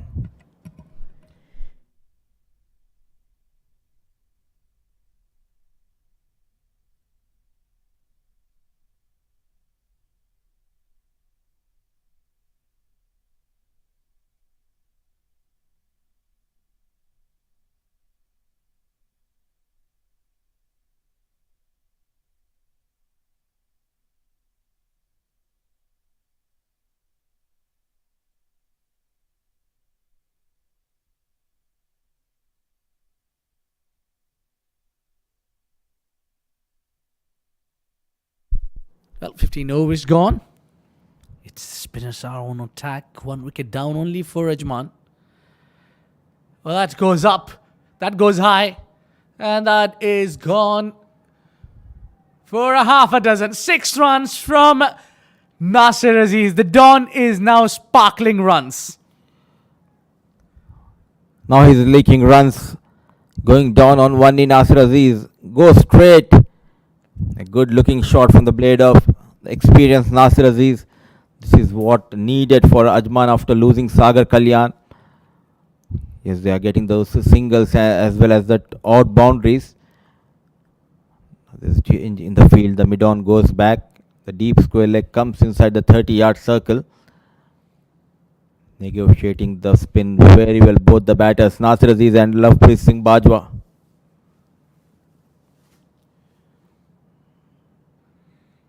Yeah, cuts it away for a single. I think this is smart move.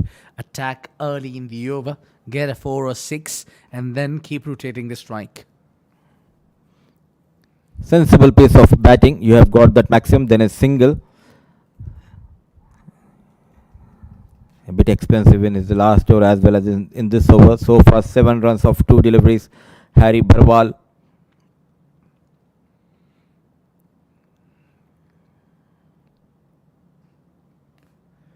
We've been talking about the coaching staff of UAE. Certainly, when Ahmed Raza retired from the UAE national side, he's been given a lot of jobs to do. He's been kept busy by the board. The first he joined the commentary panel for UAE and Afghanistan. We saw him. He's a wonderful commentator as well. And then he immediately moved to the coaching staff. I think now we are in the right path. Finally, took us years, but I think finally it all pays off now. Absolutely, and he himself being a captain just 6 or 7 months ago, he took up the decision to hang up his boots, and the right decision made by the ECB board to get him into the management. Now, this is a poor piece of wicket keeping as well as the man in the slip, Asif Khan. It beats the batter, beats the keeper, beats the first slip and races towards the fence. An expensive over continues by Harry Bharwal. Yeah, nothing wrong with the delivery. It's just the keeper and the slip fielder. Well, you can't be blaming Asif Khan there, standing on the slip cordon. It was not for him, but for the keeper, should be a little more sharp. Just get right between the two. Yeah. Am I trying to save Asif Khan to be standing still on the slips cordon? I think he's more experienced now in slips cordon. You need to be proactive when the left armer is bowling when you're standing at the slips cordon. It's 16 gone, 83 for 1.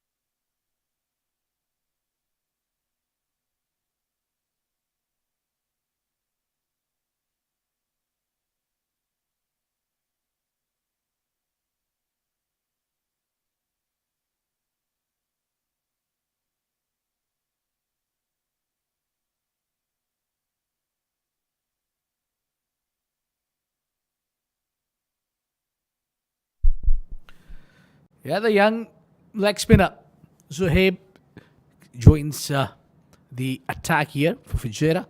And he's someone, the youngster that we've been keeping an eye on. He's been performing really well. I was shocked to see him today batting as well. He's been now the all rounder.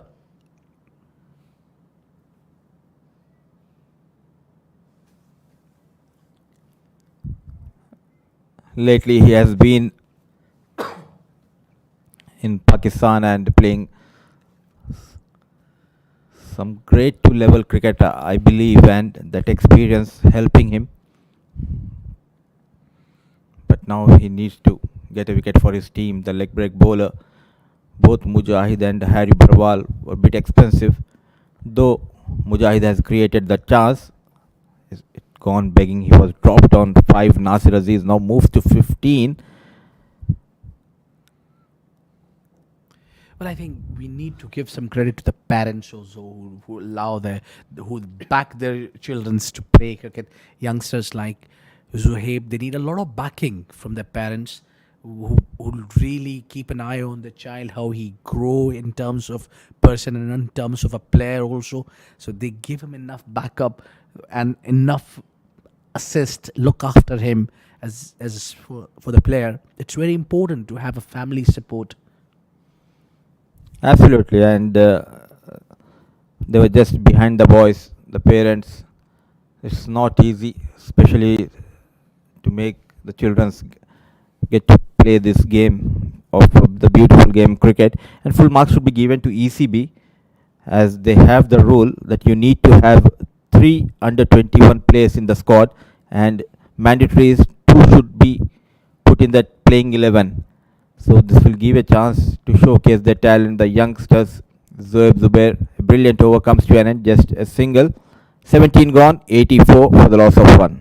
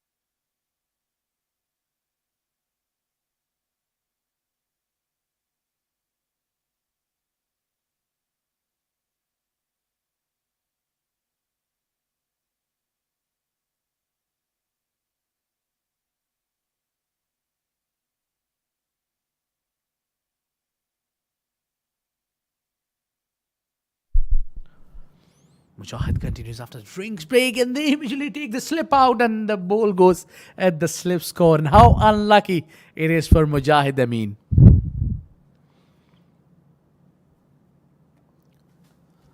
This is what happened when you get the boundaries and the singles on regular intervals.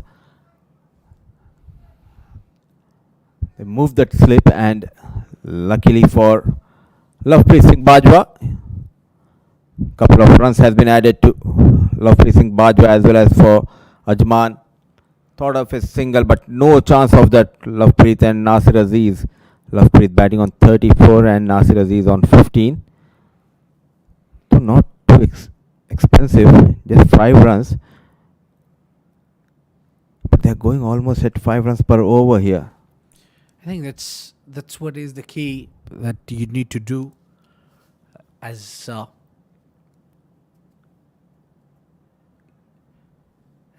terms when you have a target ahead and when you try to chase something down. So it's Fujairah who opted to bat first. I think that was a good decision to bat first because you don't need pressure. Right now for Ajman, it's a pressure situation a bit.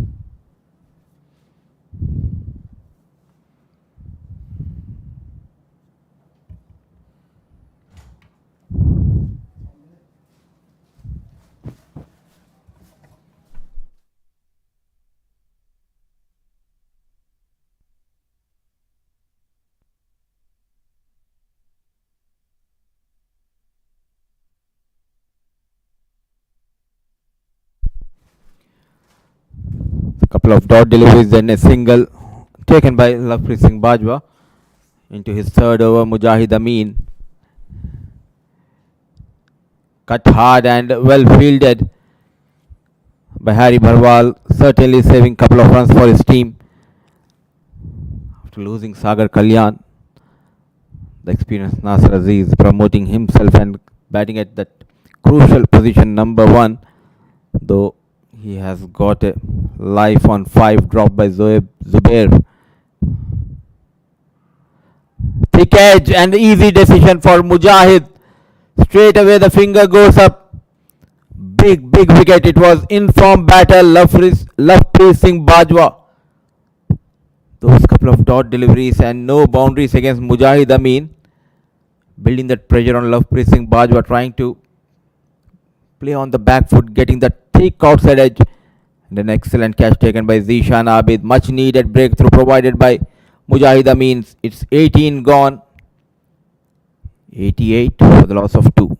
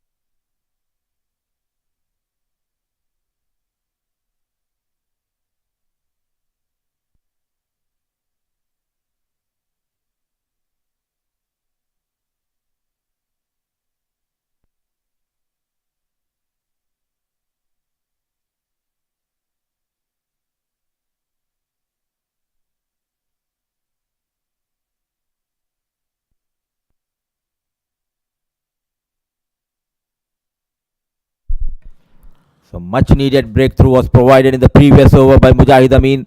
The young leg break continues. Zohaib Zubair, and there's a change in the voice in the comm box for the first time. Joining me in the comm box is Asghar. Welcome back, Asghar. Thank you, Mudassar Bhai. It's been a pleasure to be having time alongside you. Nice to see you back from Nepal after a wonderful campaign. I heard your voice. Brilliant work over there. Many congratulations on that. And the game is in the balance, what you say? Thanks a lot, Asghar, for your kind words. Yes, that wicket of Lovepreet Singh Bajwa, now it's up to Faisal Beg and Nasir Aziz. Again, they need to build a partnership here. The likes of Rahul Chopra yet to come in this lineup. Slightly pulling things back, Zoeb Zubair and Mujahid Amin for Fujairah. Obviously, as we've seen in the first innings as well, spin playing a big part, and these are quality spinners. Mujahid Amin, Zohaib, and alongside Harry Barwal, still overs left for him. And don't forget Omar Ali Khan on this track with his all those variations. Won't be easy. How difficult is the surface because you were here from the first ball? And was it a right decision by Fujairah to bat first? I think it's a tricky one. Tendency is always, you see a pitch which is dry, you want to bat first, you put runs on the board in a 50 over game. But the thing is that later on, if the dew doesn't come around and the pitch is worn out and wear and tear, sometimes it gets a little difficult. But on this track, as we've seen, the people have changed the pace, and the spinners, they are very, very handy. And I feel that it's going to be a nail biter. If Ajman, they really want to pull it out, I think Rahul Chopra, like Faisal Beg, they have to really play well. Yes, absolutely. And the Ajman middle order heavily relies on Faisal Beg and Rahul Chopra. And with that single, 19 gone, 92 for the loss of 2.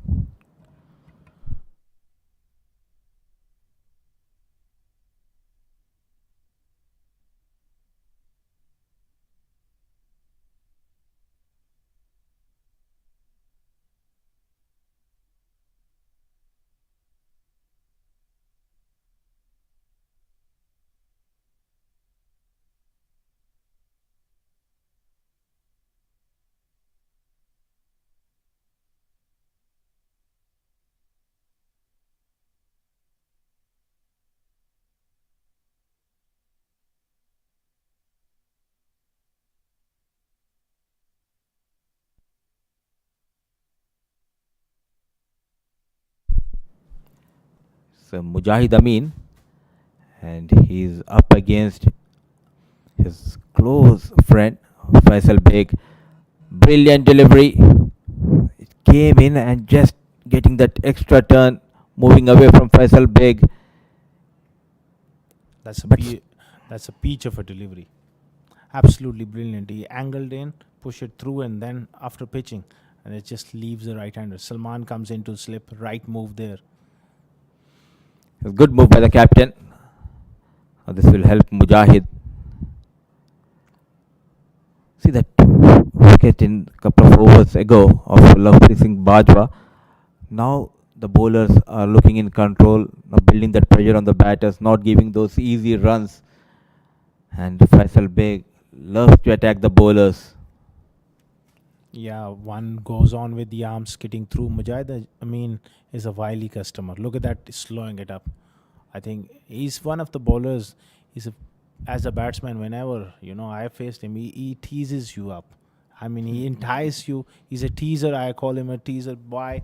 Because he really slows it up, mixes it up. It's hard to time him. So if there's any purchase of the track, he is a real handful. There you go, slowing it up.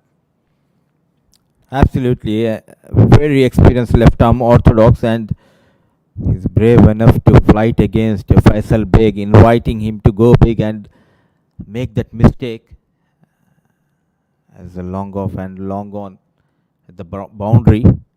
And Faisal Beg loves to go big against the spinners. There you go, goes down on one knee. Uh, the substitute fielder comes into play, Sabir Rao. Just a single, keeping it very tight, Mujahid. Yeah, keeping it very tight, but in both the innings, I'm not able to see batsmen regularly rotating the strike, especially after the power play, when you have only 4 or 5 fielder inside the circle. See, mid wicket is back, square leg, long off, long on, deep extra cover. You should be able to rotate the strike, milk it around 6 runs per over, 7 runs per over. It should not be a problem for a top class batsman. You have seen a lot of cricket, you have covered a lot of cricket. In the middle part, we will come back to this discussion in the next over. 20 overs gone, it's 94 for 2.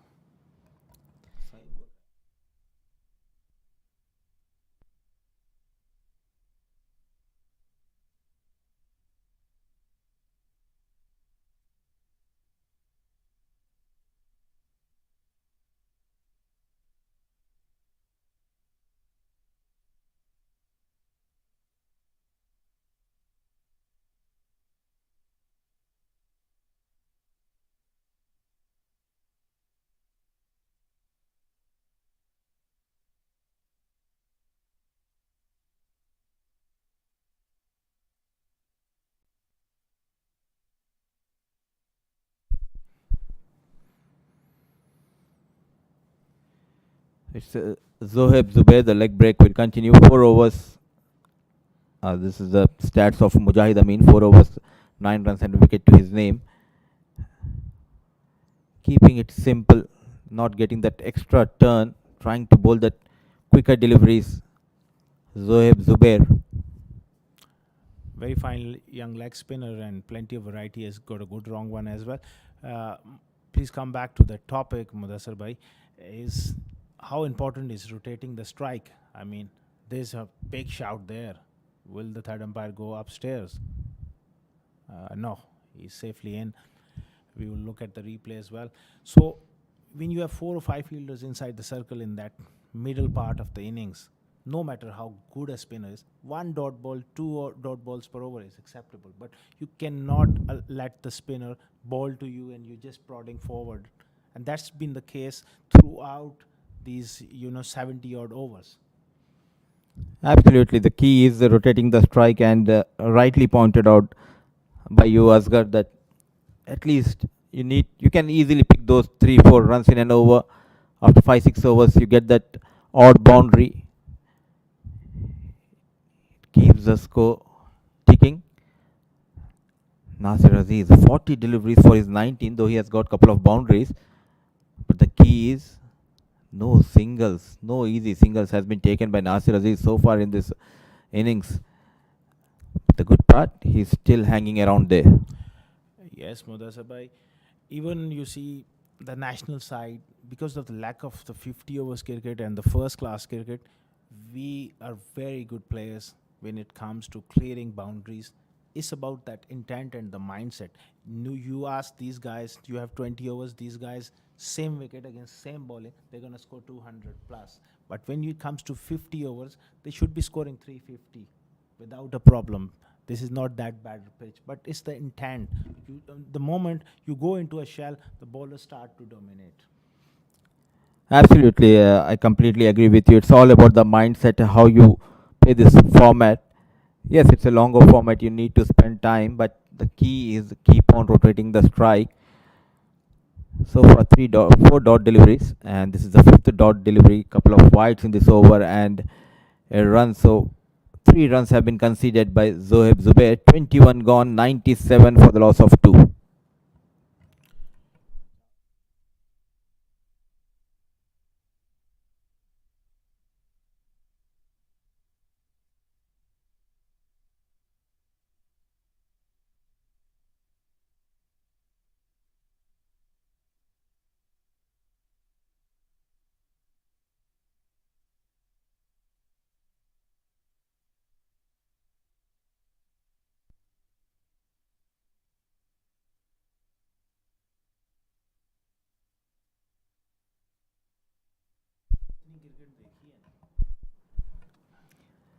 Mujahid Amin continues, goes on the back foot. This time manages to put in the gap. Very And important stage of the game because they need a partnership, but they need a partnership at a good pace. They can't afford to let the run rate go up.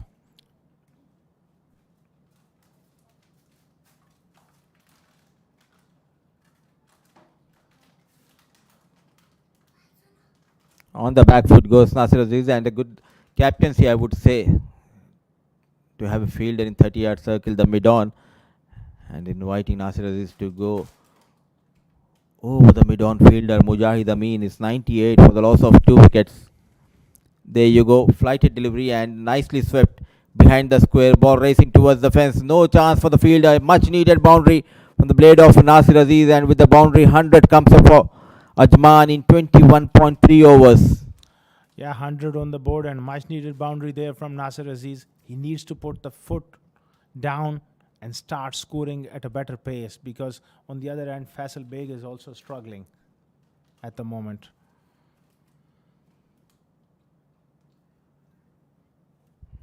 See, this is the experience of Nasir Aziz. Got that boundary. Now it's time to rotate the strike. 6 runs, but it's now up to Faisal Beg.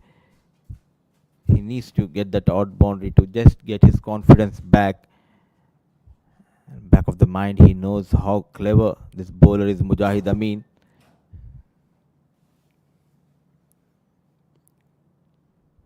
This is a good over for Ajman. That's good cricket. That's what I am talking about. If a bad delivery comes along, you have the intent to put it away. But even if a bowler is bowling on a length, you got to find a way maybe to sweep or use your feet, go deep in the crease, work those angles, keep picking up singles. A much better over for Ajman. Quick single has been taken. Put the pressure on the fielder. Shehbaz a fumble and resulting in an easy single. 22 gone. It's 105 for the loss of 2.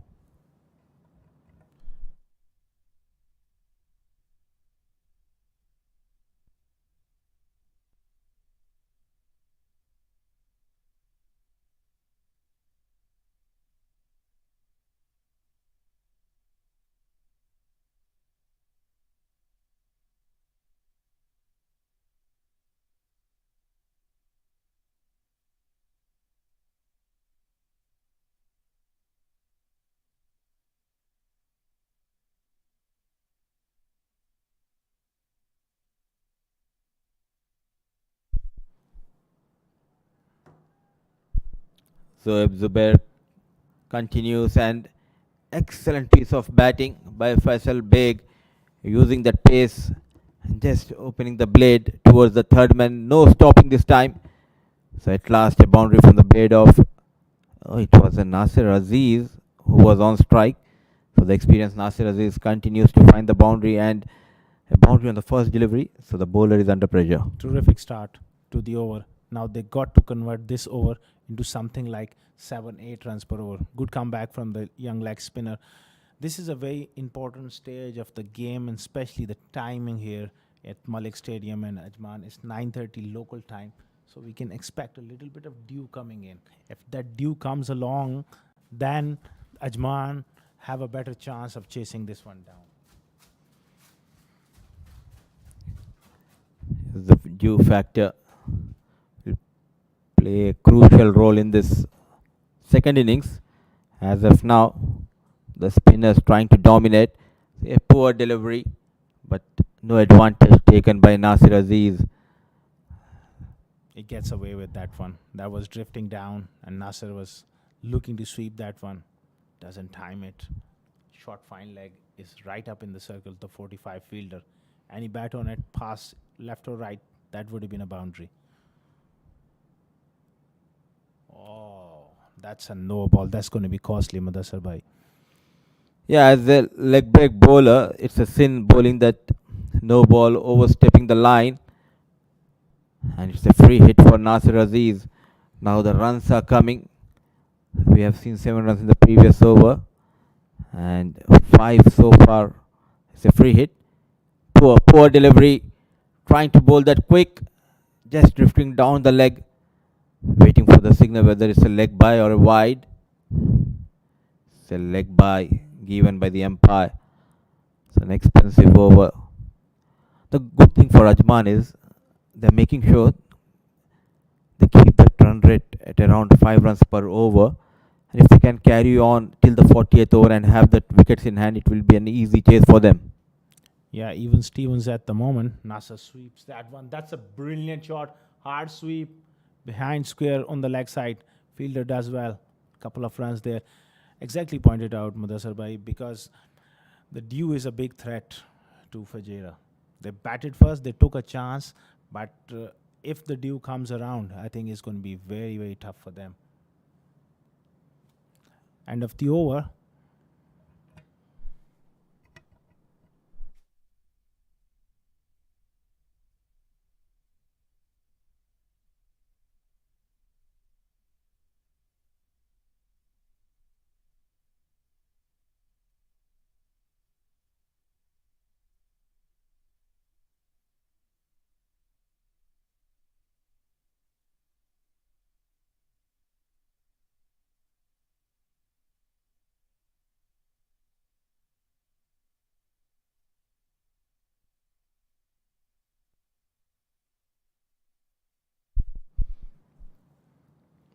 Last 2 overs were good for Ajman, getting those quick runs. 16 runs have been conceded in the previous 2 overs. Nicely punched. Faisal Beg, Mujahid Amin, close mates on and off the field, knows exactly what they're up against each other. And Faisal Beg is someone who likes to take time, but a very good player. Later on, he can always cash in. He has the temperament to play the long game.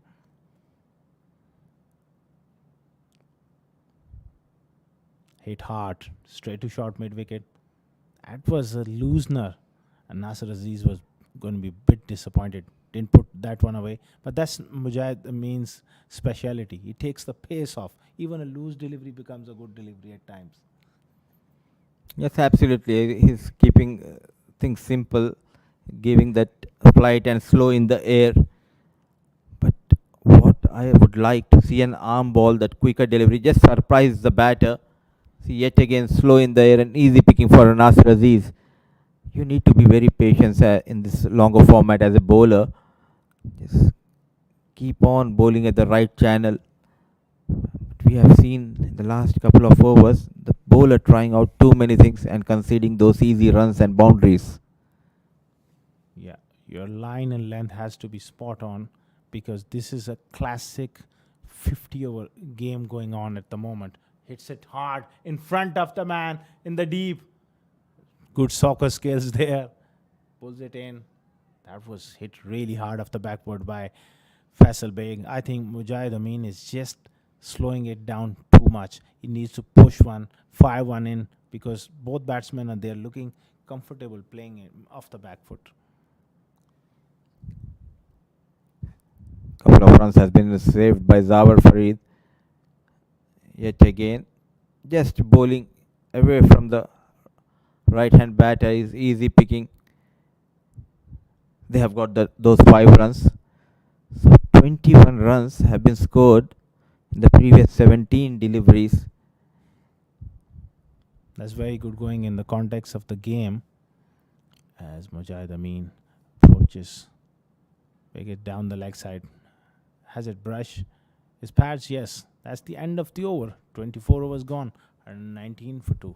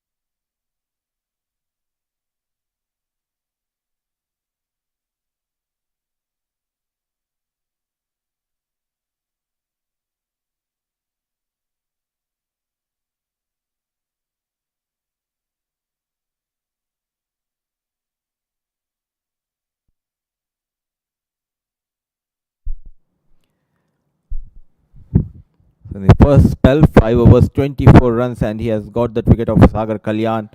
Harry Barwal has been brought back into the attack by the captain. Quality left arm spinner. And Fujairah needs a break from him at the moment because Nasser Aziz, although he's took time, but he is playing. He's made a valuable contribution of 32 runs, and if he can accelerate a bit and get this partnership deep, I think it will really suit Ajman. That's beautifully played by Faisal.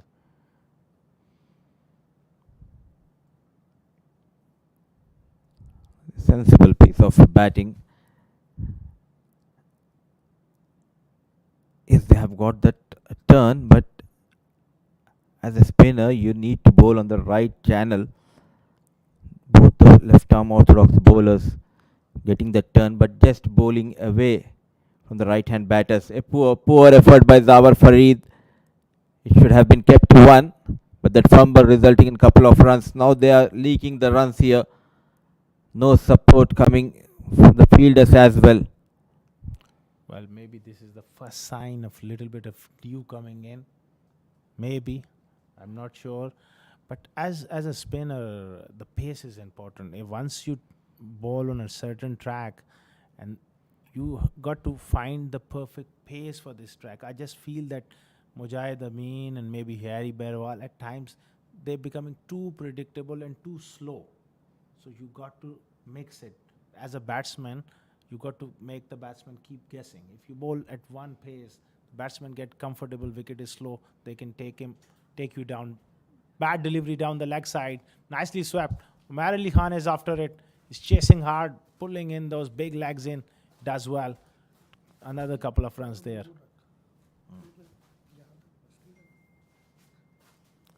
Poor delivery and advantage taken by Nasir Aziz. Couple of runs has been taken.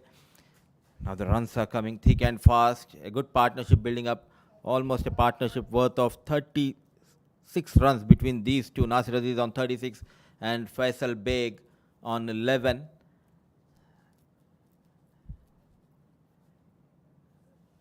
There you go. On the back foot. Goes hard. The ball racing towards the fence. Chased by Shehbaz. Back to back. Couple of runs. As we have seen the last couple of overs, easy runs has been taken by these two batters.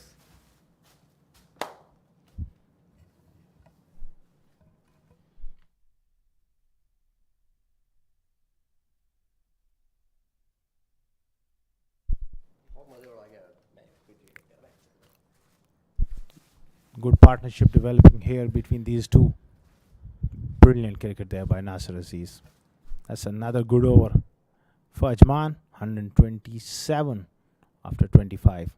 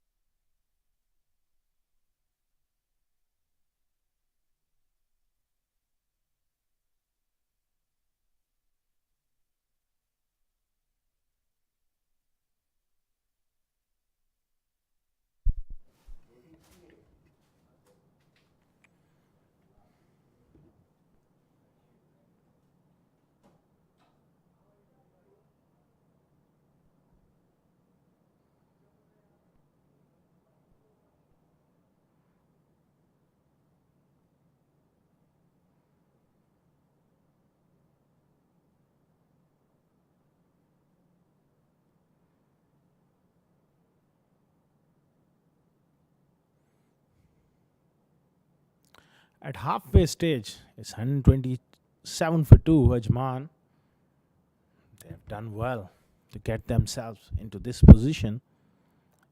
And it's Umar Ali Khan into the attack for the first time. The wily old customer. He's got the bag of toys. All those variations, the leg cutters, the off cutters, those slow deliveries.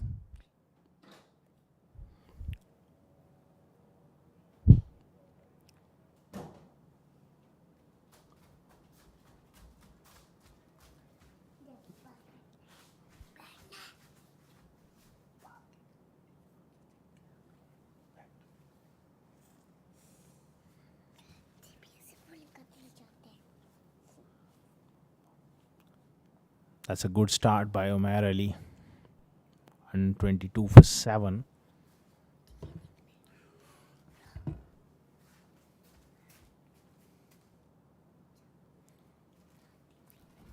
Nicely played by Nasir. Rotating the strike. That's the need of the hour. Just to mix it around.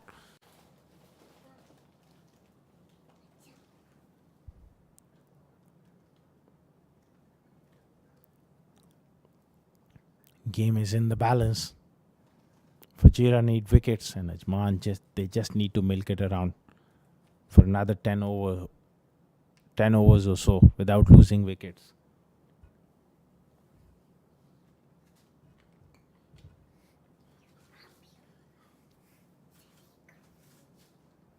Another dot delivery. Umar Ali Khan's spell is going to be really important for Fujairah just to keep it tight.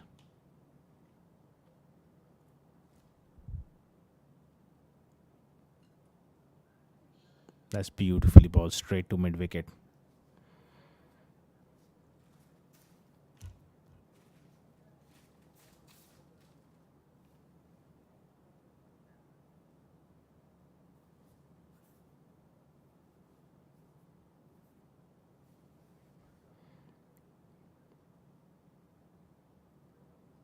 Nicely played by Faisal.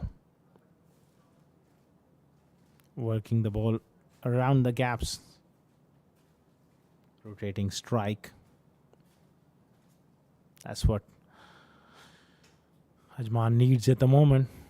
Keep ticking away, keep chipping away. Ones and twos. Take it deep. That's a good over from Umar Ali. There's 3 runs conceded.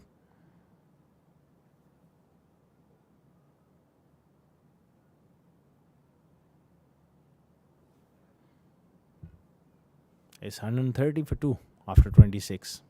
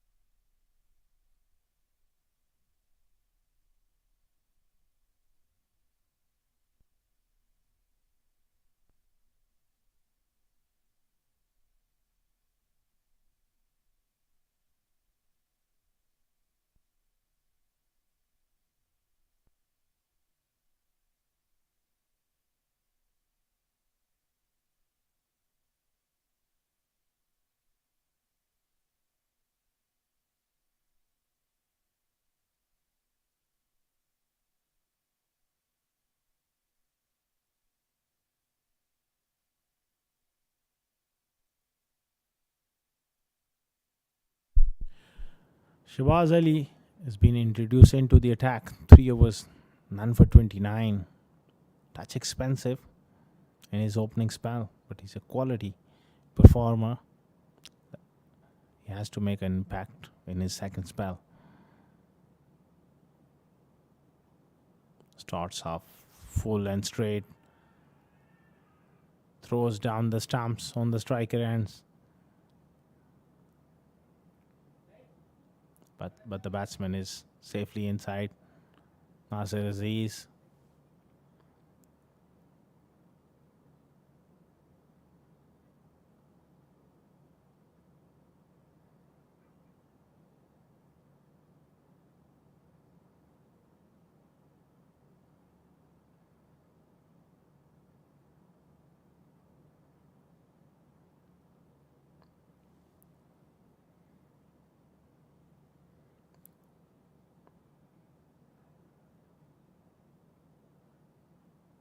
Cut away.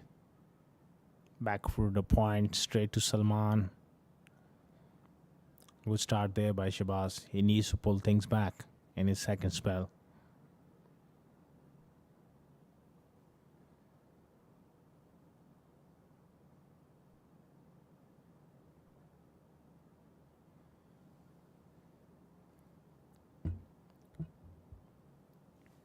Emirates D50 opening day, second game. Fujairah taking on Ajman and Fujairah winning the toss and batting first. Posting a very good total. And here we are in the 27th over. 130 for 2. Game is in the balance. Who cracks here? Both teams are just there, just sitting in there, waiting for a mistake from either of them. Batsmen, they're looking to rotate strike, get 5-6 runs in an over. That's what they required. And at the same stage, Fujairah bowlers, they are trying to squeeze in some dot balls and build some pressure. So it's a fascinating battle between bat and ball. Very good comeback over from Shabazz so far. Two very important deliveries coming up from him. Just to keep it tight, finish strong here without a boundary.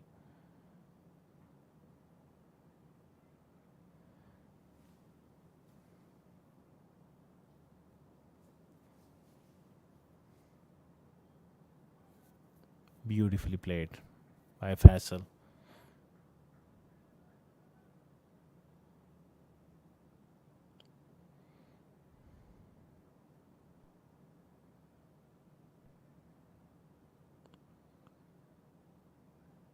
Good little phase coming up this one for Fujairah, with Shabazz Ali just giving 2 runs so far, and the previous over Umar Ali Khan just conceding 3 runs. So they need that tight phase here, where they really squeeze Ajman batsmen and induce them into making a mistake. Tidy over from Shabazz comes to an end. It's 133 for 2 after 27.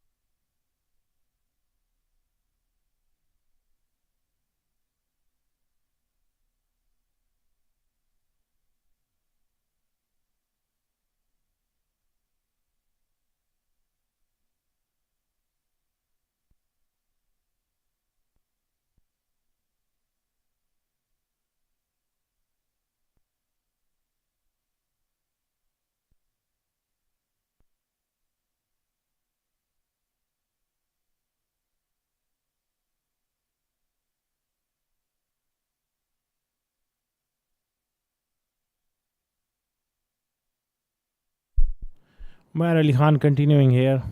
That's a very good delivery. Right on the money. He's a one bowler who's going to really utilize these conditions. Ball straight, ball wicket to wicket, ball to his field. And the odd change of pace. That nagging length. Nasir looks to take a chance and he gets away with it. Gives himself room and he slaps it through mid-wicket for a boundary. That's a vital boundary there for Nasir Aziz. He moves on to 47. That wasn't that bad a delivery, but he took a chance.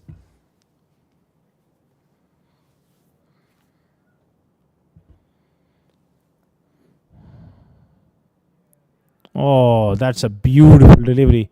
There was a big shout there by Zishan Abid for stumping. Nasir has gone nowhere. He's saying, I'm in.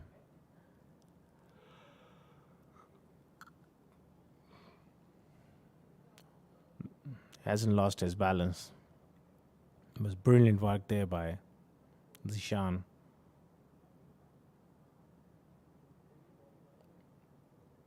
That's a very good delivery from Umar.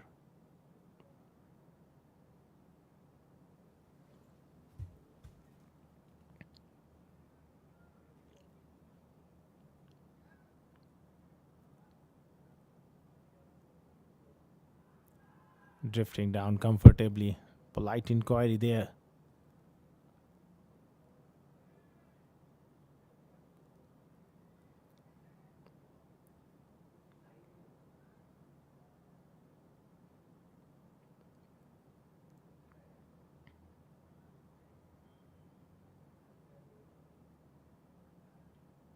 Oh, beaten him comprehensively around off stump.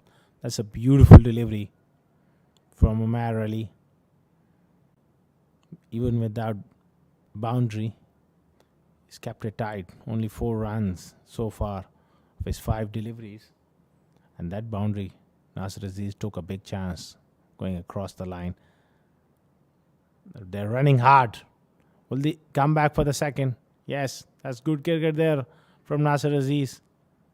6 of the over is 139 for 2 after 28.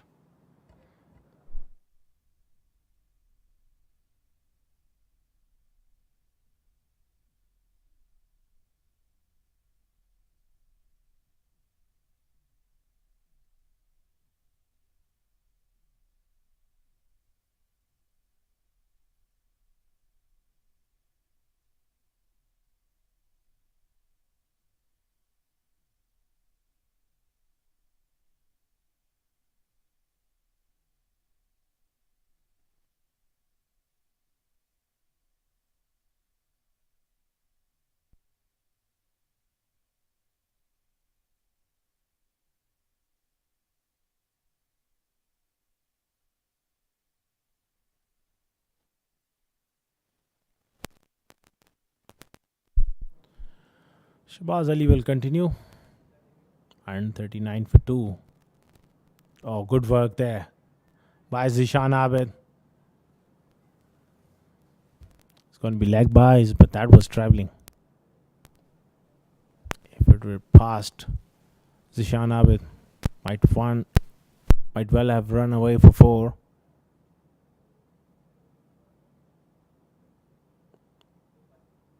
Zishan Abid is a quality wicketkeeper batsman. He's done well behind the stumps.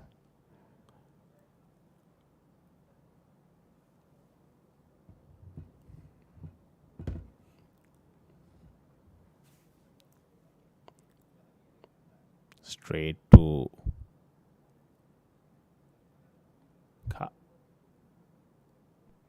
to mid off, no run there.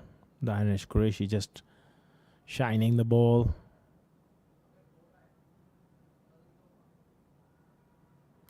Fujairah will believe. So does Ajman. So game is in the balance. Both teams are sitting in, taking it deep.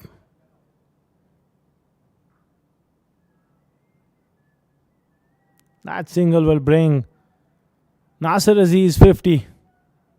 It's been a valuable contribution from him coming in at number 3.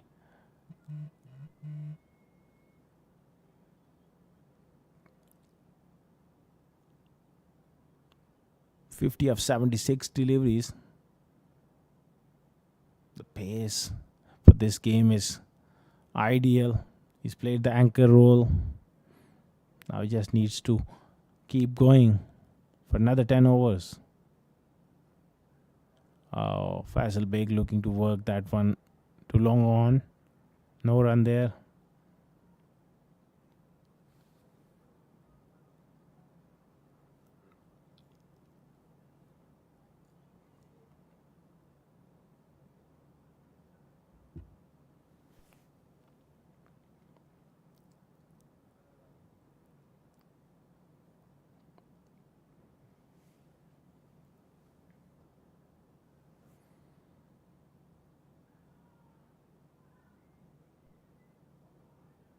That's a very good delivery there.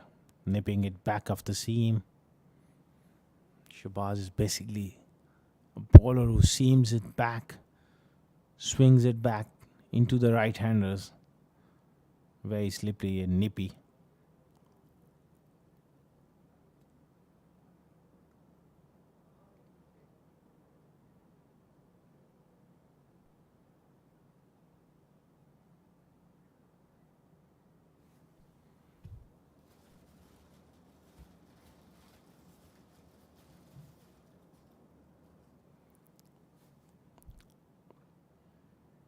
Drives it through the offside.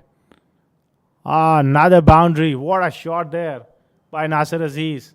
Giving himself a little bit of room and hitting it through covers for a boundary. 146 for 2 now after 29. Nasser Aziz moves on to 54.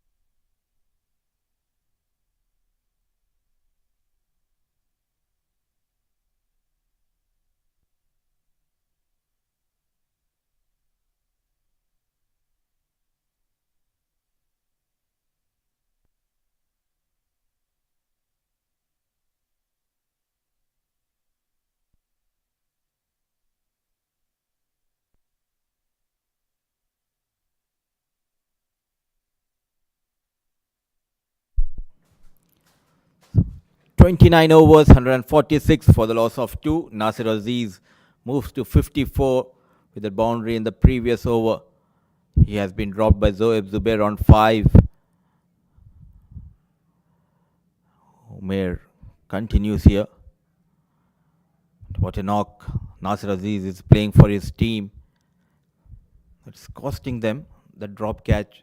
The early innings of Nasir Aziz, he has been dropped by Zoeb Zubair when he was on 5. Experience of Nasir Aziz.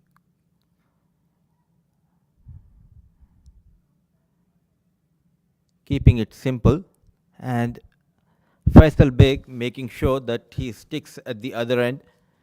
He's not at all in a hurry. They are in control. Just lost 2 wickets.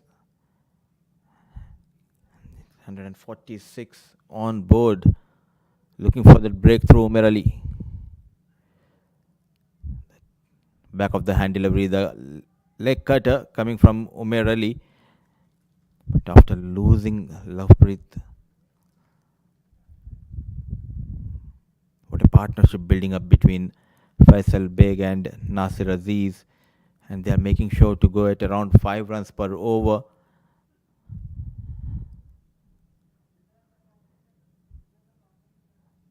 Good piece of bowling and equally well played. Chasing the target of 270. The likes of Rahul Chopra yet to come in this lineup. Keeping it simple, both the batters getting those odd boundaries in every over. Now 4 dot deliveries. Pressure is on the batter. Will he go for the big shot? Yes, he goes for the big shot and clears that mid-off fielder. One bounce, ball racing towards the fence. No chance for the stand-in captain Mohammad Usman. Much needed boundary from the blade of Faisal Beg at the right time. And 150 comes up with that 4 for the loss of 2 wickets. Calculative risk has been taken by Faisal Beg. This should have been done earlier by Umair. After conceding that boundary, he thought of changing the fielder. Now the mid-off goes back. The third man comes up for Faisal Beg. The last delivery. Sensible piece of batting. You got the boundary, then a single to end the over number 30. 151 for the loss of 2.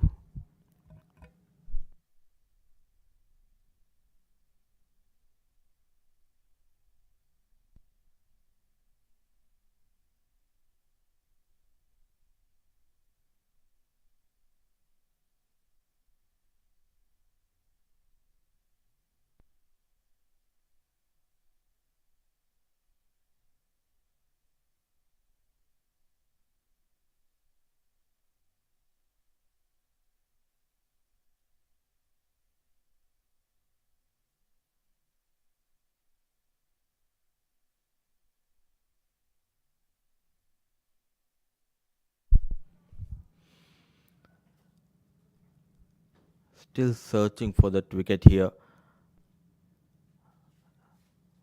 And Mujahid Amin comes into bowl.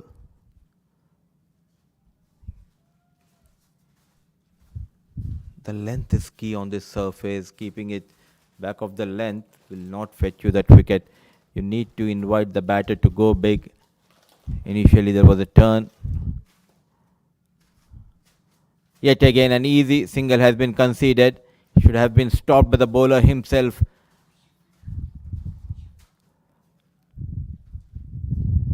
What a knock Nasir Aziz is playing for his team, batting on 54 of 77 deliveries.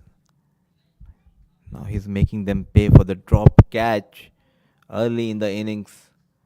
Mujahid into his 7th over, 23 runs and a wicket to his name. See, this is better, much better. Going down on one knee and with ease clears the short mid-wicket fielder. Ball racing towards the fence. Now they are in control. Brilliant piece of batting display continues here by Nasir Aziz.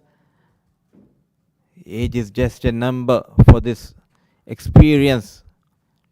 Nasir Aziz putting that towards the cow corner.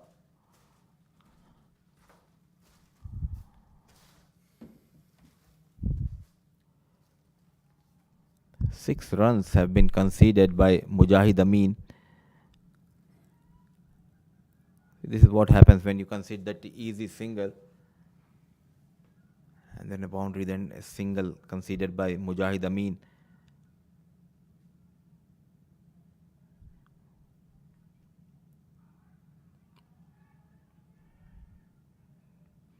Drifting down the leg, and the bowler was asking for the leg before and the batter was asking for the wide, but the umpire has some other thoughts. It has been called as a dot delivery.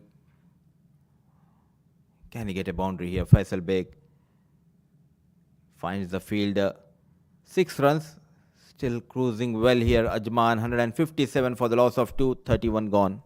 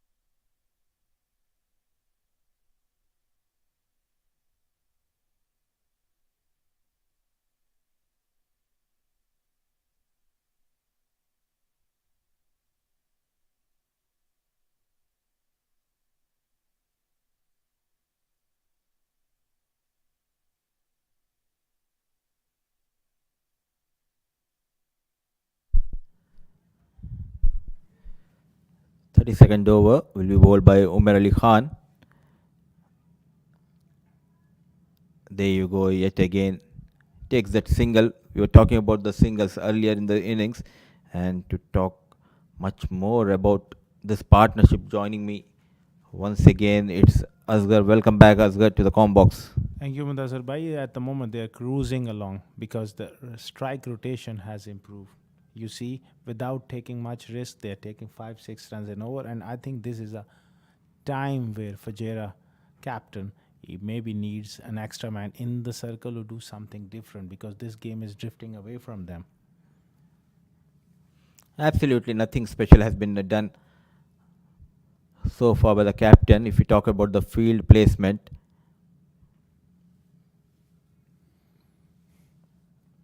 in situation like these, sometimes you have to take a little bit of extra risk before it's too late. Maybe bring an extra man up in the circle, entice the batsman to go over the top. In that process, you pick up wickets.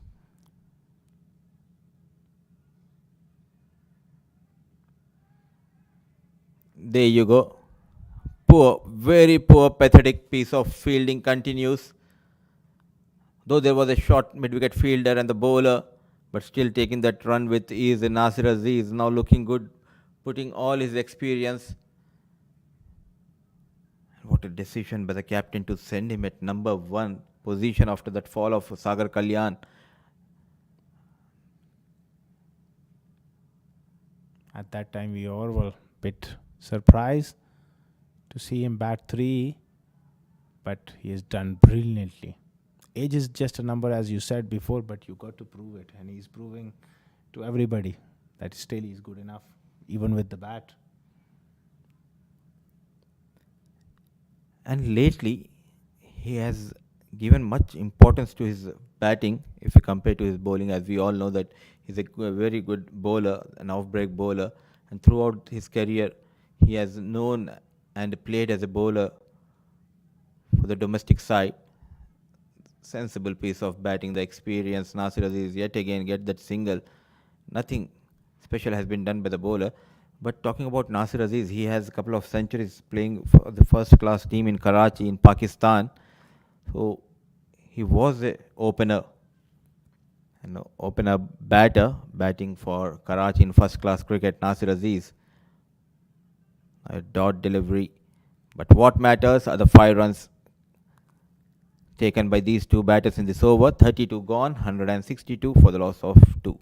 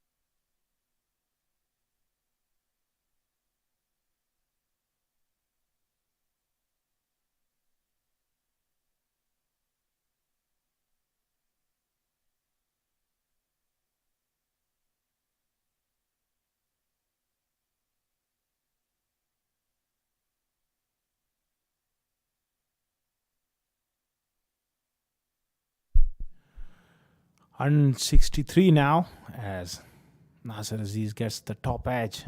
Was looking to pull that one away. Mujahid Amin into his 8th over. He's kept it tight enough. But Fujairah, they need wickets.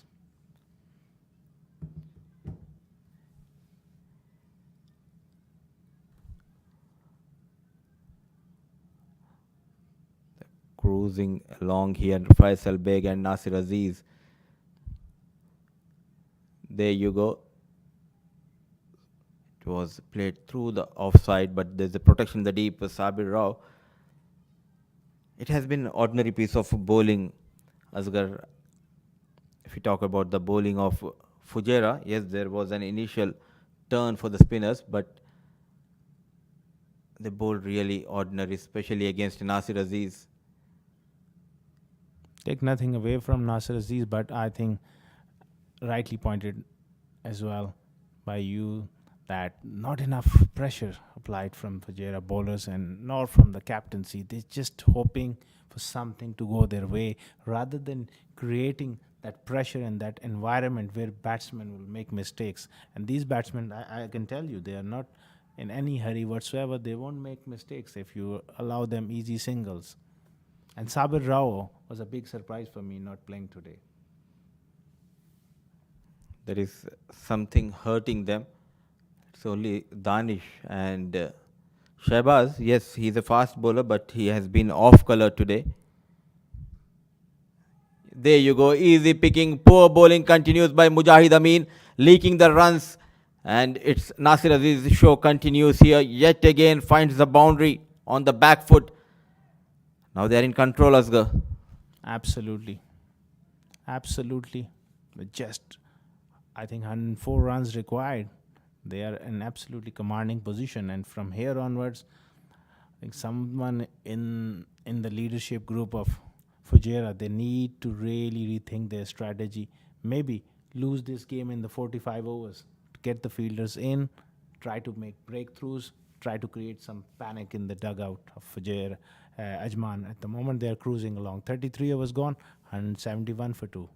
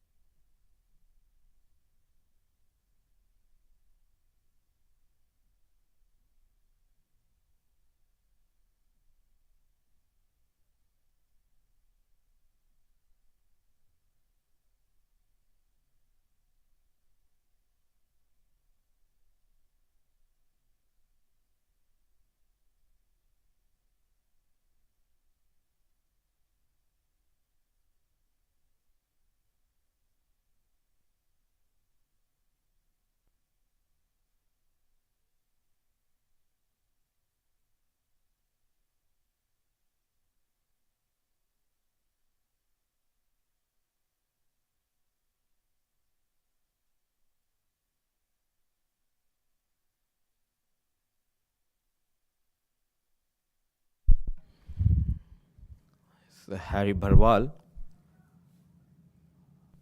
and Mujahid Amin. These are the only two bowlers who got wickets in this inning. Nothing much has been done by Umair Ali Khan or Shehbaz or Zoeb. So Nasir Aziz on strike. There you go. Slog sweep and a poor piece of fielding. Sabir Rao concedes a boundary and a well placed shot, I would say. Goes down on one knee. Nasir Aziz. He knows there is no protection in the deep, but look at that effort from the national player. Not at all acceptable. Absolutely pathetic. The fielding standard has dropped immensely from the Fujairah boys, especially with that partnership. They got frustrated and now they're trying and over trying. I think that was a very good shot by Nasir. He's a spinner himself, so he reads the mind of the spinner, upsetting him with that sweep shot, but poor fielding.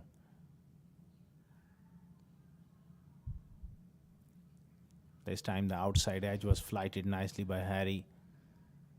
Look at that. Nasir moves on to 74. What an innings. He could get easily a three-figure score from him. That will be sublime. He deserved that the way he is batting. Yes, he was dropped on 5 by Zoeb Zubair, but after that he was in control, getting those singles and boundaries. Nasir Aziz. Now Faisal is getting a little edgy. Even in the last over, he's playing well, but he's trying to manufacture a boundary, giving himself that room. At this juncture of the game, he doesn't need to do anything silly. Just keep working the ball into the gaps. Another 30, 40 runs, and then few easy runs will come at the end for him.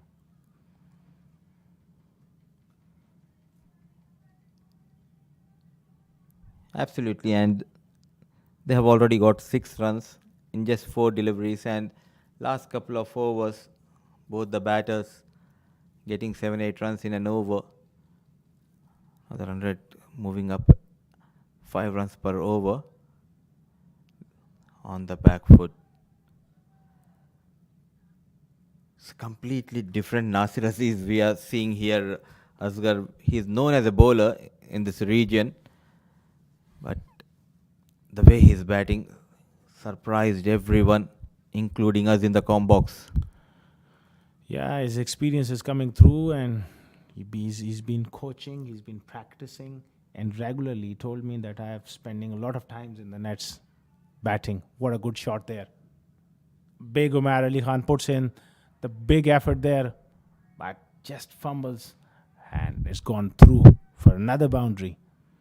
This time Faisal Beg joins the party. It's 182 for 2 after 34.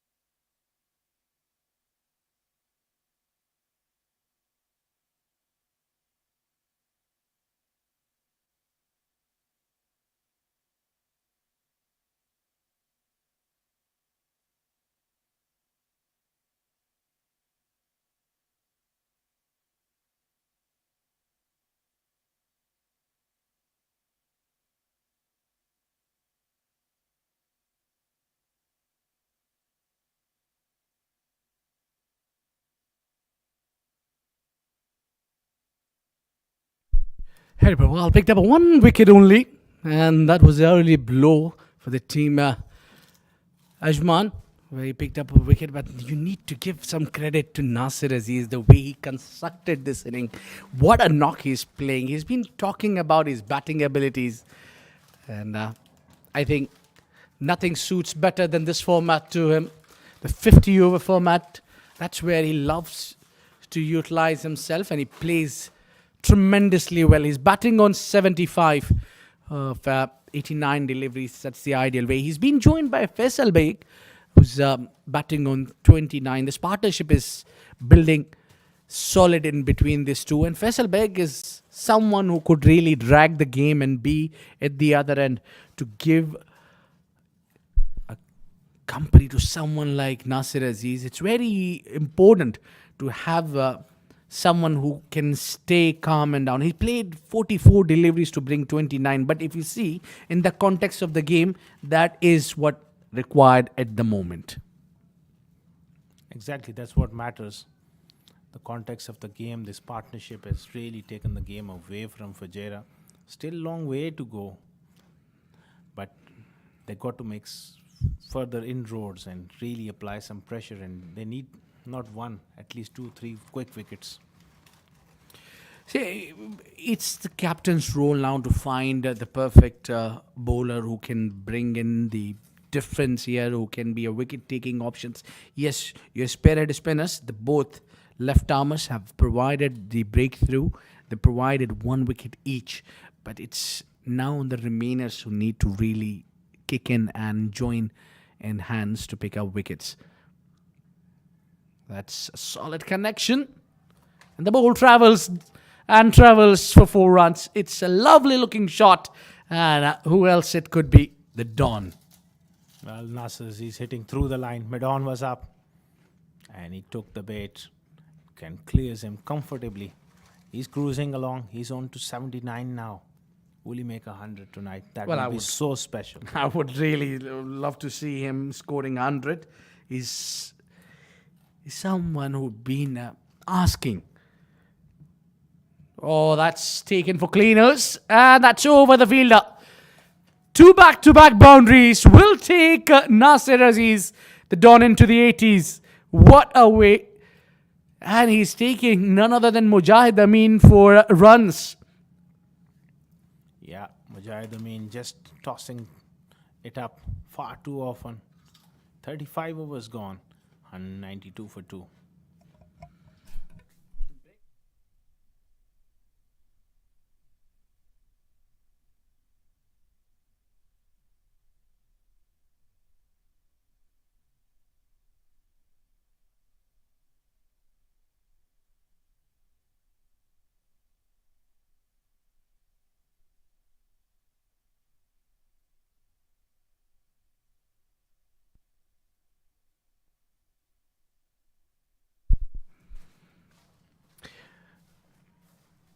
Well, the other option they're looking for the wicket.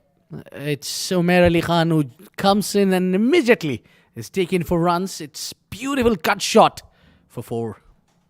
Beautiful shot there. Beautiful shot using the depth of the crease, going back and across, and finds the gap to perfection. Faisal Beg, the more he plays, the deeper he takes this innings. He's going to get fluent and aggressive. That's brilliant cricket there. Good comeback there by Umair Ali Khan. Straight to short mid-wicket. 196 for 2. Abid, game drifting away.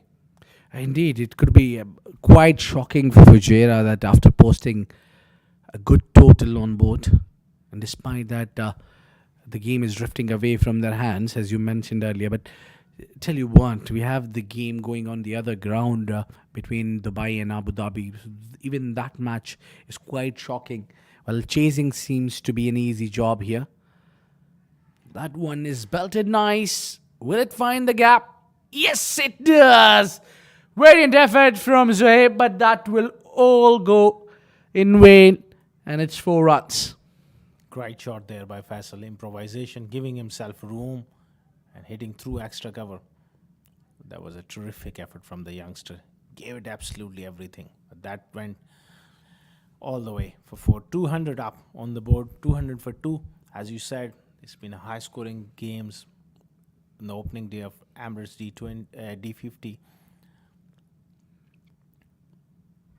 Captain's looking to bat first, but I'm sure after today's experience, things will change.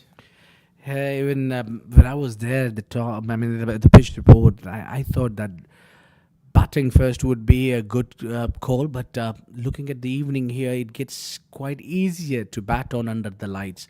It's quite different than the rest of the world when it's actually hard to batter under the lights, but I think the players are very used to this conditions. 201 for 2 at the end of 36.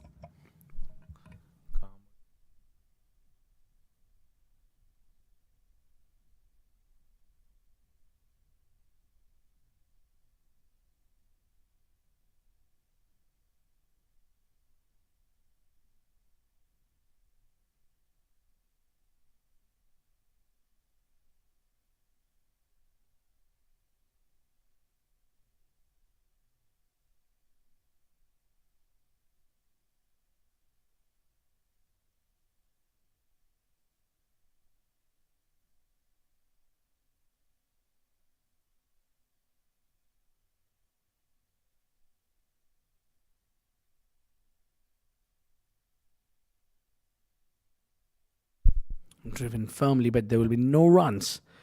Well, Leggy got plenty of overs left. Zuhaib, he's got work to do here. He's been economical, but now the team needs wicket from him. Oh. Well, what I feel here as well is that it's the team Fujairah is might be a wicket or two away from making a comeback into this game. That was well within the crease. Yeah, it is.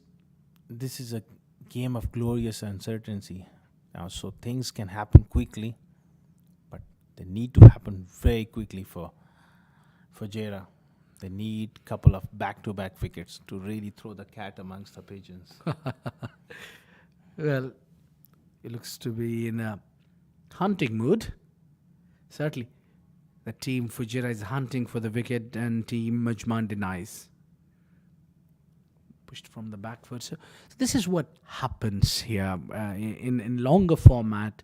We've witnessed a lot of 50 overs game across the world, but once you break that momentum, similar thing happened with Team Fujairah when they were cruising, and when the two openers were right there at the center, when Salman Khan especially got dismissed. That's where I think the runs flow has stopped right towards the end. Mohammad Usman provided what it was needed, but then again, it's all about the momentum. The momentum you have in favoring you, you might have the game on. So far, only one run come off this over. Another dot ball. What a good over. Only given one to conclude the over. 37 gone. 202 for 2.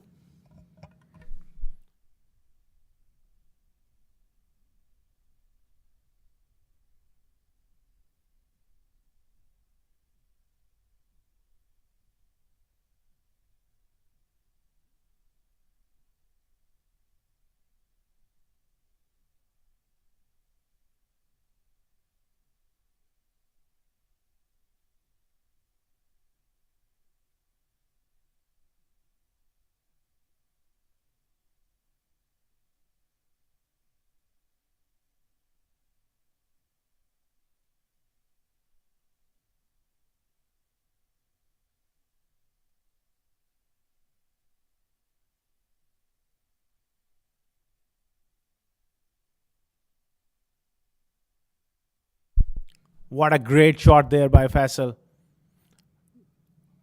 Only for a single, but that was wonderful footwork. Improvisation, giving himself room.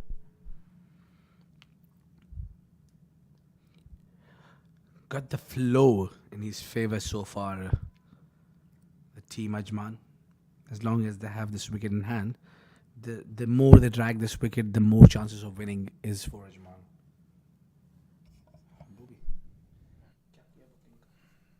Yeah, nicely bowled once again from Mujahid. into his last over, keeping things tight. Nasir is on 83 here. Inside out, beautifully played. Work to be done by Omar Ali Khan. Does well there. It's going to be a couple of runs there. Once again, Nasir Aziz, what a brilliant innings he's played. A responsible innings coming in at 3. And he's batting well into the 40th over now. 38th over. Top edge. Over keeper head.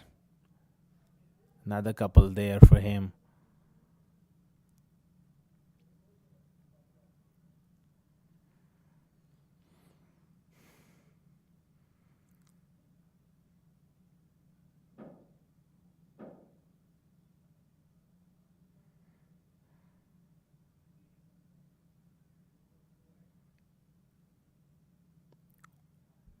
Oh, what a good sweep shot once again. He's a strong sweeper, is Nasir Aziz. Plays the spin well. Easy runs coming. He's sweeping at them. 3 twos coming in a row.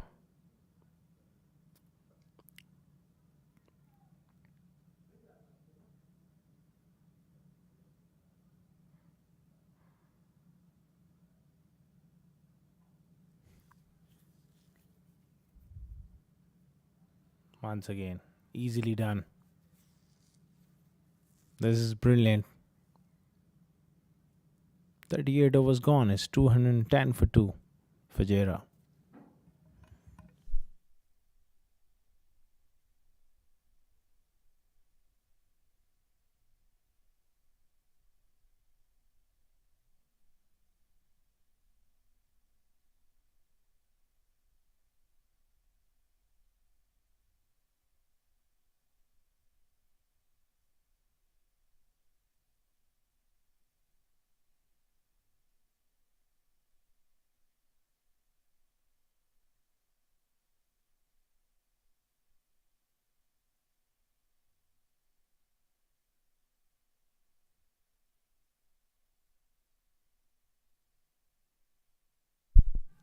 Big shout there from Zubair and Zishan, the wicket keeper. That was a very good delivery from him.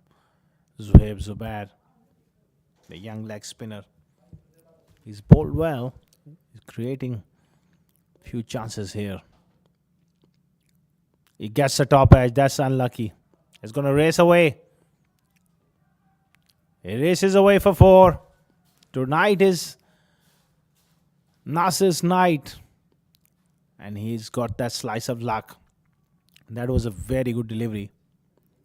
Looking to sweep, top edging it.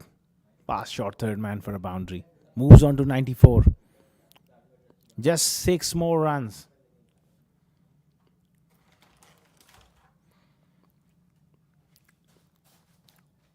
For that magical figure of 100. Works it. He's running hard. Will he come back for the second? Oh, that's brilliant running.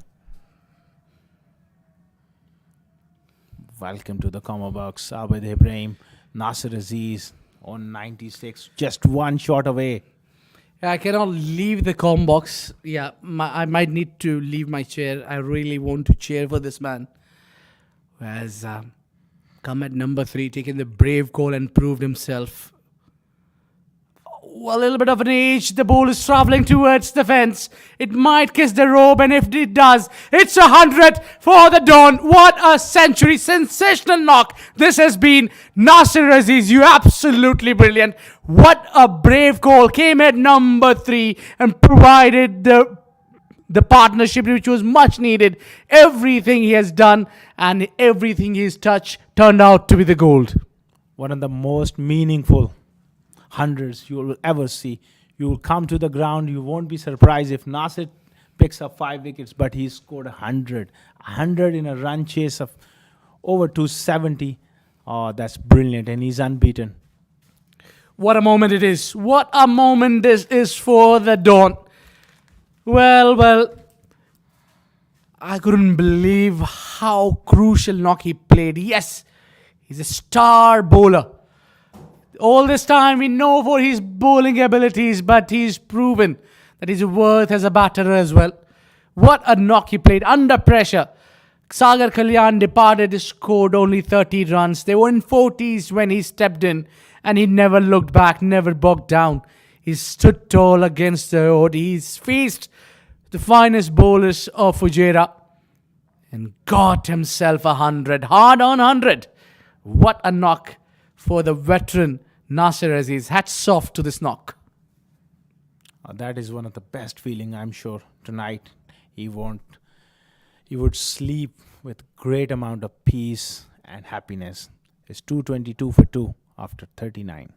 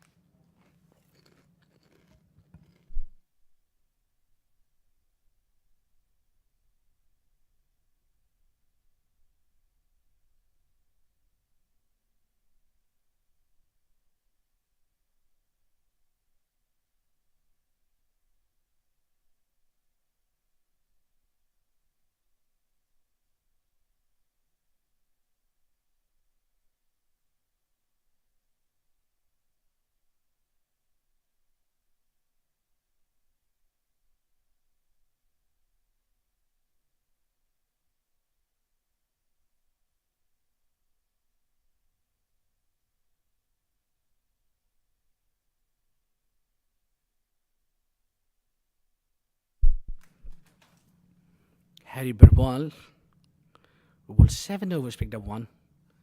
It's been every time the story that Nasir Aziz is looking for that paddle sweep, and he got the most of the runs through that shot. And still, bowler couldn't figure out what to do against him.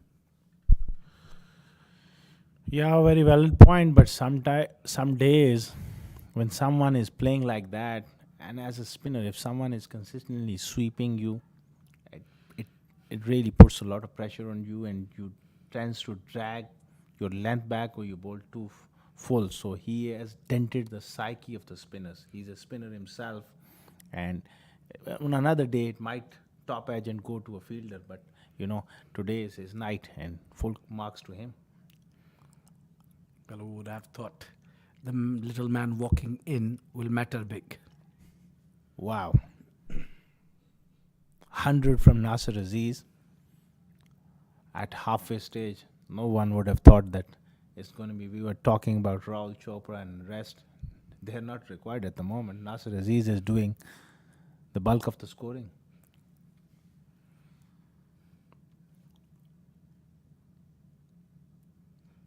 They got bat onto it. Nasir is still fit enough and still almost found the boundary there. Cut it down. Zawar Farid got a little work to do there. Or they're running for 3. Now you need to give him 100% for the fitness. Who says this man is a veteran or old?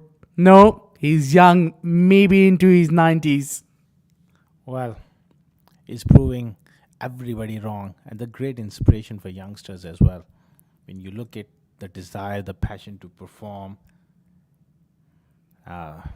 you got to definitely take a leaf out of his book. 100%. In an agreement with you.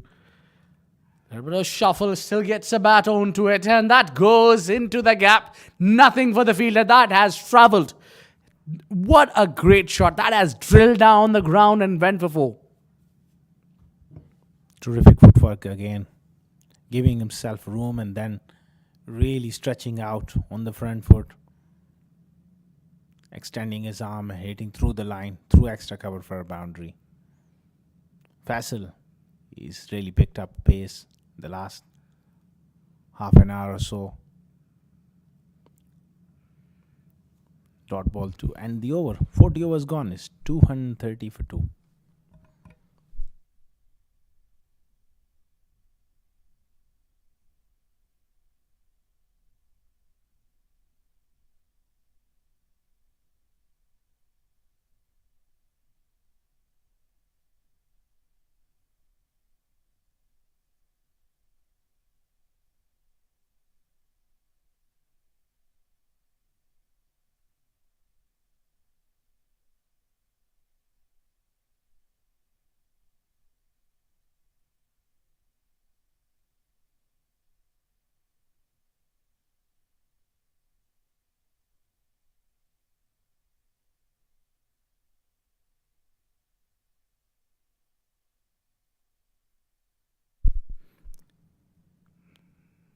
Well, Zohaib haven't picked up a wicket so far, and he's been bowling at the right areas. Despite bowling at the right areas and trying and getting enough pressures from the surface, not being able to pick up wicket. A youngster like Zohaib is far more talented than what the figure suggests. Totally agree. He's bowled some good deliveries, but he hasn't had the slice of luck in his favor. He could have easily, on another day, picked up a couple of wickets. Few top edges went here and there, but he needs to be a bit more consistent as well. Not easy as a leg spinner, and you also need a great captain around you to really utilize and groom you. 100%.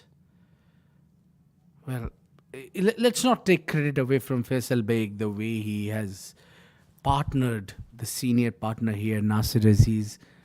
Uh, well, that's for sure. Oh, that's a hard, cracking shot. Well, no need to move an inch for the fielder. That is gone. What a shot from Faisal. Now he moves to 49. Terrific shot. He has really cut loose in the last half an hour. Faisal is someone who takes time initially. Perfect player for 50 overs format.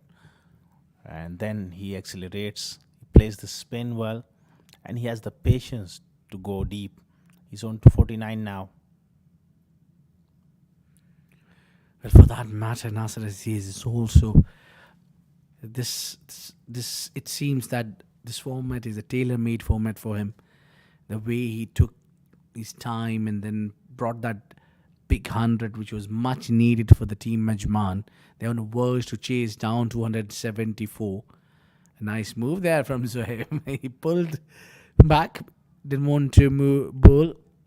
And I don't think so. That's advisable when you're on 49. Well, oh, that was dangerously played off the stumps, looking to cut. I think he just allow himself to just play a normal punch down the ground, pick up a single.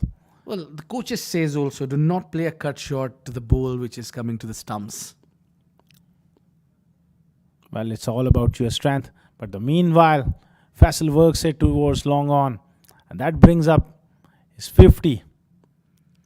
His first D format tournament he's participated. And that's a very good half century from Faisal. 236 for 2 after 41.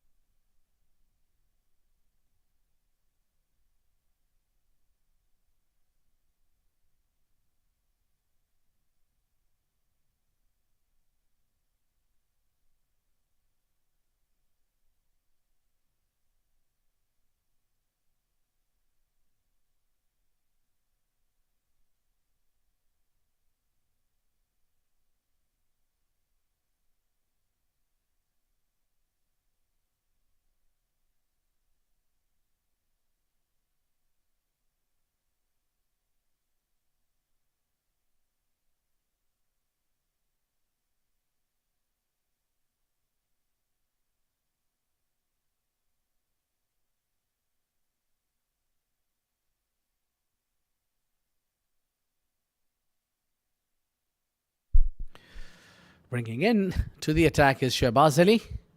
And we are bringing into the com box is Mudassir Ali. Well, Mudassir, there been a lot of talk about Nasir Aziz coming at number 3 position. We were all shocked to see him coming at number 3 position. We might thought that he wouldn't be lasting long, but he mattered the most today. Small man with a big job.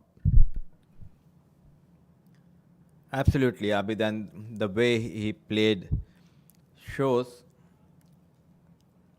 as we always say, that the age isn't just a number when it comes to Nasir Aziz, showing his class. And this season, he has batted at number 1 position for Ajman in other tournaments as well.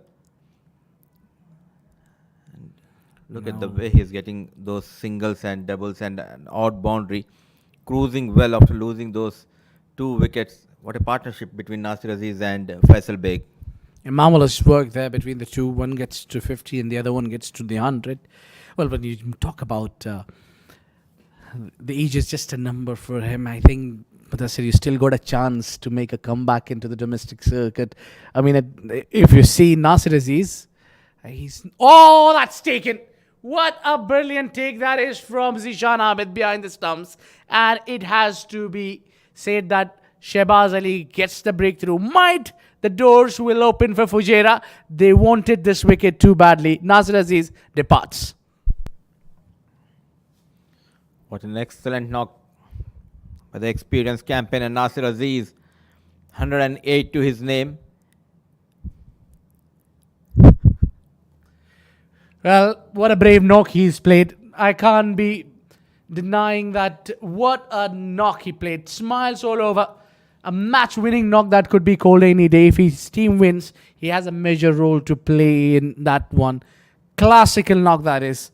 I would say still, I saw him after scoring 3 figures. He was still running for 3 runs. The fitness, he's best at it. You ask him to retire, he'll give up the answer that come run by my side and see who has the most laps. An excellent knock comes to an end due to an outstanding catch taken by the wicketkeeper Zishan Abid.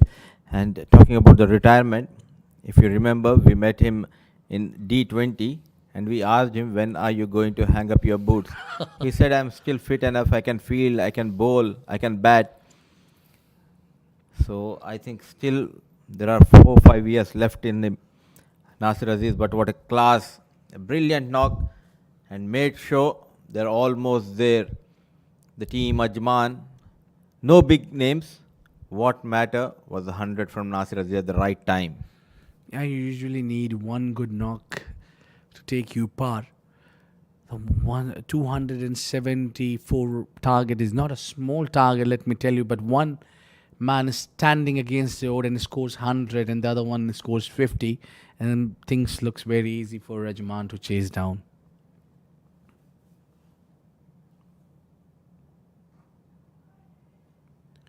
Driven nicely straight to Mir Ali Khan. A little bit of a fumble, won't matter much here. But we can't get over talking about the Don, Nasir Aziz. I mean, you're talking about January, but I met him today and I was the first word that I came out of my mouth. It's like, Nasir, bhai, are you still not planning to hang your boots? That's how we banter together. I mean, nothing taking away from his fitness, and he's a class player. He says, that's what his reply was. His reply was, I'm more of a batsman now than the bowler. So I was shocked. And maybe he was talking about the 20s and 30s. Maybe he's making around. But today he kept and proved me wrong. What a class. Absolutely, and he was dropped on 5 by Zohaib Zubair, and he made sure that he score big and make the Fujairah pay big in today's match. The first encounter between these two sides, toss won by Fujairah, and surprisingly they have batted first. And talking about Nasir Aziz, look at his fitness. The other youngsters in Fujairah, they're struggling. In the deep, we have seen some easy runs has been considered by Sabir Rao, Zawar Fareed, Zohaib Zubair dropping that catch. Mujahid Amin has been sloppy in the field. So was Shahbaz. So fitness is key for Nasir Aziz. Yeah, the commitment was 100% there. And I think now it matters that it was the right time for him to leave the job for the remainers. You'll have a fresh legs here as Rahul Chopra. We haven't spoke a lot about him. We'll talk about him as well. And meanwhile, it's 42 gone. It's 241 for 3.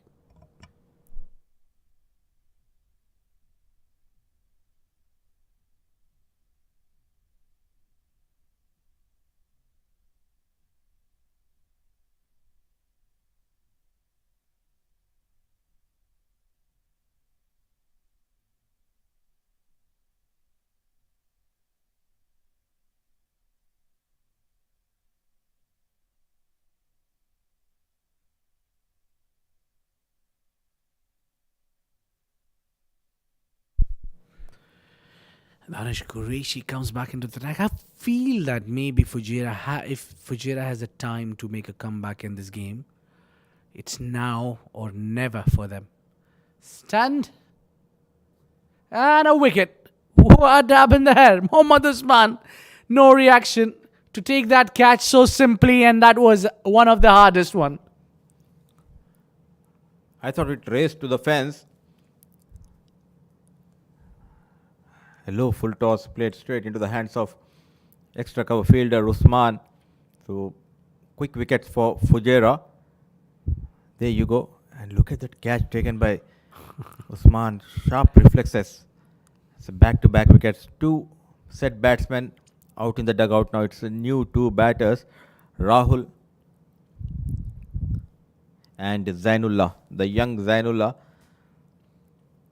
Is there a chance for Fujairah to make a comeback? I feel if there is any time for them to make a comeback to this game, it's now. It's now or never. They got two set batsmen out. Now they'll have a two fresh legs. I wouldn't mind to have a slip at Corden and try to apply the pressure, cut down those singles, and create a pressure here. That's how the champion teams do. And certainly, Fujairah is nothing less than the mighty Fujairah, we say, because they are the champion side.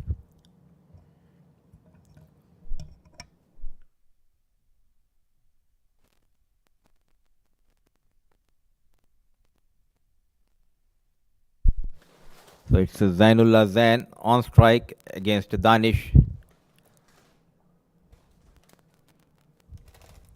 6 overs, 22. And he got his first wicket on the previous delivery. Trying to make an impact here, Danish Qureshi. A good fast bowler. Has been struggling with injuries lately, but making a comeback in domestic circuit couple of months back. Danish Qureshi.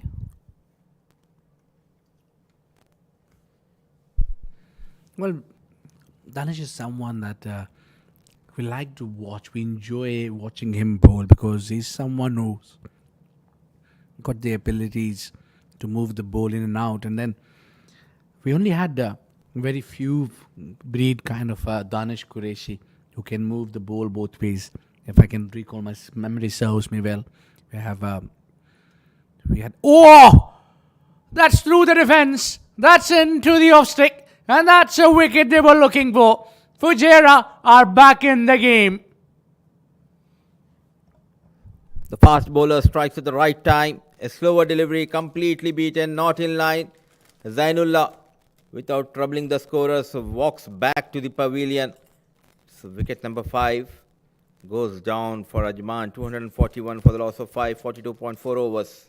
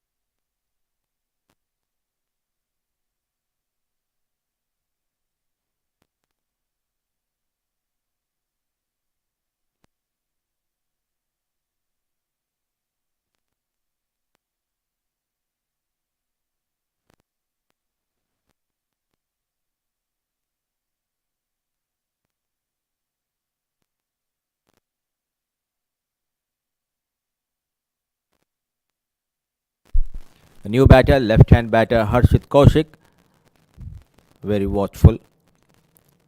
They got those 3 wickets in quick time, but they have got it very late. The introduction of Danish Qureshi for his second spell, getting couple of wickets in this over. Yet to concede a run in this over, but still the likes of Rahul Chopra is at the non-striker end, and it's Harshit Kaushik, who is known for his batting skills. Very watchful. Takes a single of the last delivery, 43 gone, 242 for the loss of 5.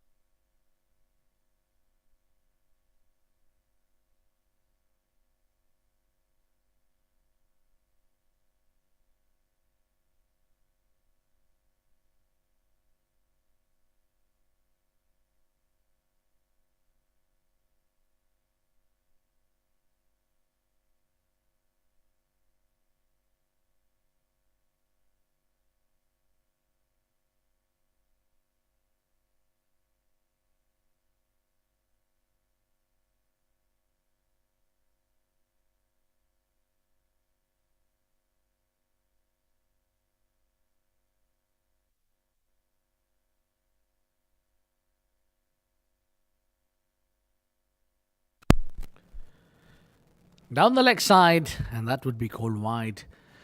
Shehbaz, yes, he picked up a big wicket off Nasir Aziz, but he need to pick up a little more wickets here to excite the game and excite us here in the com box as well. Absolutely, Abid, and this is a platform where you need to showcase your talent. And when you have got that chance, you need to grab those opportunities with both the hands. But so far, he has been wavered in his line and length, going for those runs in his first spell, especially Lovepreet Singh scoring those maximum boundaries against Shehbaz. Yet again, couple of wides. I think Shehbaz is targeting his rib areas. That's where he want to bring the ball into Harshit. Meanwhile, it's not working for that. He changed his side now. He'll be angling it away probably now. And moreover, Abid, this is a very important tournament in our domestic season, the D50 and the D20. This is organized by Emirates Cricket Board, and it's very important. If you perform here, then you get a chance to go into the camp, and you never know, you can represent the national side. But I'm really disappointed. These guys did not prepare for this longer format. Look at the fitness level of the fast bowlers or the fielding of Fujairah. Yeah, I think the board haven't done anything wrong in terms of providing cricket in the country. We have, I think, not anywhere in the world there's the amount of cricket is happening, the much it is happening in the United Arab Emirates.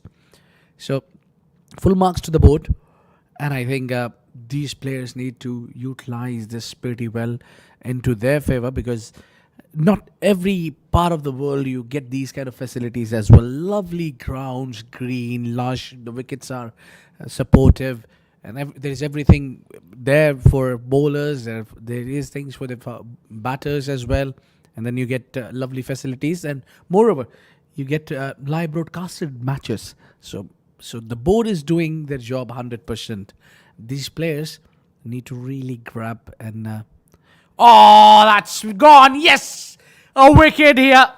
Is it a twist in the tail? We'll have Harshit will take a walk out, and it's a mighty blow to Team Ajman.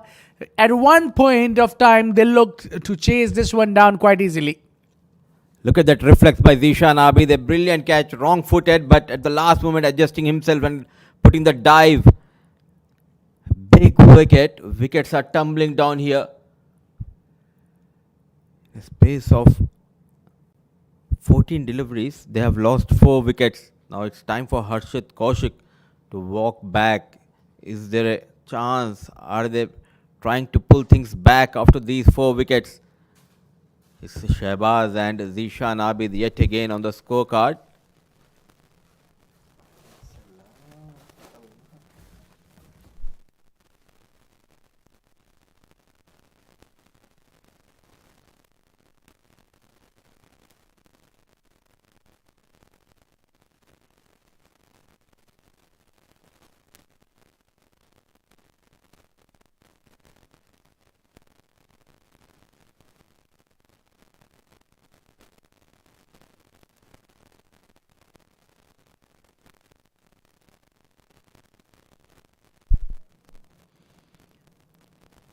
Wickets are tumbling down here at Malek ground. At one stage, Ajman were in a good position to go down and chase the target, but that wicket of Nasir Aziz, then Zainullah,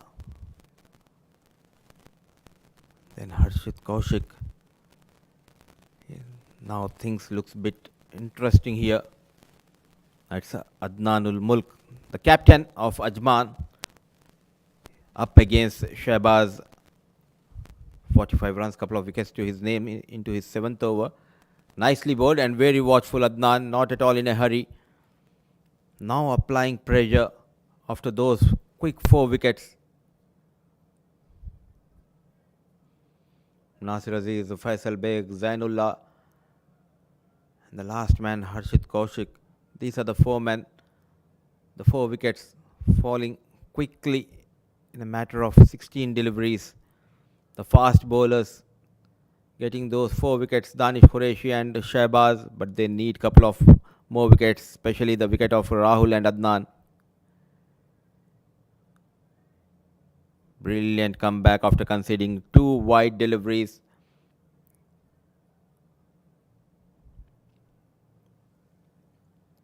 They need to apply the pressure, not at all in a hurry. Adnanul Mulk as of now. 43.4 overs, 244 for the loss of 6, chasing that 274 target, and 100 has been scored by Nasir Aziz. Earlier he was dismissed for 108. It was a brilliant partnership between Nasir Aziz and Faisal Beg. Made sure to take the team to cruise them along to the 274, but quick wickets helping Fujairah to pull things back. It's becoming interesting here in Malek cricket ground. The 2 new men, Adnanul Mulk and Rahul Chopra, out there in the middle for Ajman.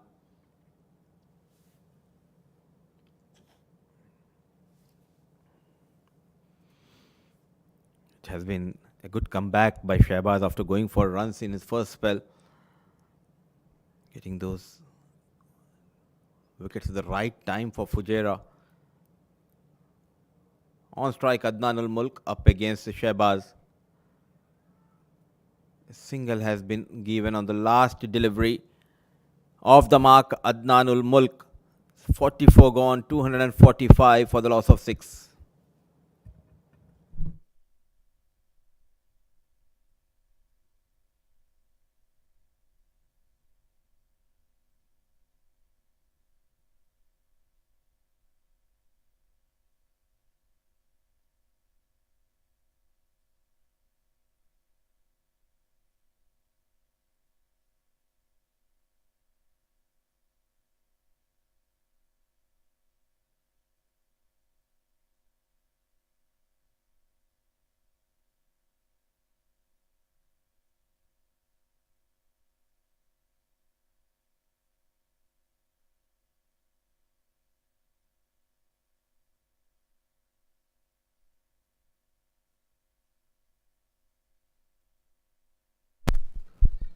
Danish Qureshi. Yeah, he's provided the breakthroughs, he's provided the wickets, which was much needed. All of a sudden, you see, from 2 to 6 wickets, the journey has been really short.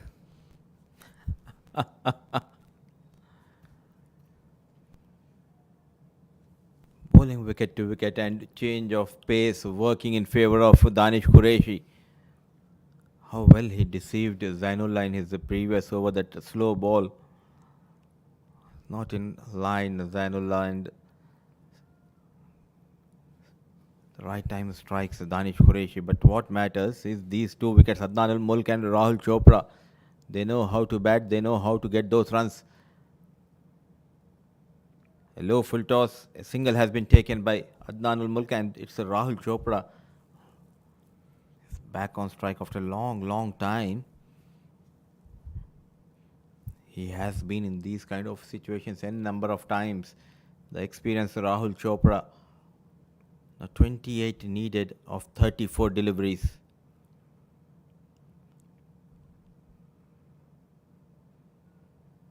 There you go. Finds the gap. An easy single taken by Rahul Chopra. Did he miss the trick? The stand-in captain Mohammad Usman getting these two fast bowlers very late. Just relied on those spinners and they went for runs. And when the fast bowler came in, they got the wickets. I think change of pace here worked in favor of Fujairah because they kept on bowling with the spinners. When the right time came in, they brought in the fast bowlers, and it seems Ajman was not prepared for the fast bowlers.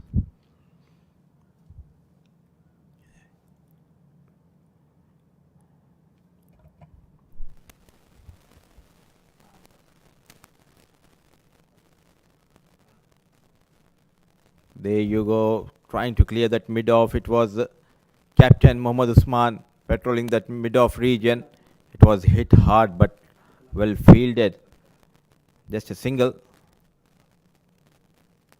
It's key for Ajman batters to keep on rotating the strike.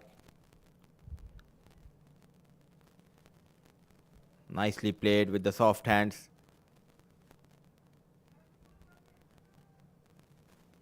Single has been taken on the last delivery. 45 gone, 249 for the loss of 6.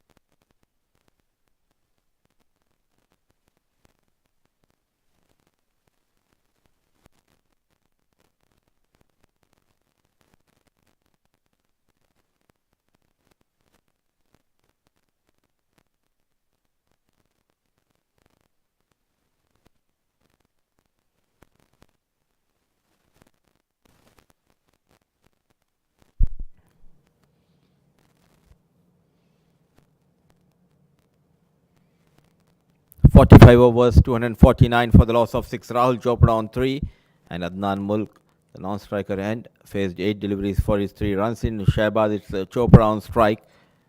Very watchful. Not needed, not needed. Just getting carried away, Shahbaz Ahmed. But what an excellent catches have been taken by Zishan Abid behind the stumps. He came in because of that injury in the first innings for Hamdan Tahir. And excellent, he was behind the stumps. Zishan getting those 2 catches. One of Nasir Aziz, then of Harshit Kaushik.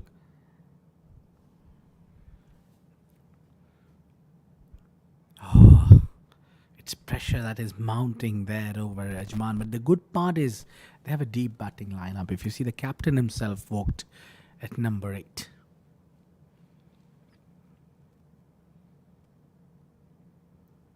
And promoting Nasir Aziz up the order, Adnan Ul Mulk. It worked in the favor of Ajman.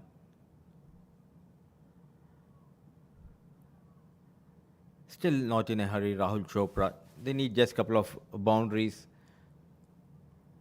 It's 25 needed of 28 balls.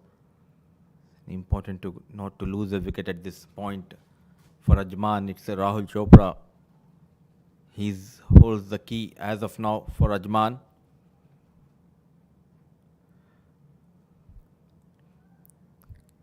Nicely bowled and equally well played for a single Rahul Chopra. And with that single, 250 comes up for Ajman.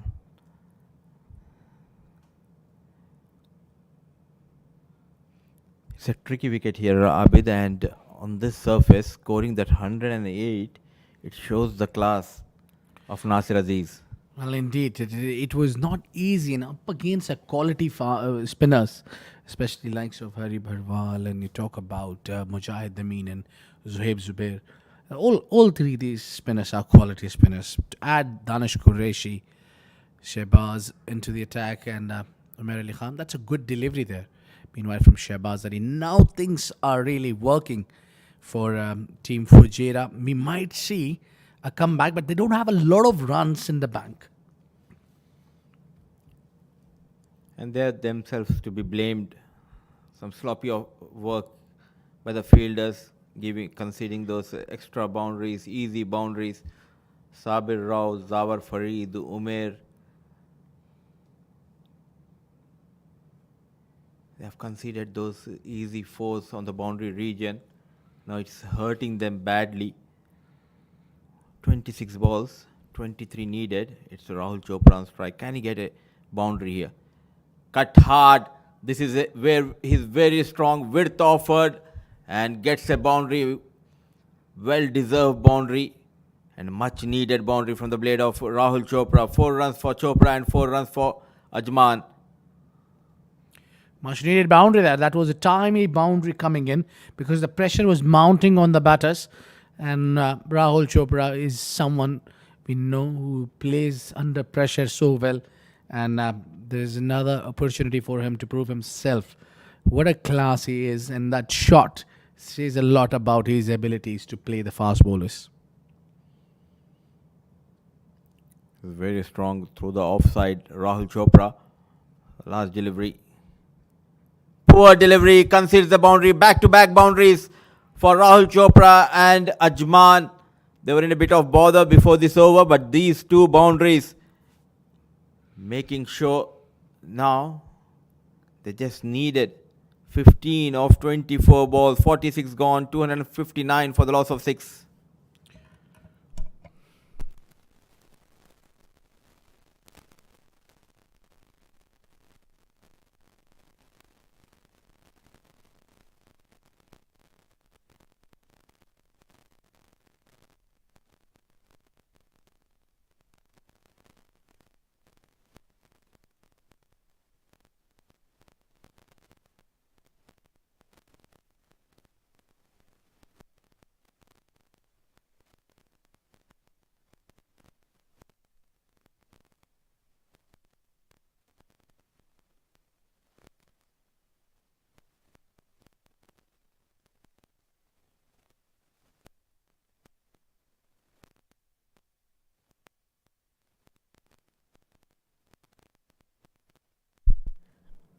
Six overs, 259 for the loss of 6. It's time for spin. Hari Bharwal, the captain, trusting Hari Bharwal. 50 runs, a wicket in his 8 overs is Adnanul Mulk, who loves to go after the spinners. Just flighting the ball here. Maybe that will work. Hari is quite predictable because when he bowls these flighted deliveries, these deliveries will turn away. When he bowls those quicker ones, that goes with the arm, and those are the arm deliveries when he bowls quick. Slip on. That's a good sign, positive sign. They want to attack. There is no way you can defend this total if you don't pick up wickets.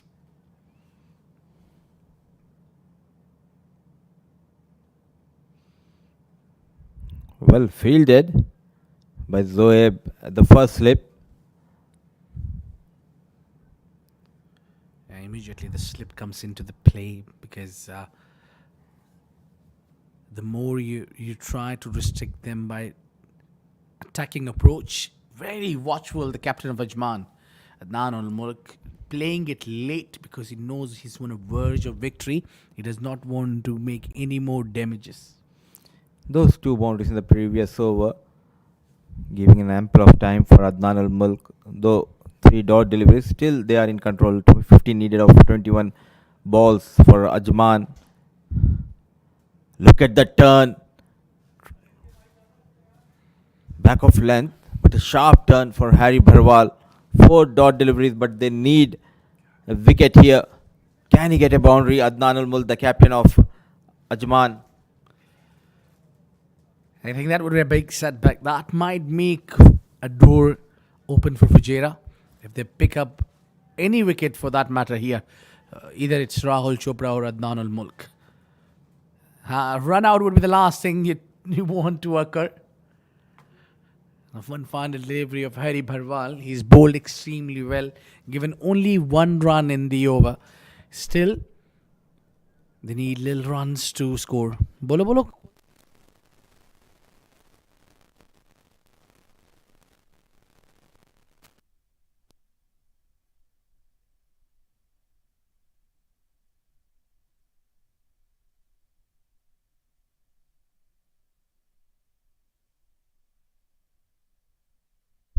Misfield is not affordable at this juncture of the game.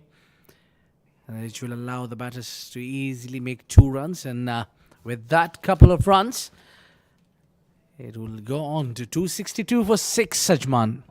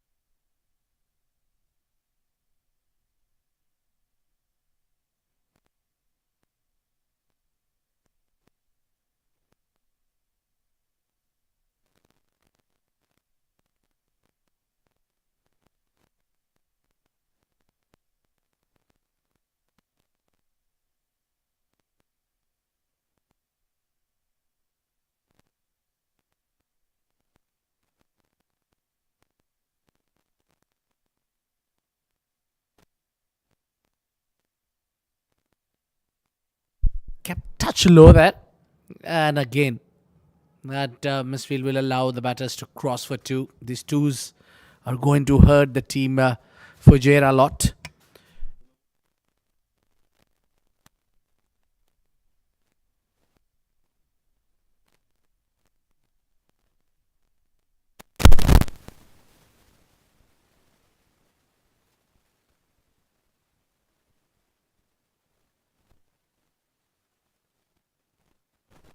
Ten more needed, and the excitement are all over the ground.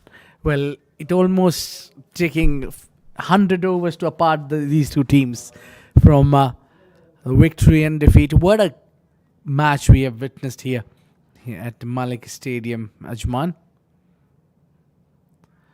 That's slightly uppish, but into the gap. They'll only take single. I think it could be not so easy as we say 9 more runs, but it will take a little bit of an effort from the batters to do, because Fujairah are not going to give it easy. Where are you appealing, mate? Where are you appealing? Nowhere close to the stumps, but it is all happening because of the excitements. That's what they want to do. Play some mind games and get the wicket. Trying to play into that big vacant area behind the square, Rahul Chopra. 15 balls, just 9 runs needed. Goes big, goes over the extra cover, finds a maximum. Brilliant piece of timing. Flight offered by Zohaib Zubair and full advantage taken by Rahul Chopra. Well, that would definitely give a lot of relief to the team Ajman to see that 6 sailing over the fielder said for a glorious 6. And I think that will take their place and will give them maybe those 2 points that they're looking for. What a great hit under pressure and one of the difficult shots to execute over the covers. Next delivery, good comeback. But still, I feel now it's a bit too late for Fujairah to make a comeback in the game. Absolutely, and in the middle overs, they bowled really badly and they fielded badly, and that was the key for Ajman. They took full advantage, especially the way Nasir Aziz and Faisal Beg batted. We'll have the conversation in the next over. 48 gone, 272 for the loss of 6.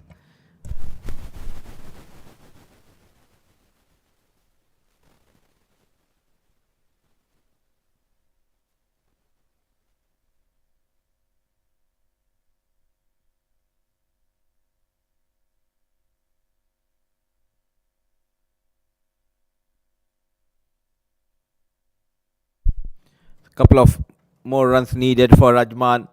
What a chase, brilliant chase, I would say, by the batters of Ajman, especially the Nasir Aziz and Faisal Beg and Lovepreet Singh Bajwa contributing for Ajman. 21 of 13 deliveries with the help of a maximum and couple of boundaries. Rahul Chopra once again proving why he is key for Ajman in the middle overs. Slow delivery, wanted to go big. It was a dot delivery.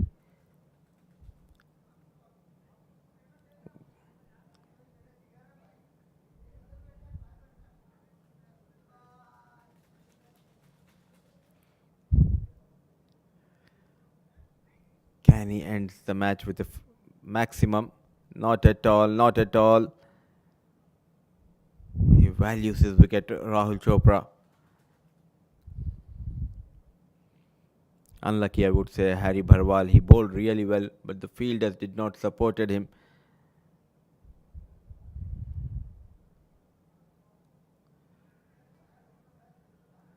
Trying to go for the sweep shot. Was there a chance for Zishan Abid? He reacted a bit late.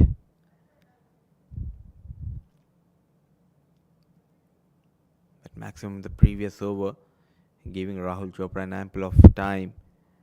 4 dot deliveries, it won't hurt Ajman. Just 2 needed. There comes the sweep, and the ball goes towards the fence.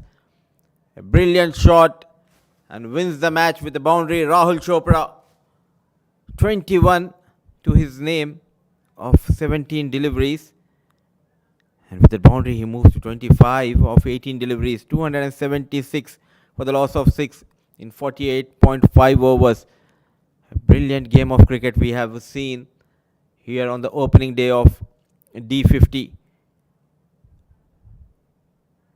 Dictating the terms was Lovepreet Singh Bajwa, Nasir Aziz, and Faisal Beg, the batters who got those crucial runs for Ajman. And at the end, Rahul Chopra and the captain Adnan Mulk made sure they don't lose any further wickets, and they cruise to their target with 4 wickets in hand. So 2 points for Ajman in the first outing here in D50, Emirates D50 2023.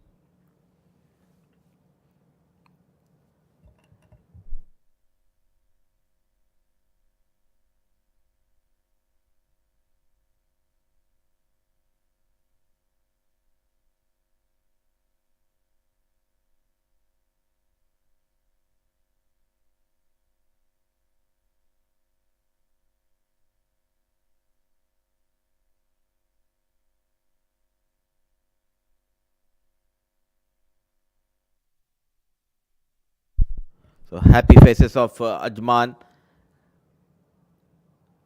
after conceding 273 runs in the first innings.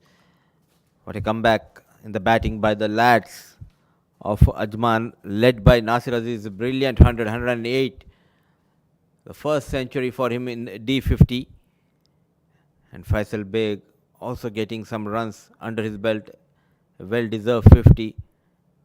And the start was provided by Lovepreet Singh Bajwa. At the end, Ajman winning by 4 wickets in hand. So it's a wake-up call for Fujairah in D50, losing their first encounter against Ajman. That's all we have from the com box.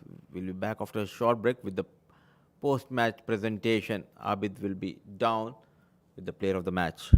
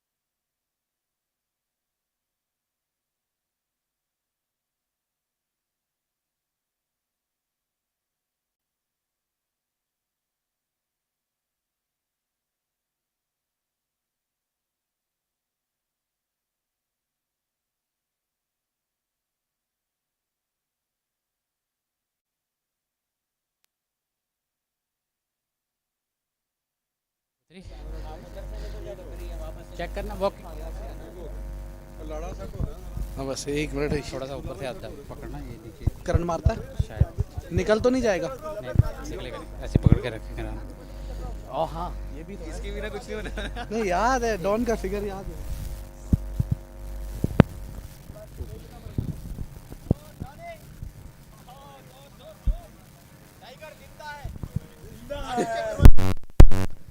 तू भी जिंदा है।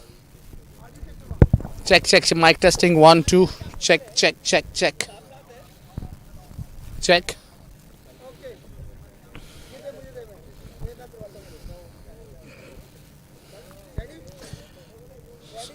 जी जी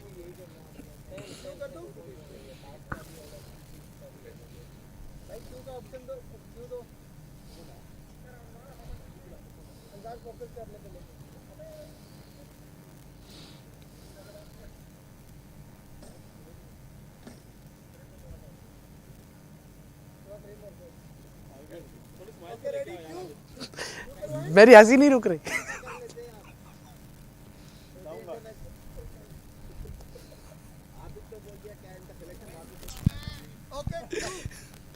Well, what a great day of cricket we had witnessed here. There was a battle between Fujairah and Ajman, where Fujairah has won the toss and they elected to bat first, not knowing what is in the tank. We got all surprised to see how this game turned out to be. They posted 274 runs, Fujairah, and thought that might be a little too much. But Team Ajman had a different plans altogether. They chased it down, sparing a couple of overs as well. I've been joined by Mr. Iftikhar Ali for the post-match presentation party. Thank you so much, sir.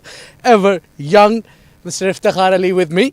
And we've got a couple of great performances, but one man stealing the show completely. Coming at number 3, standing tall against the odd, played difficult shots, some quality bowlers. He provided what it needed the most. Small man matters big. It's none other than Nasir Aziz Don for the Player of the Match award for his brilliant 108 runs of 114 deliveries. He struck a 6 and dealt with the boundaries. 12 boundaries in his name, and he has a figure of 10 overs, 1 maiden, 39, picking up 2 wickets.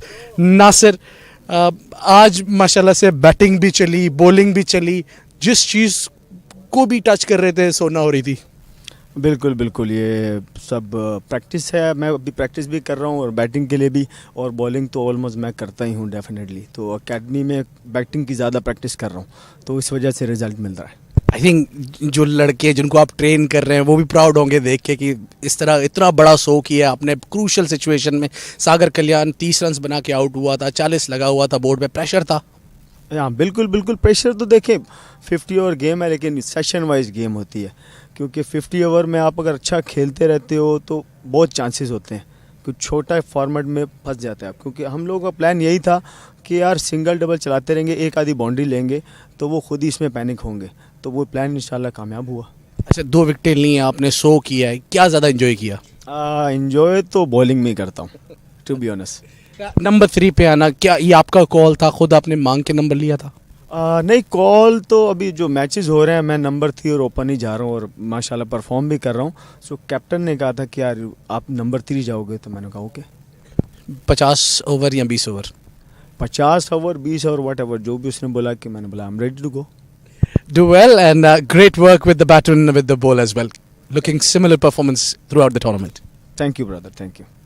Well, that was the Don who dominated today. Well, we take off. It's good night and see you tomorrow. Until then, stay blessed.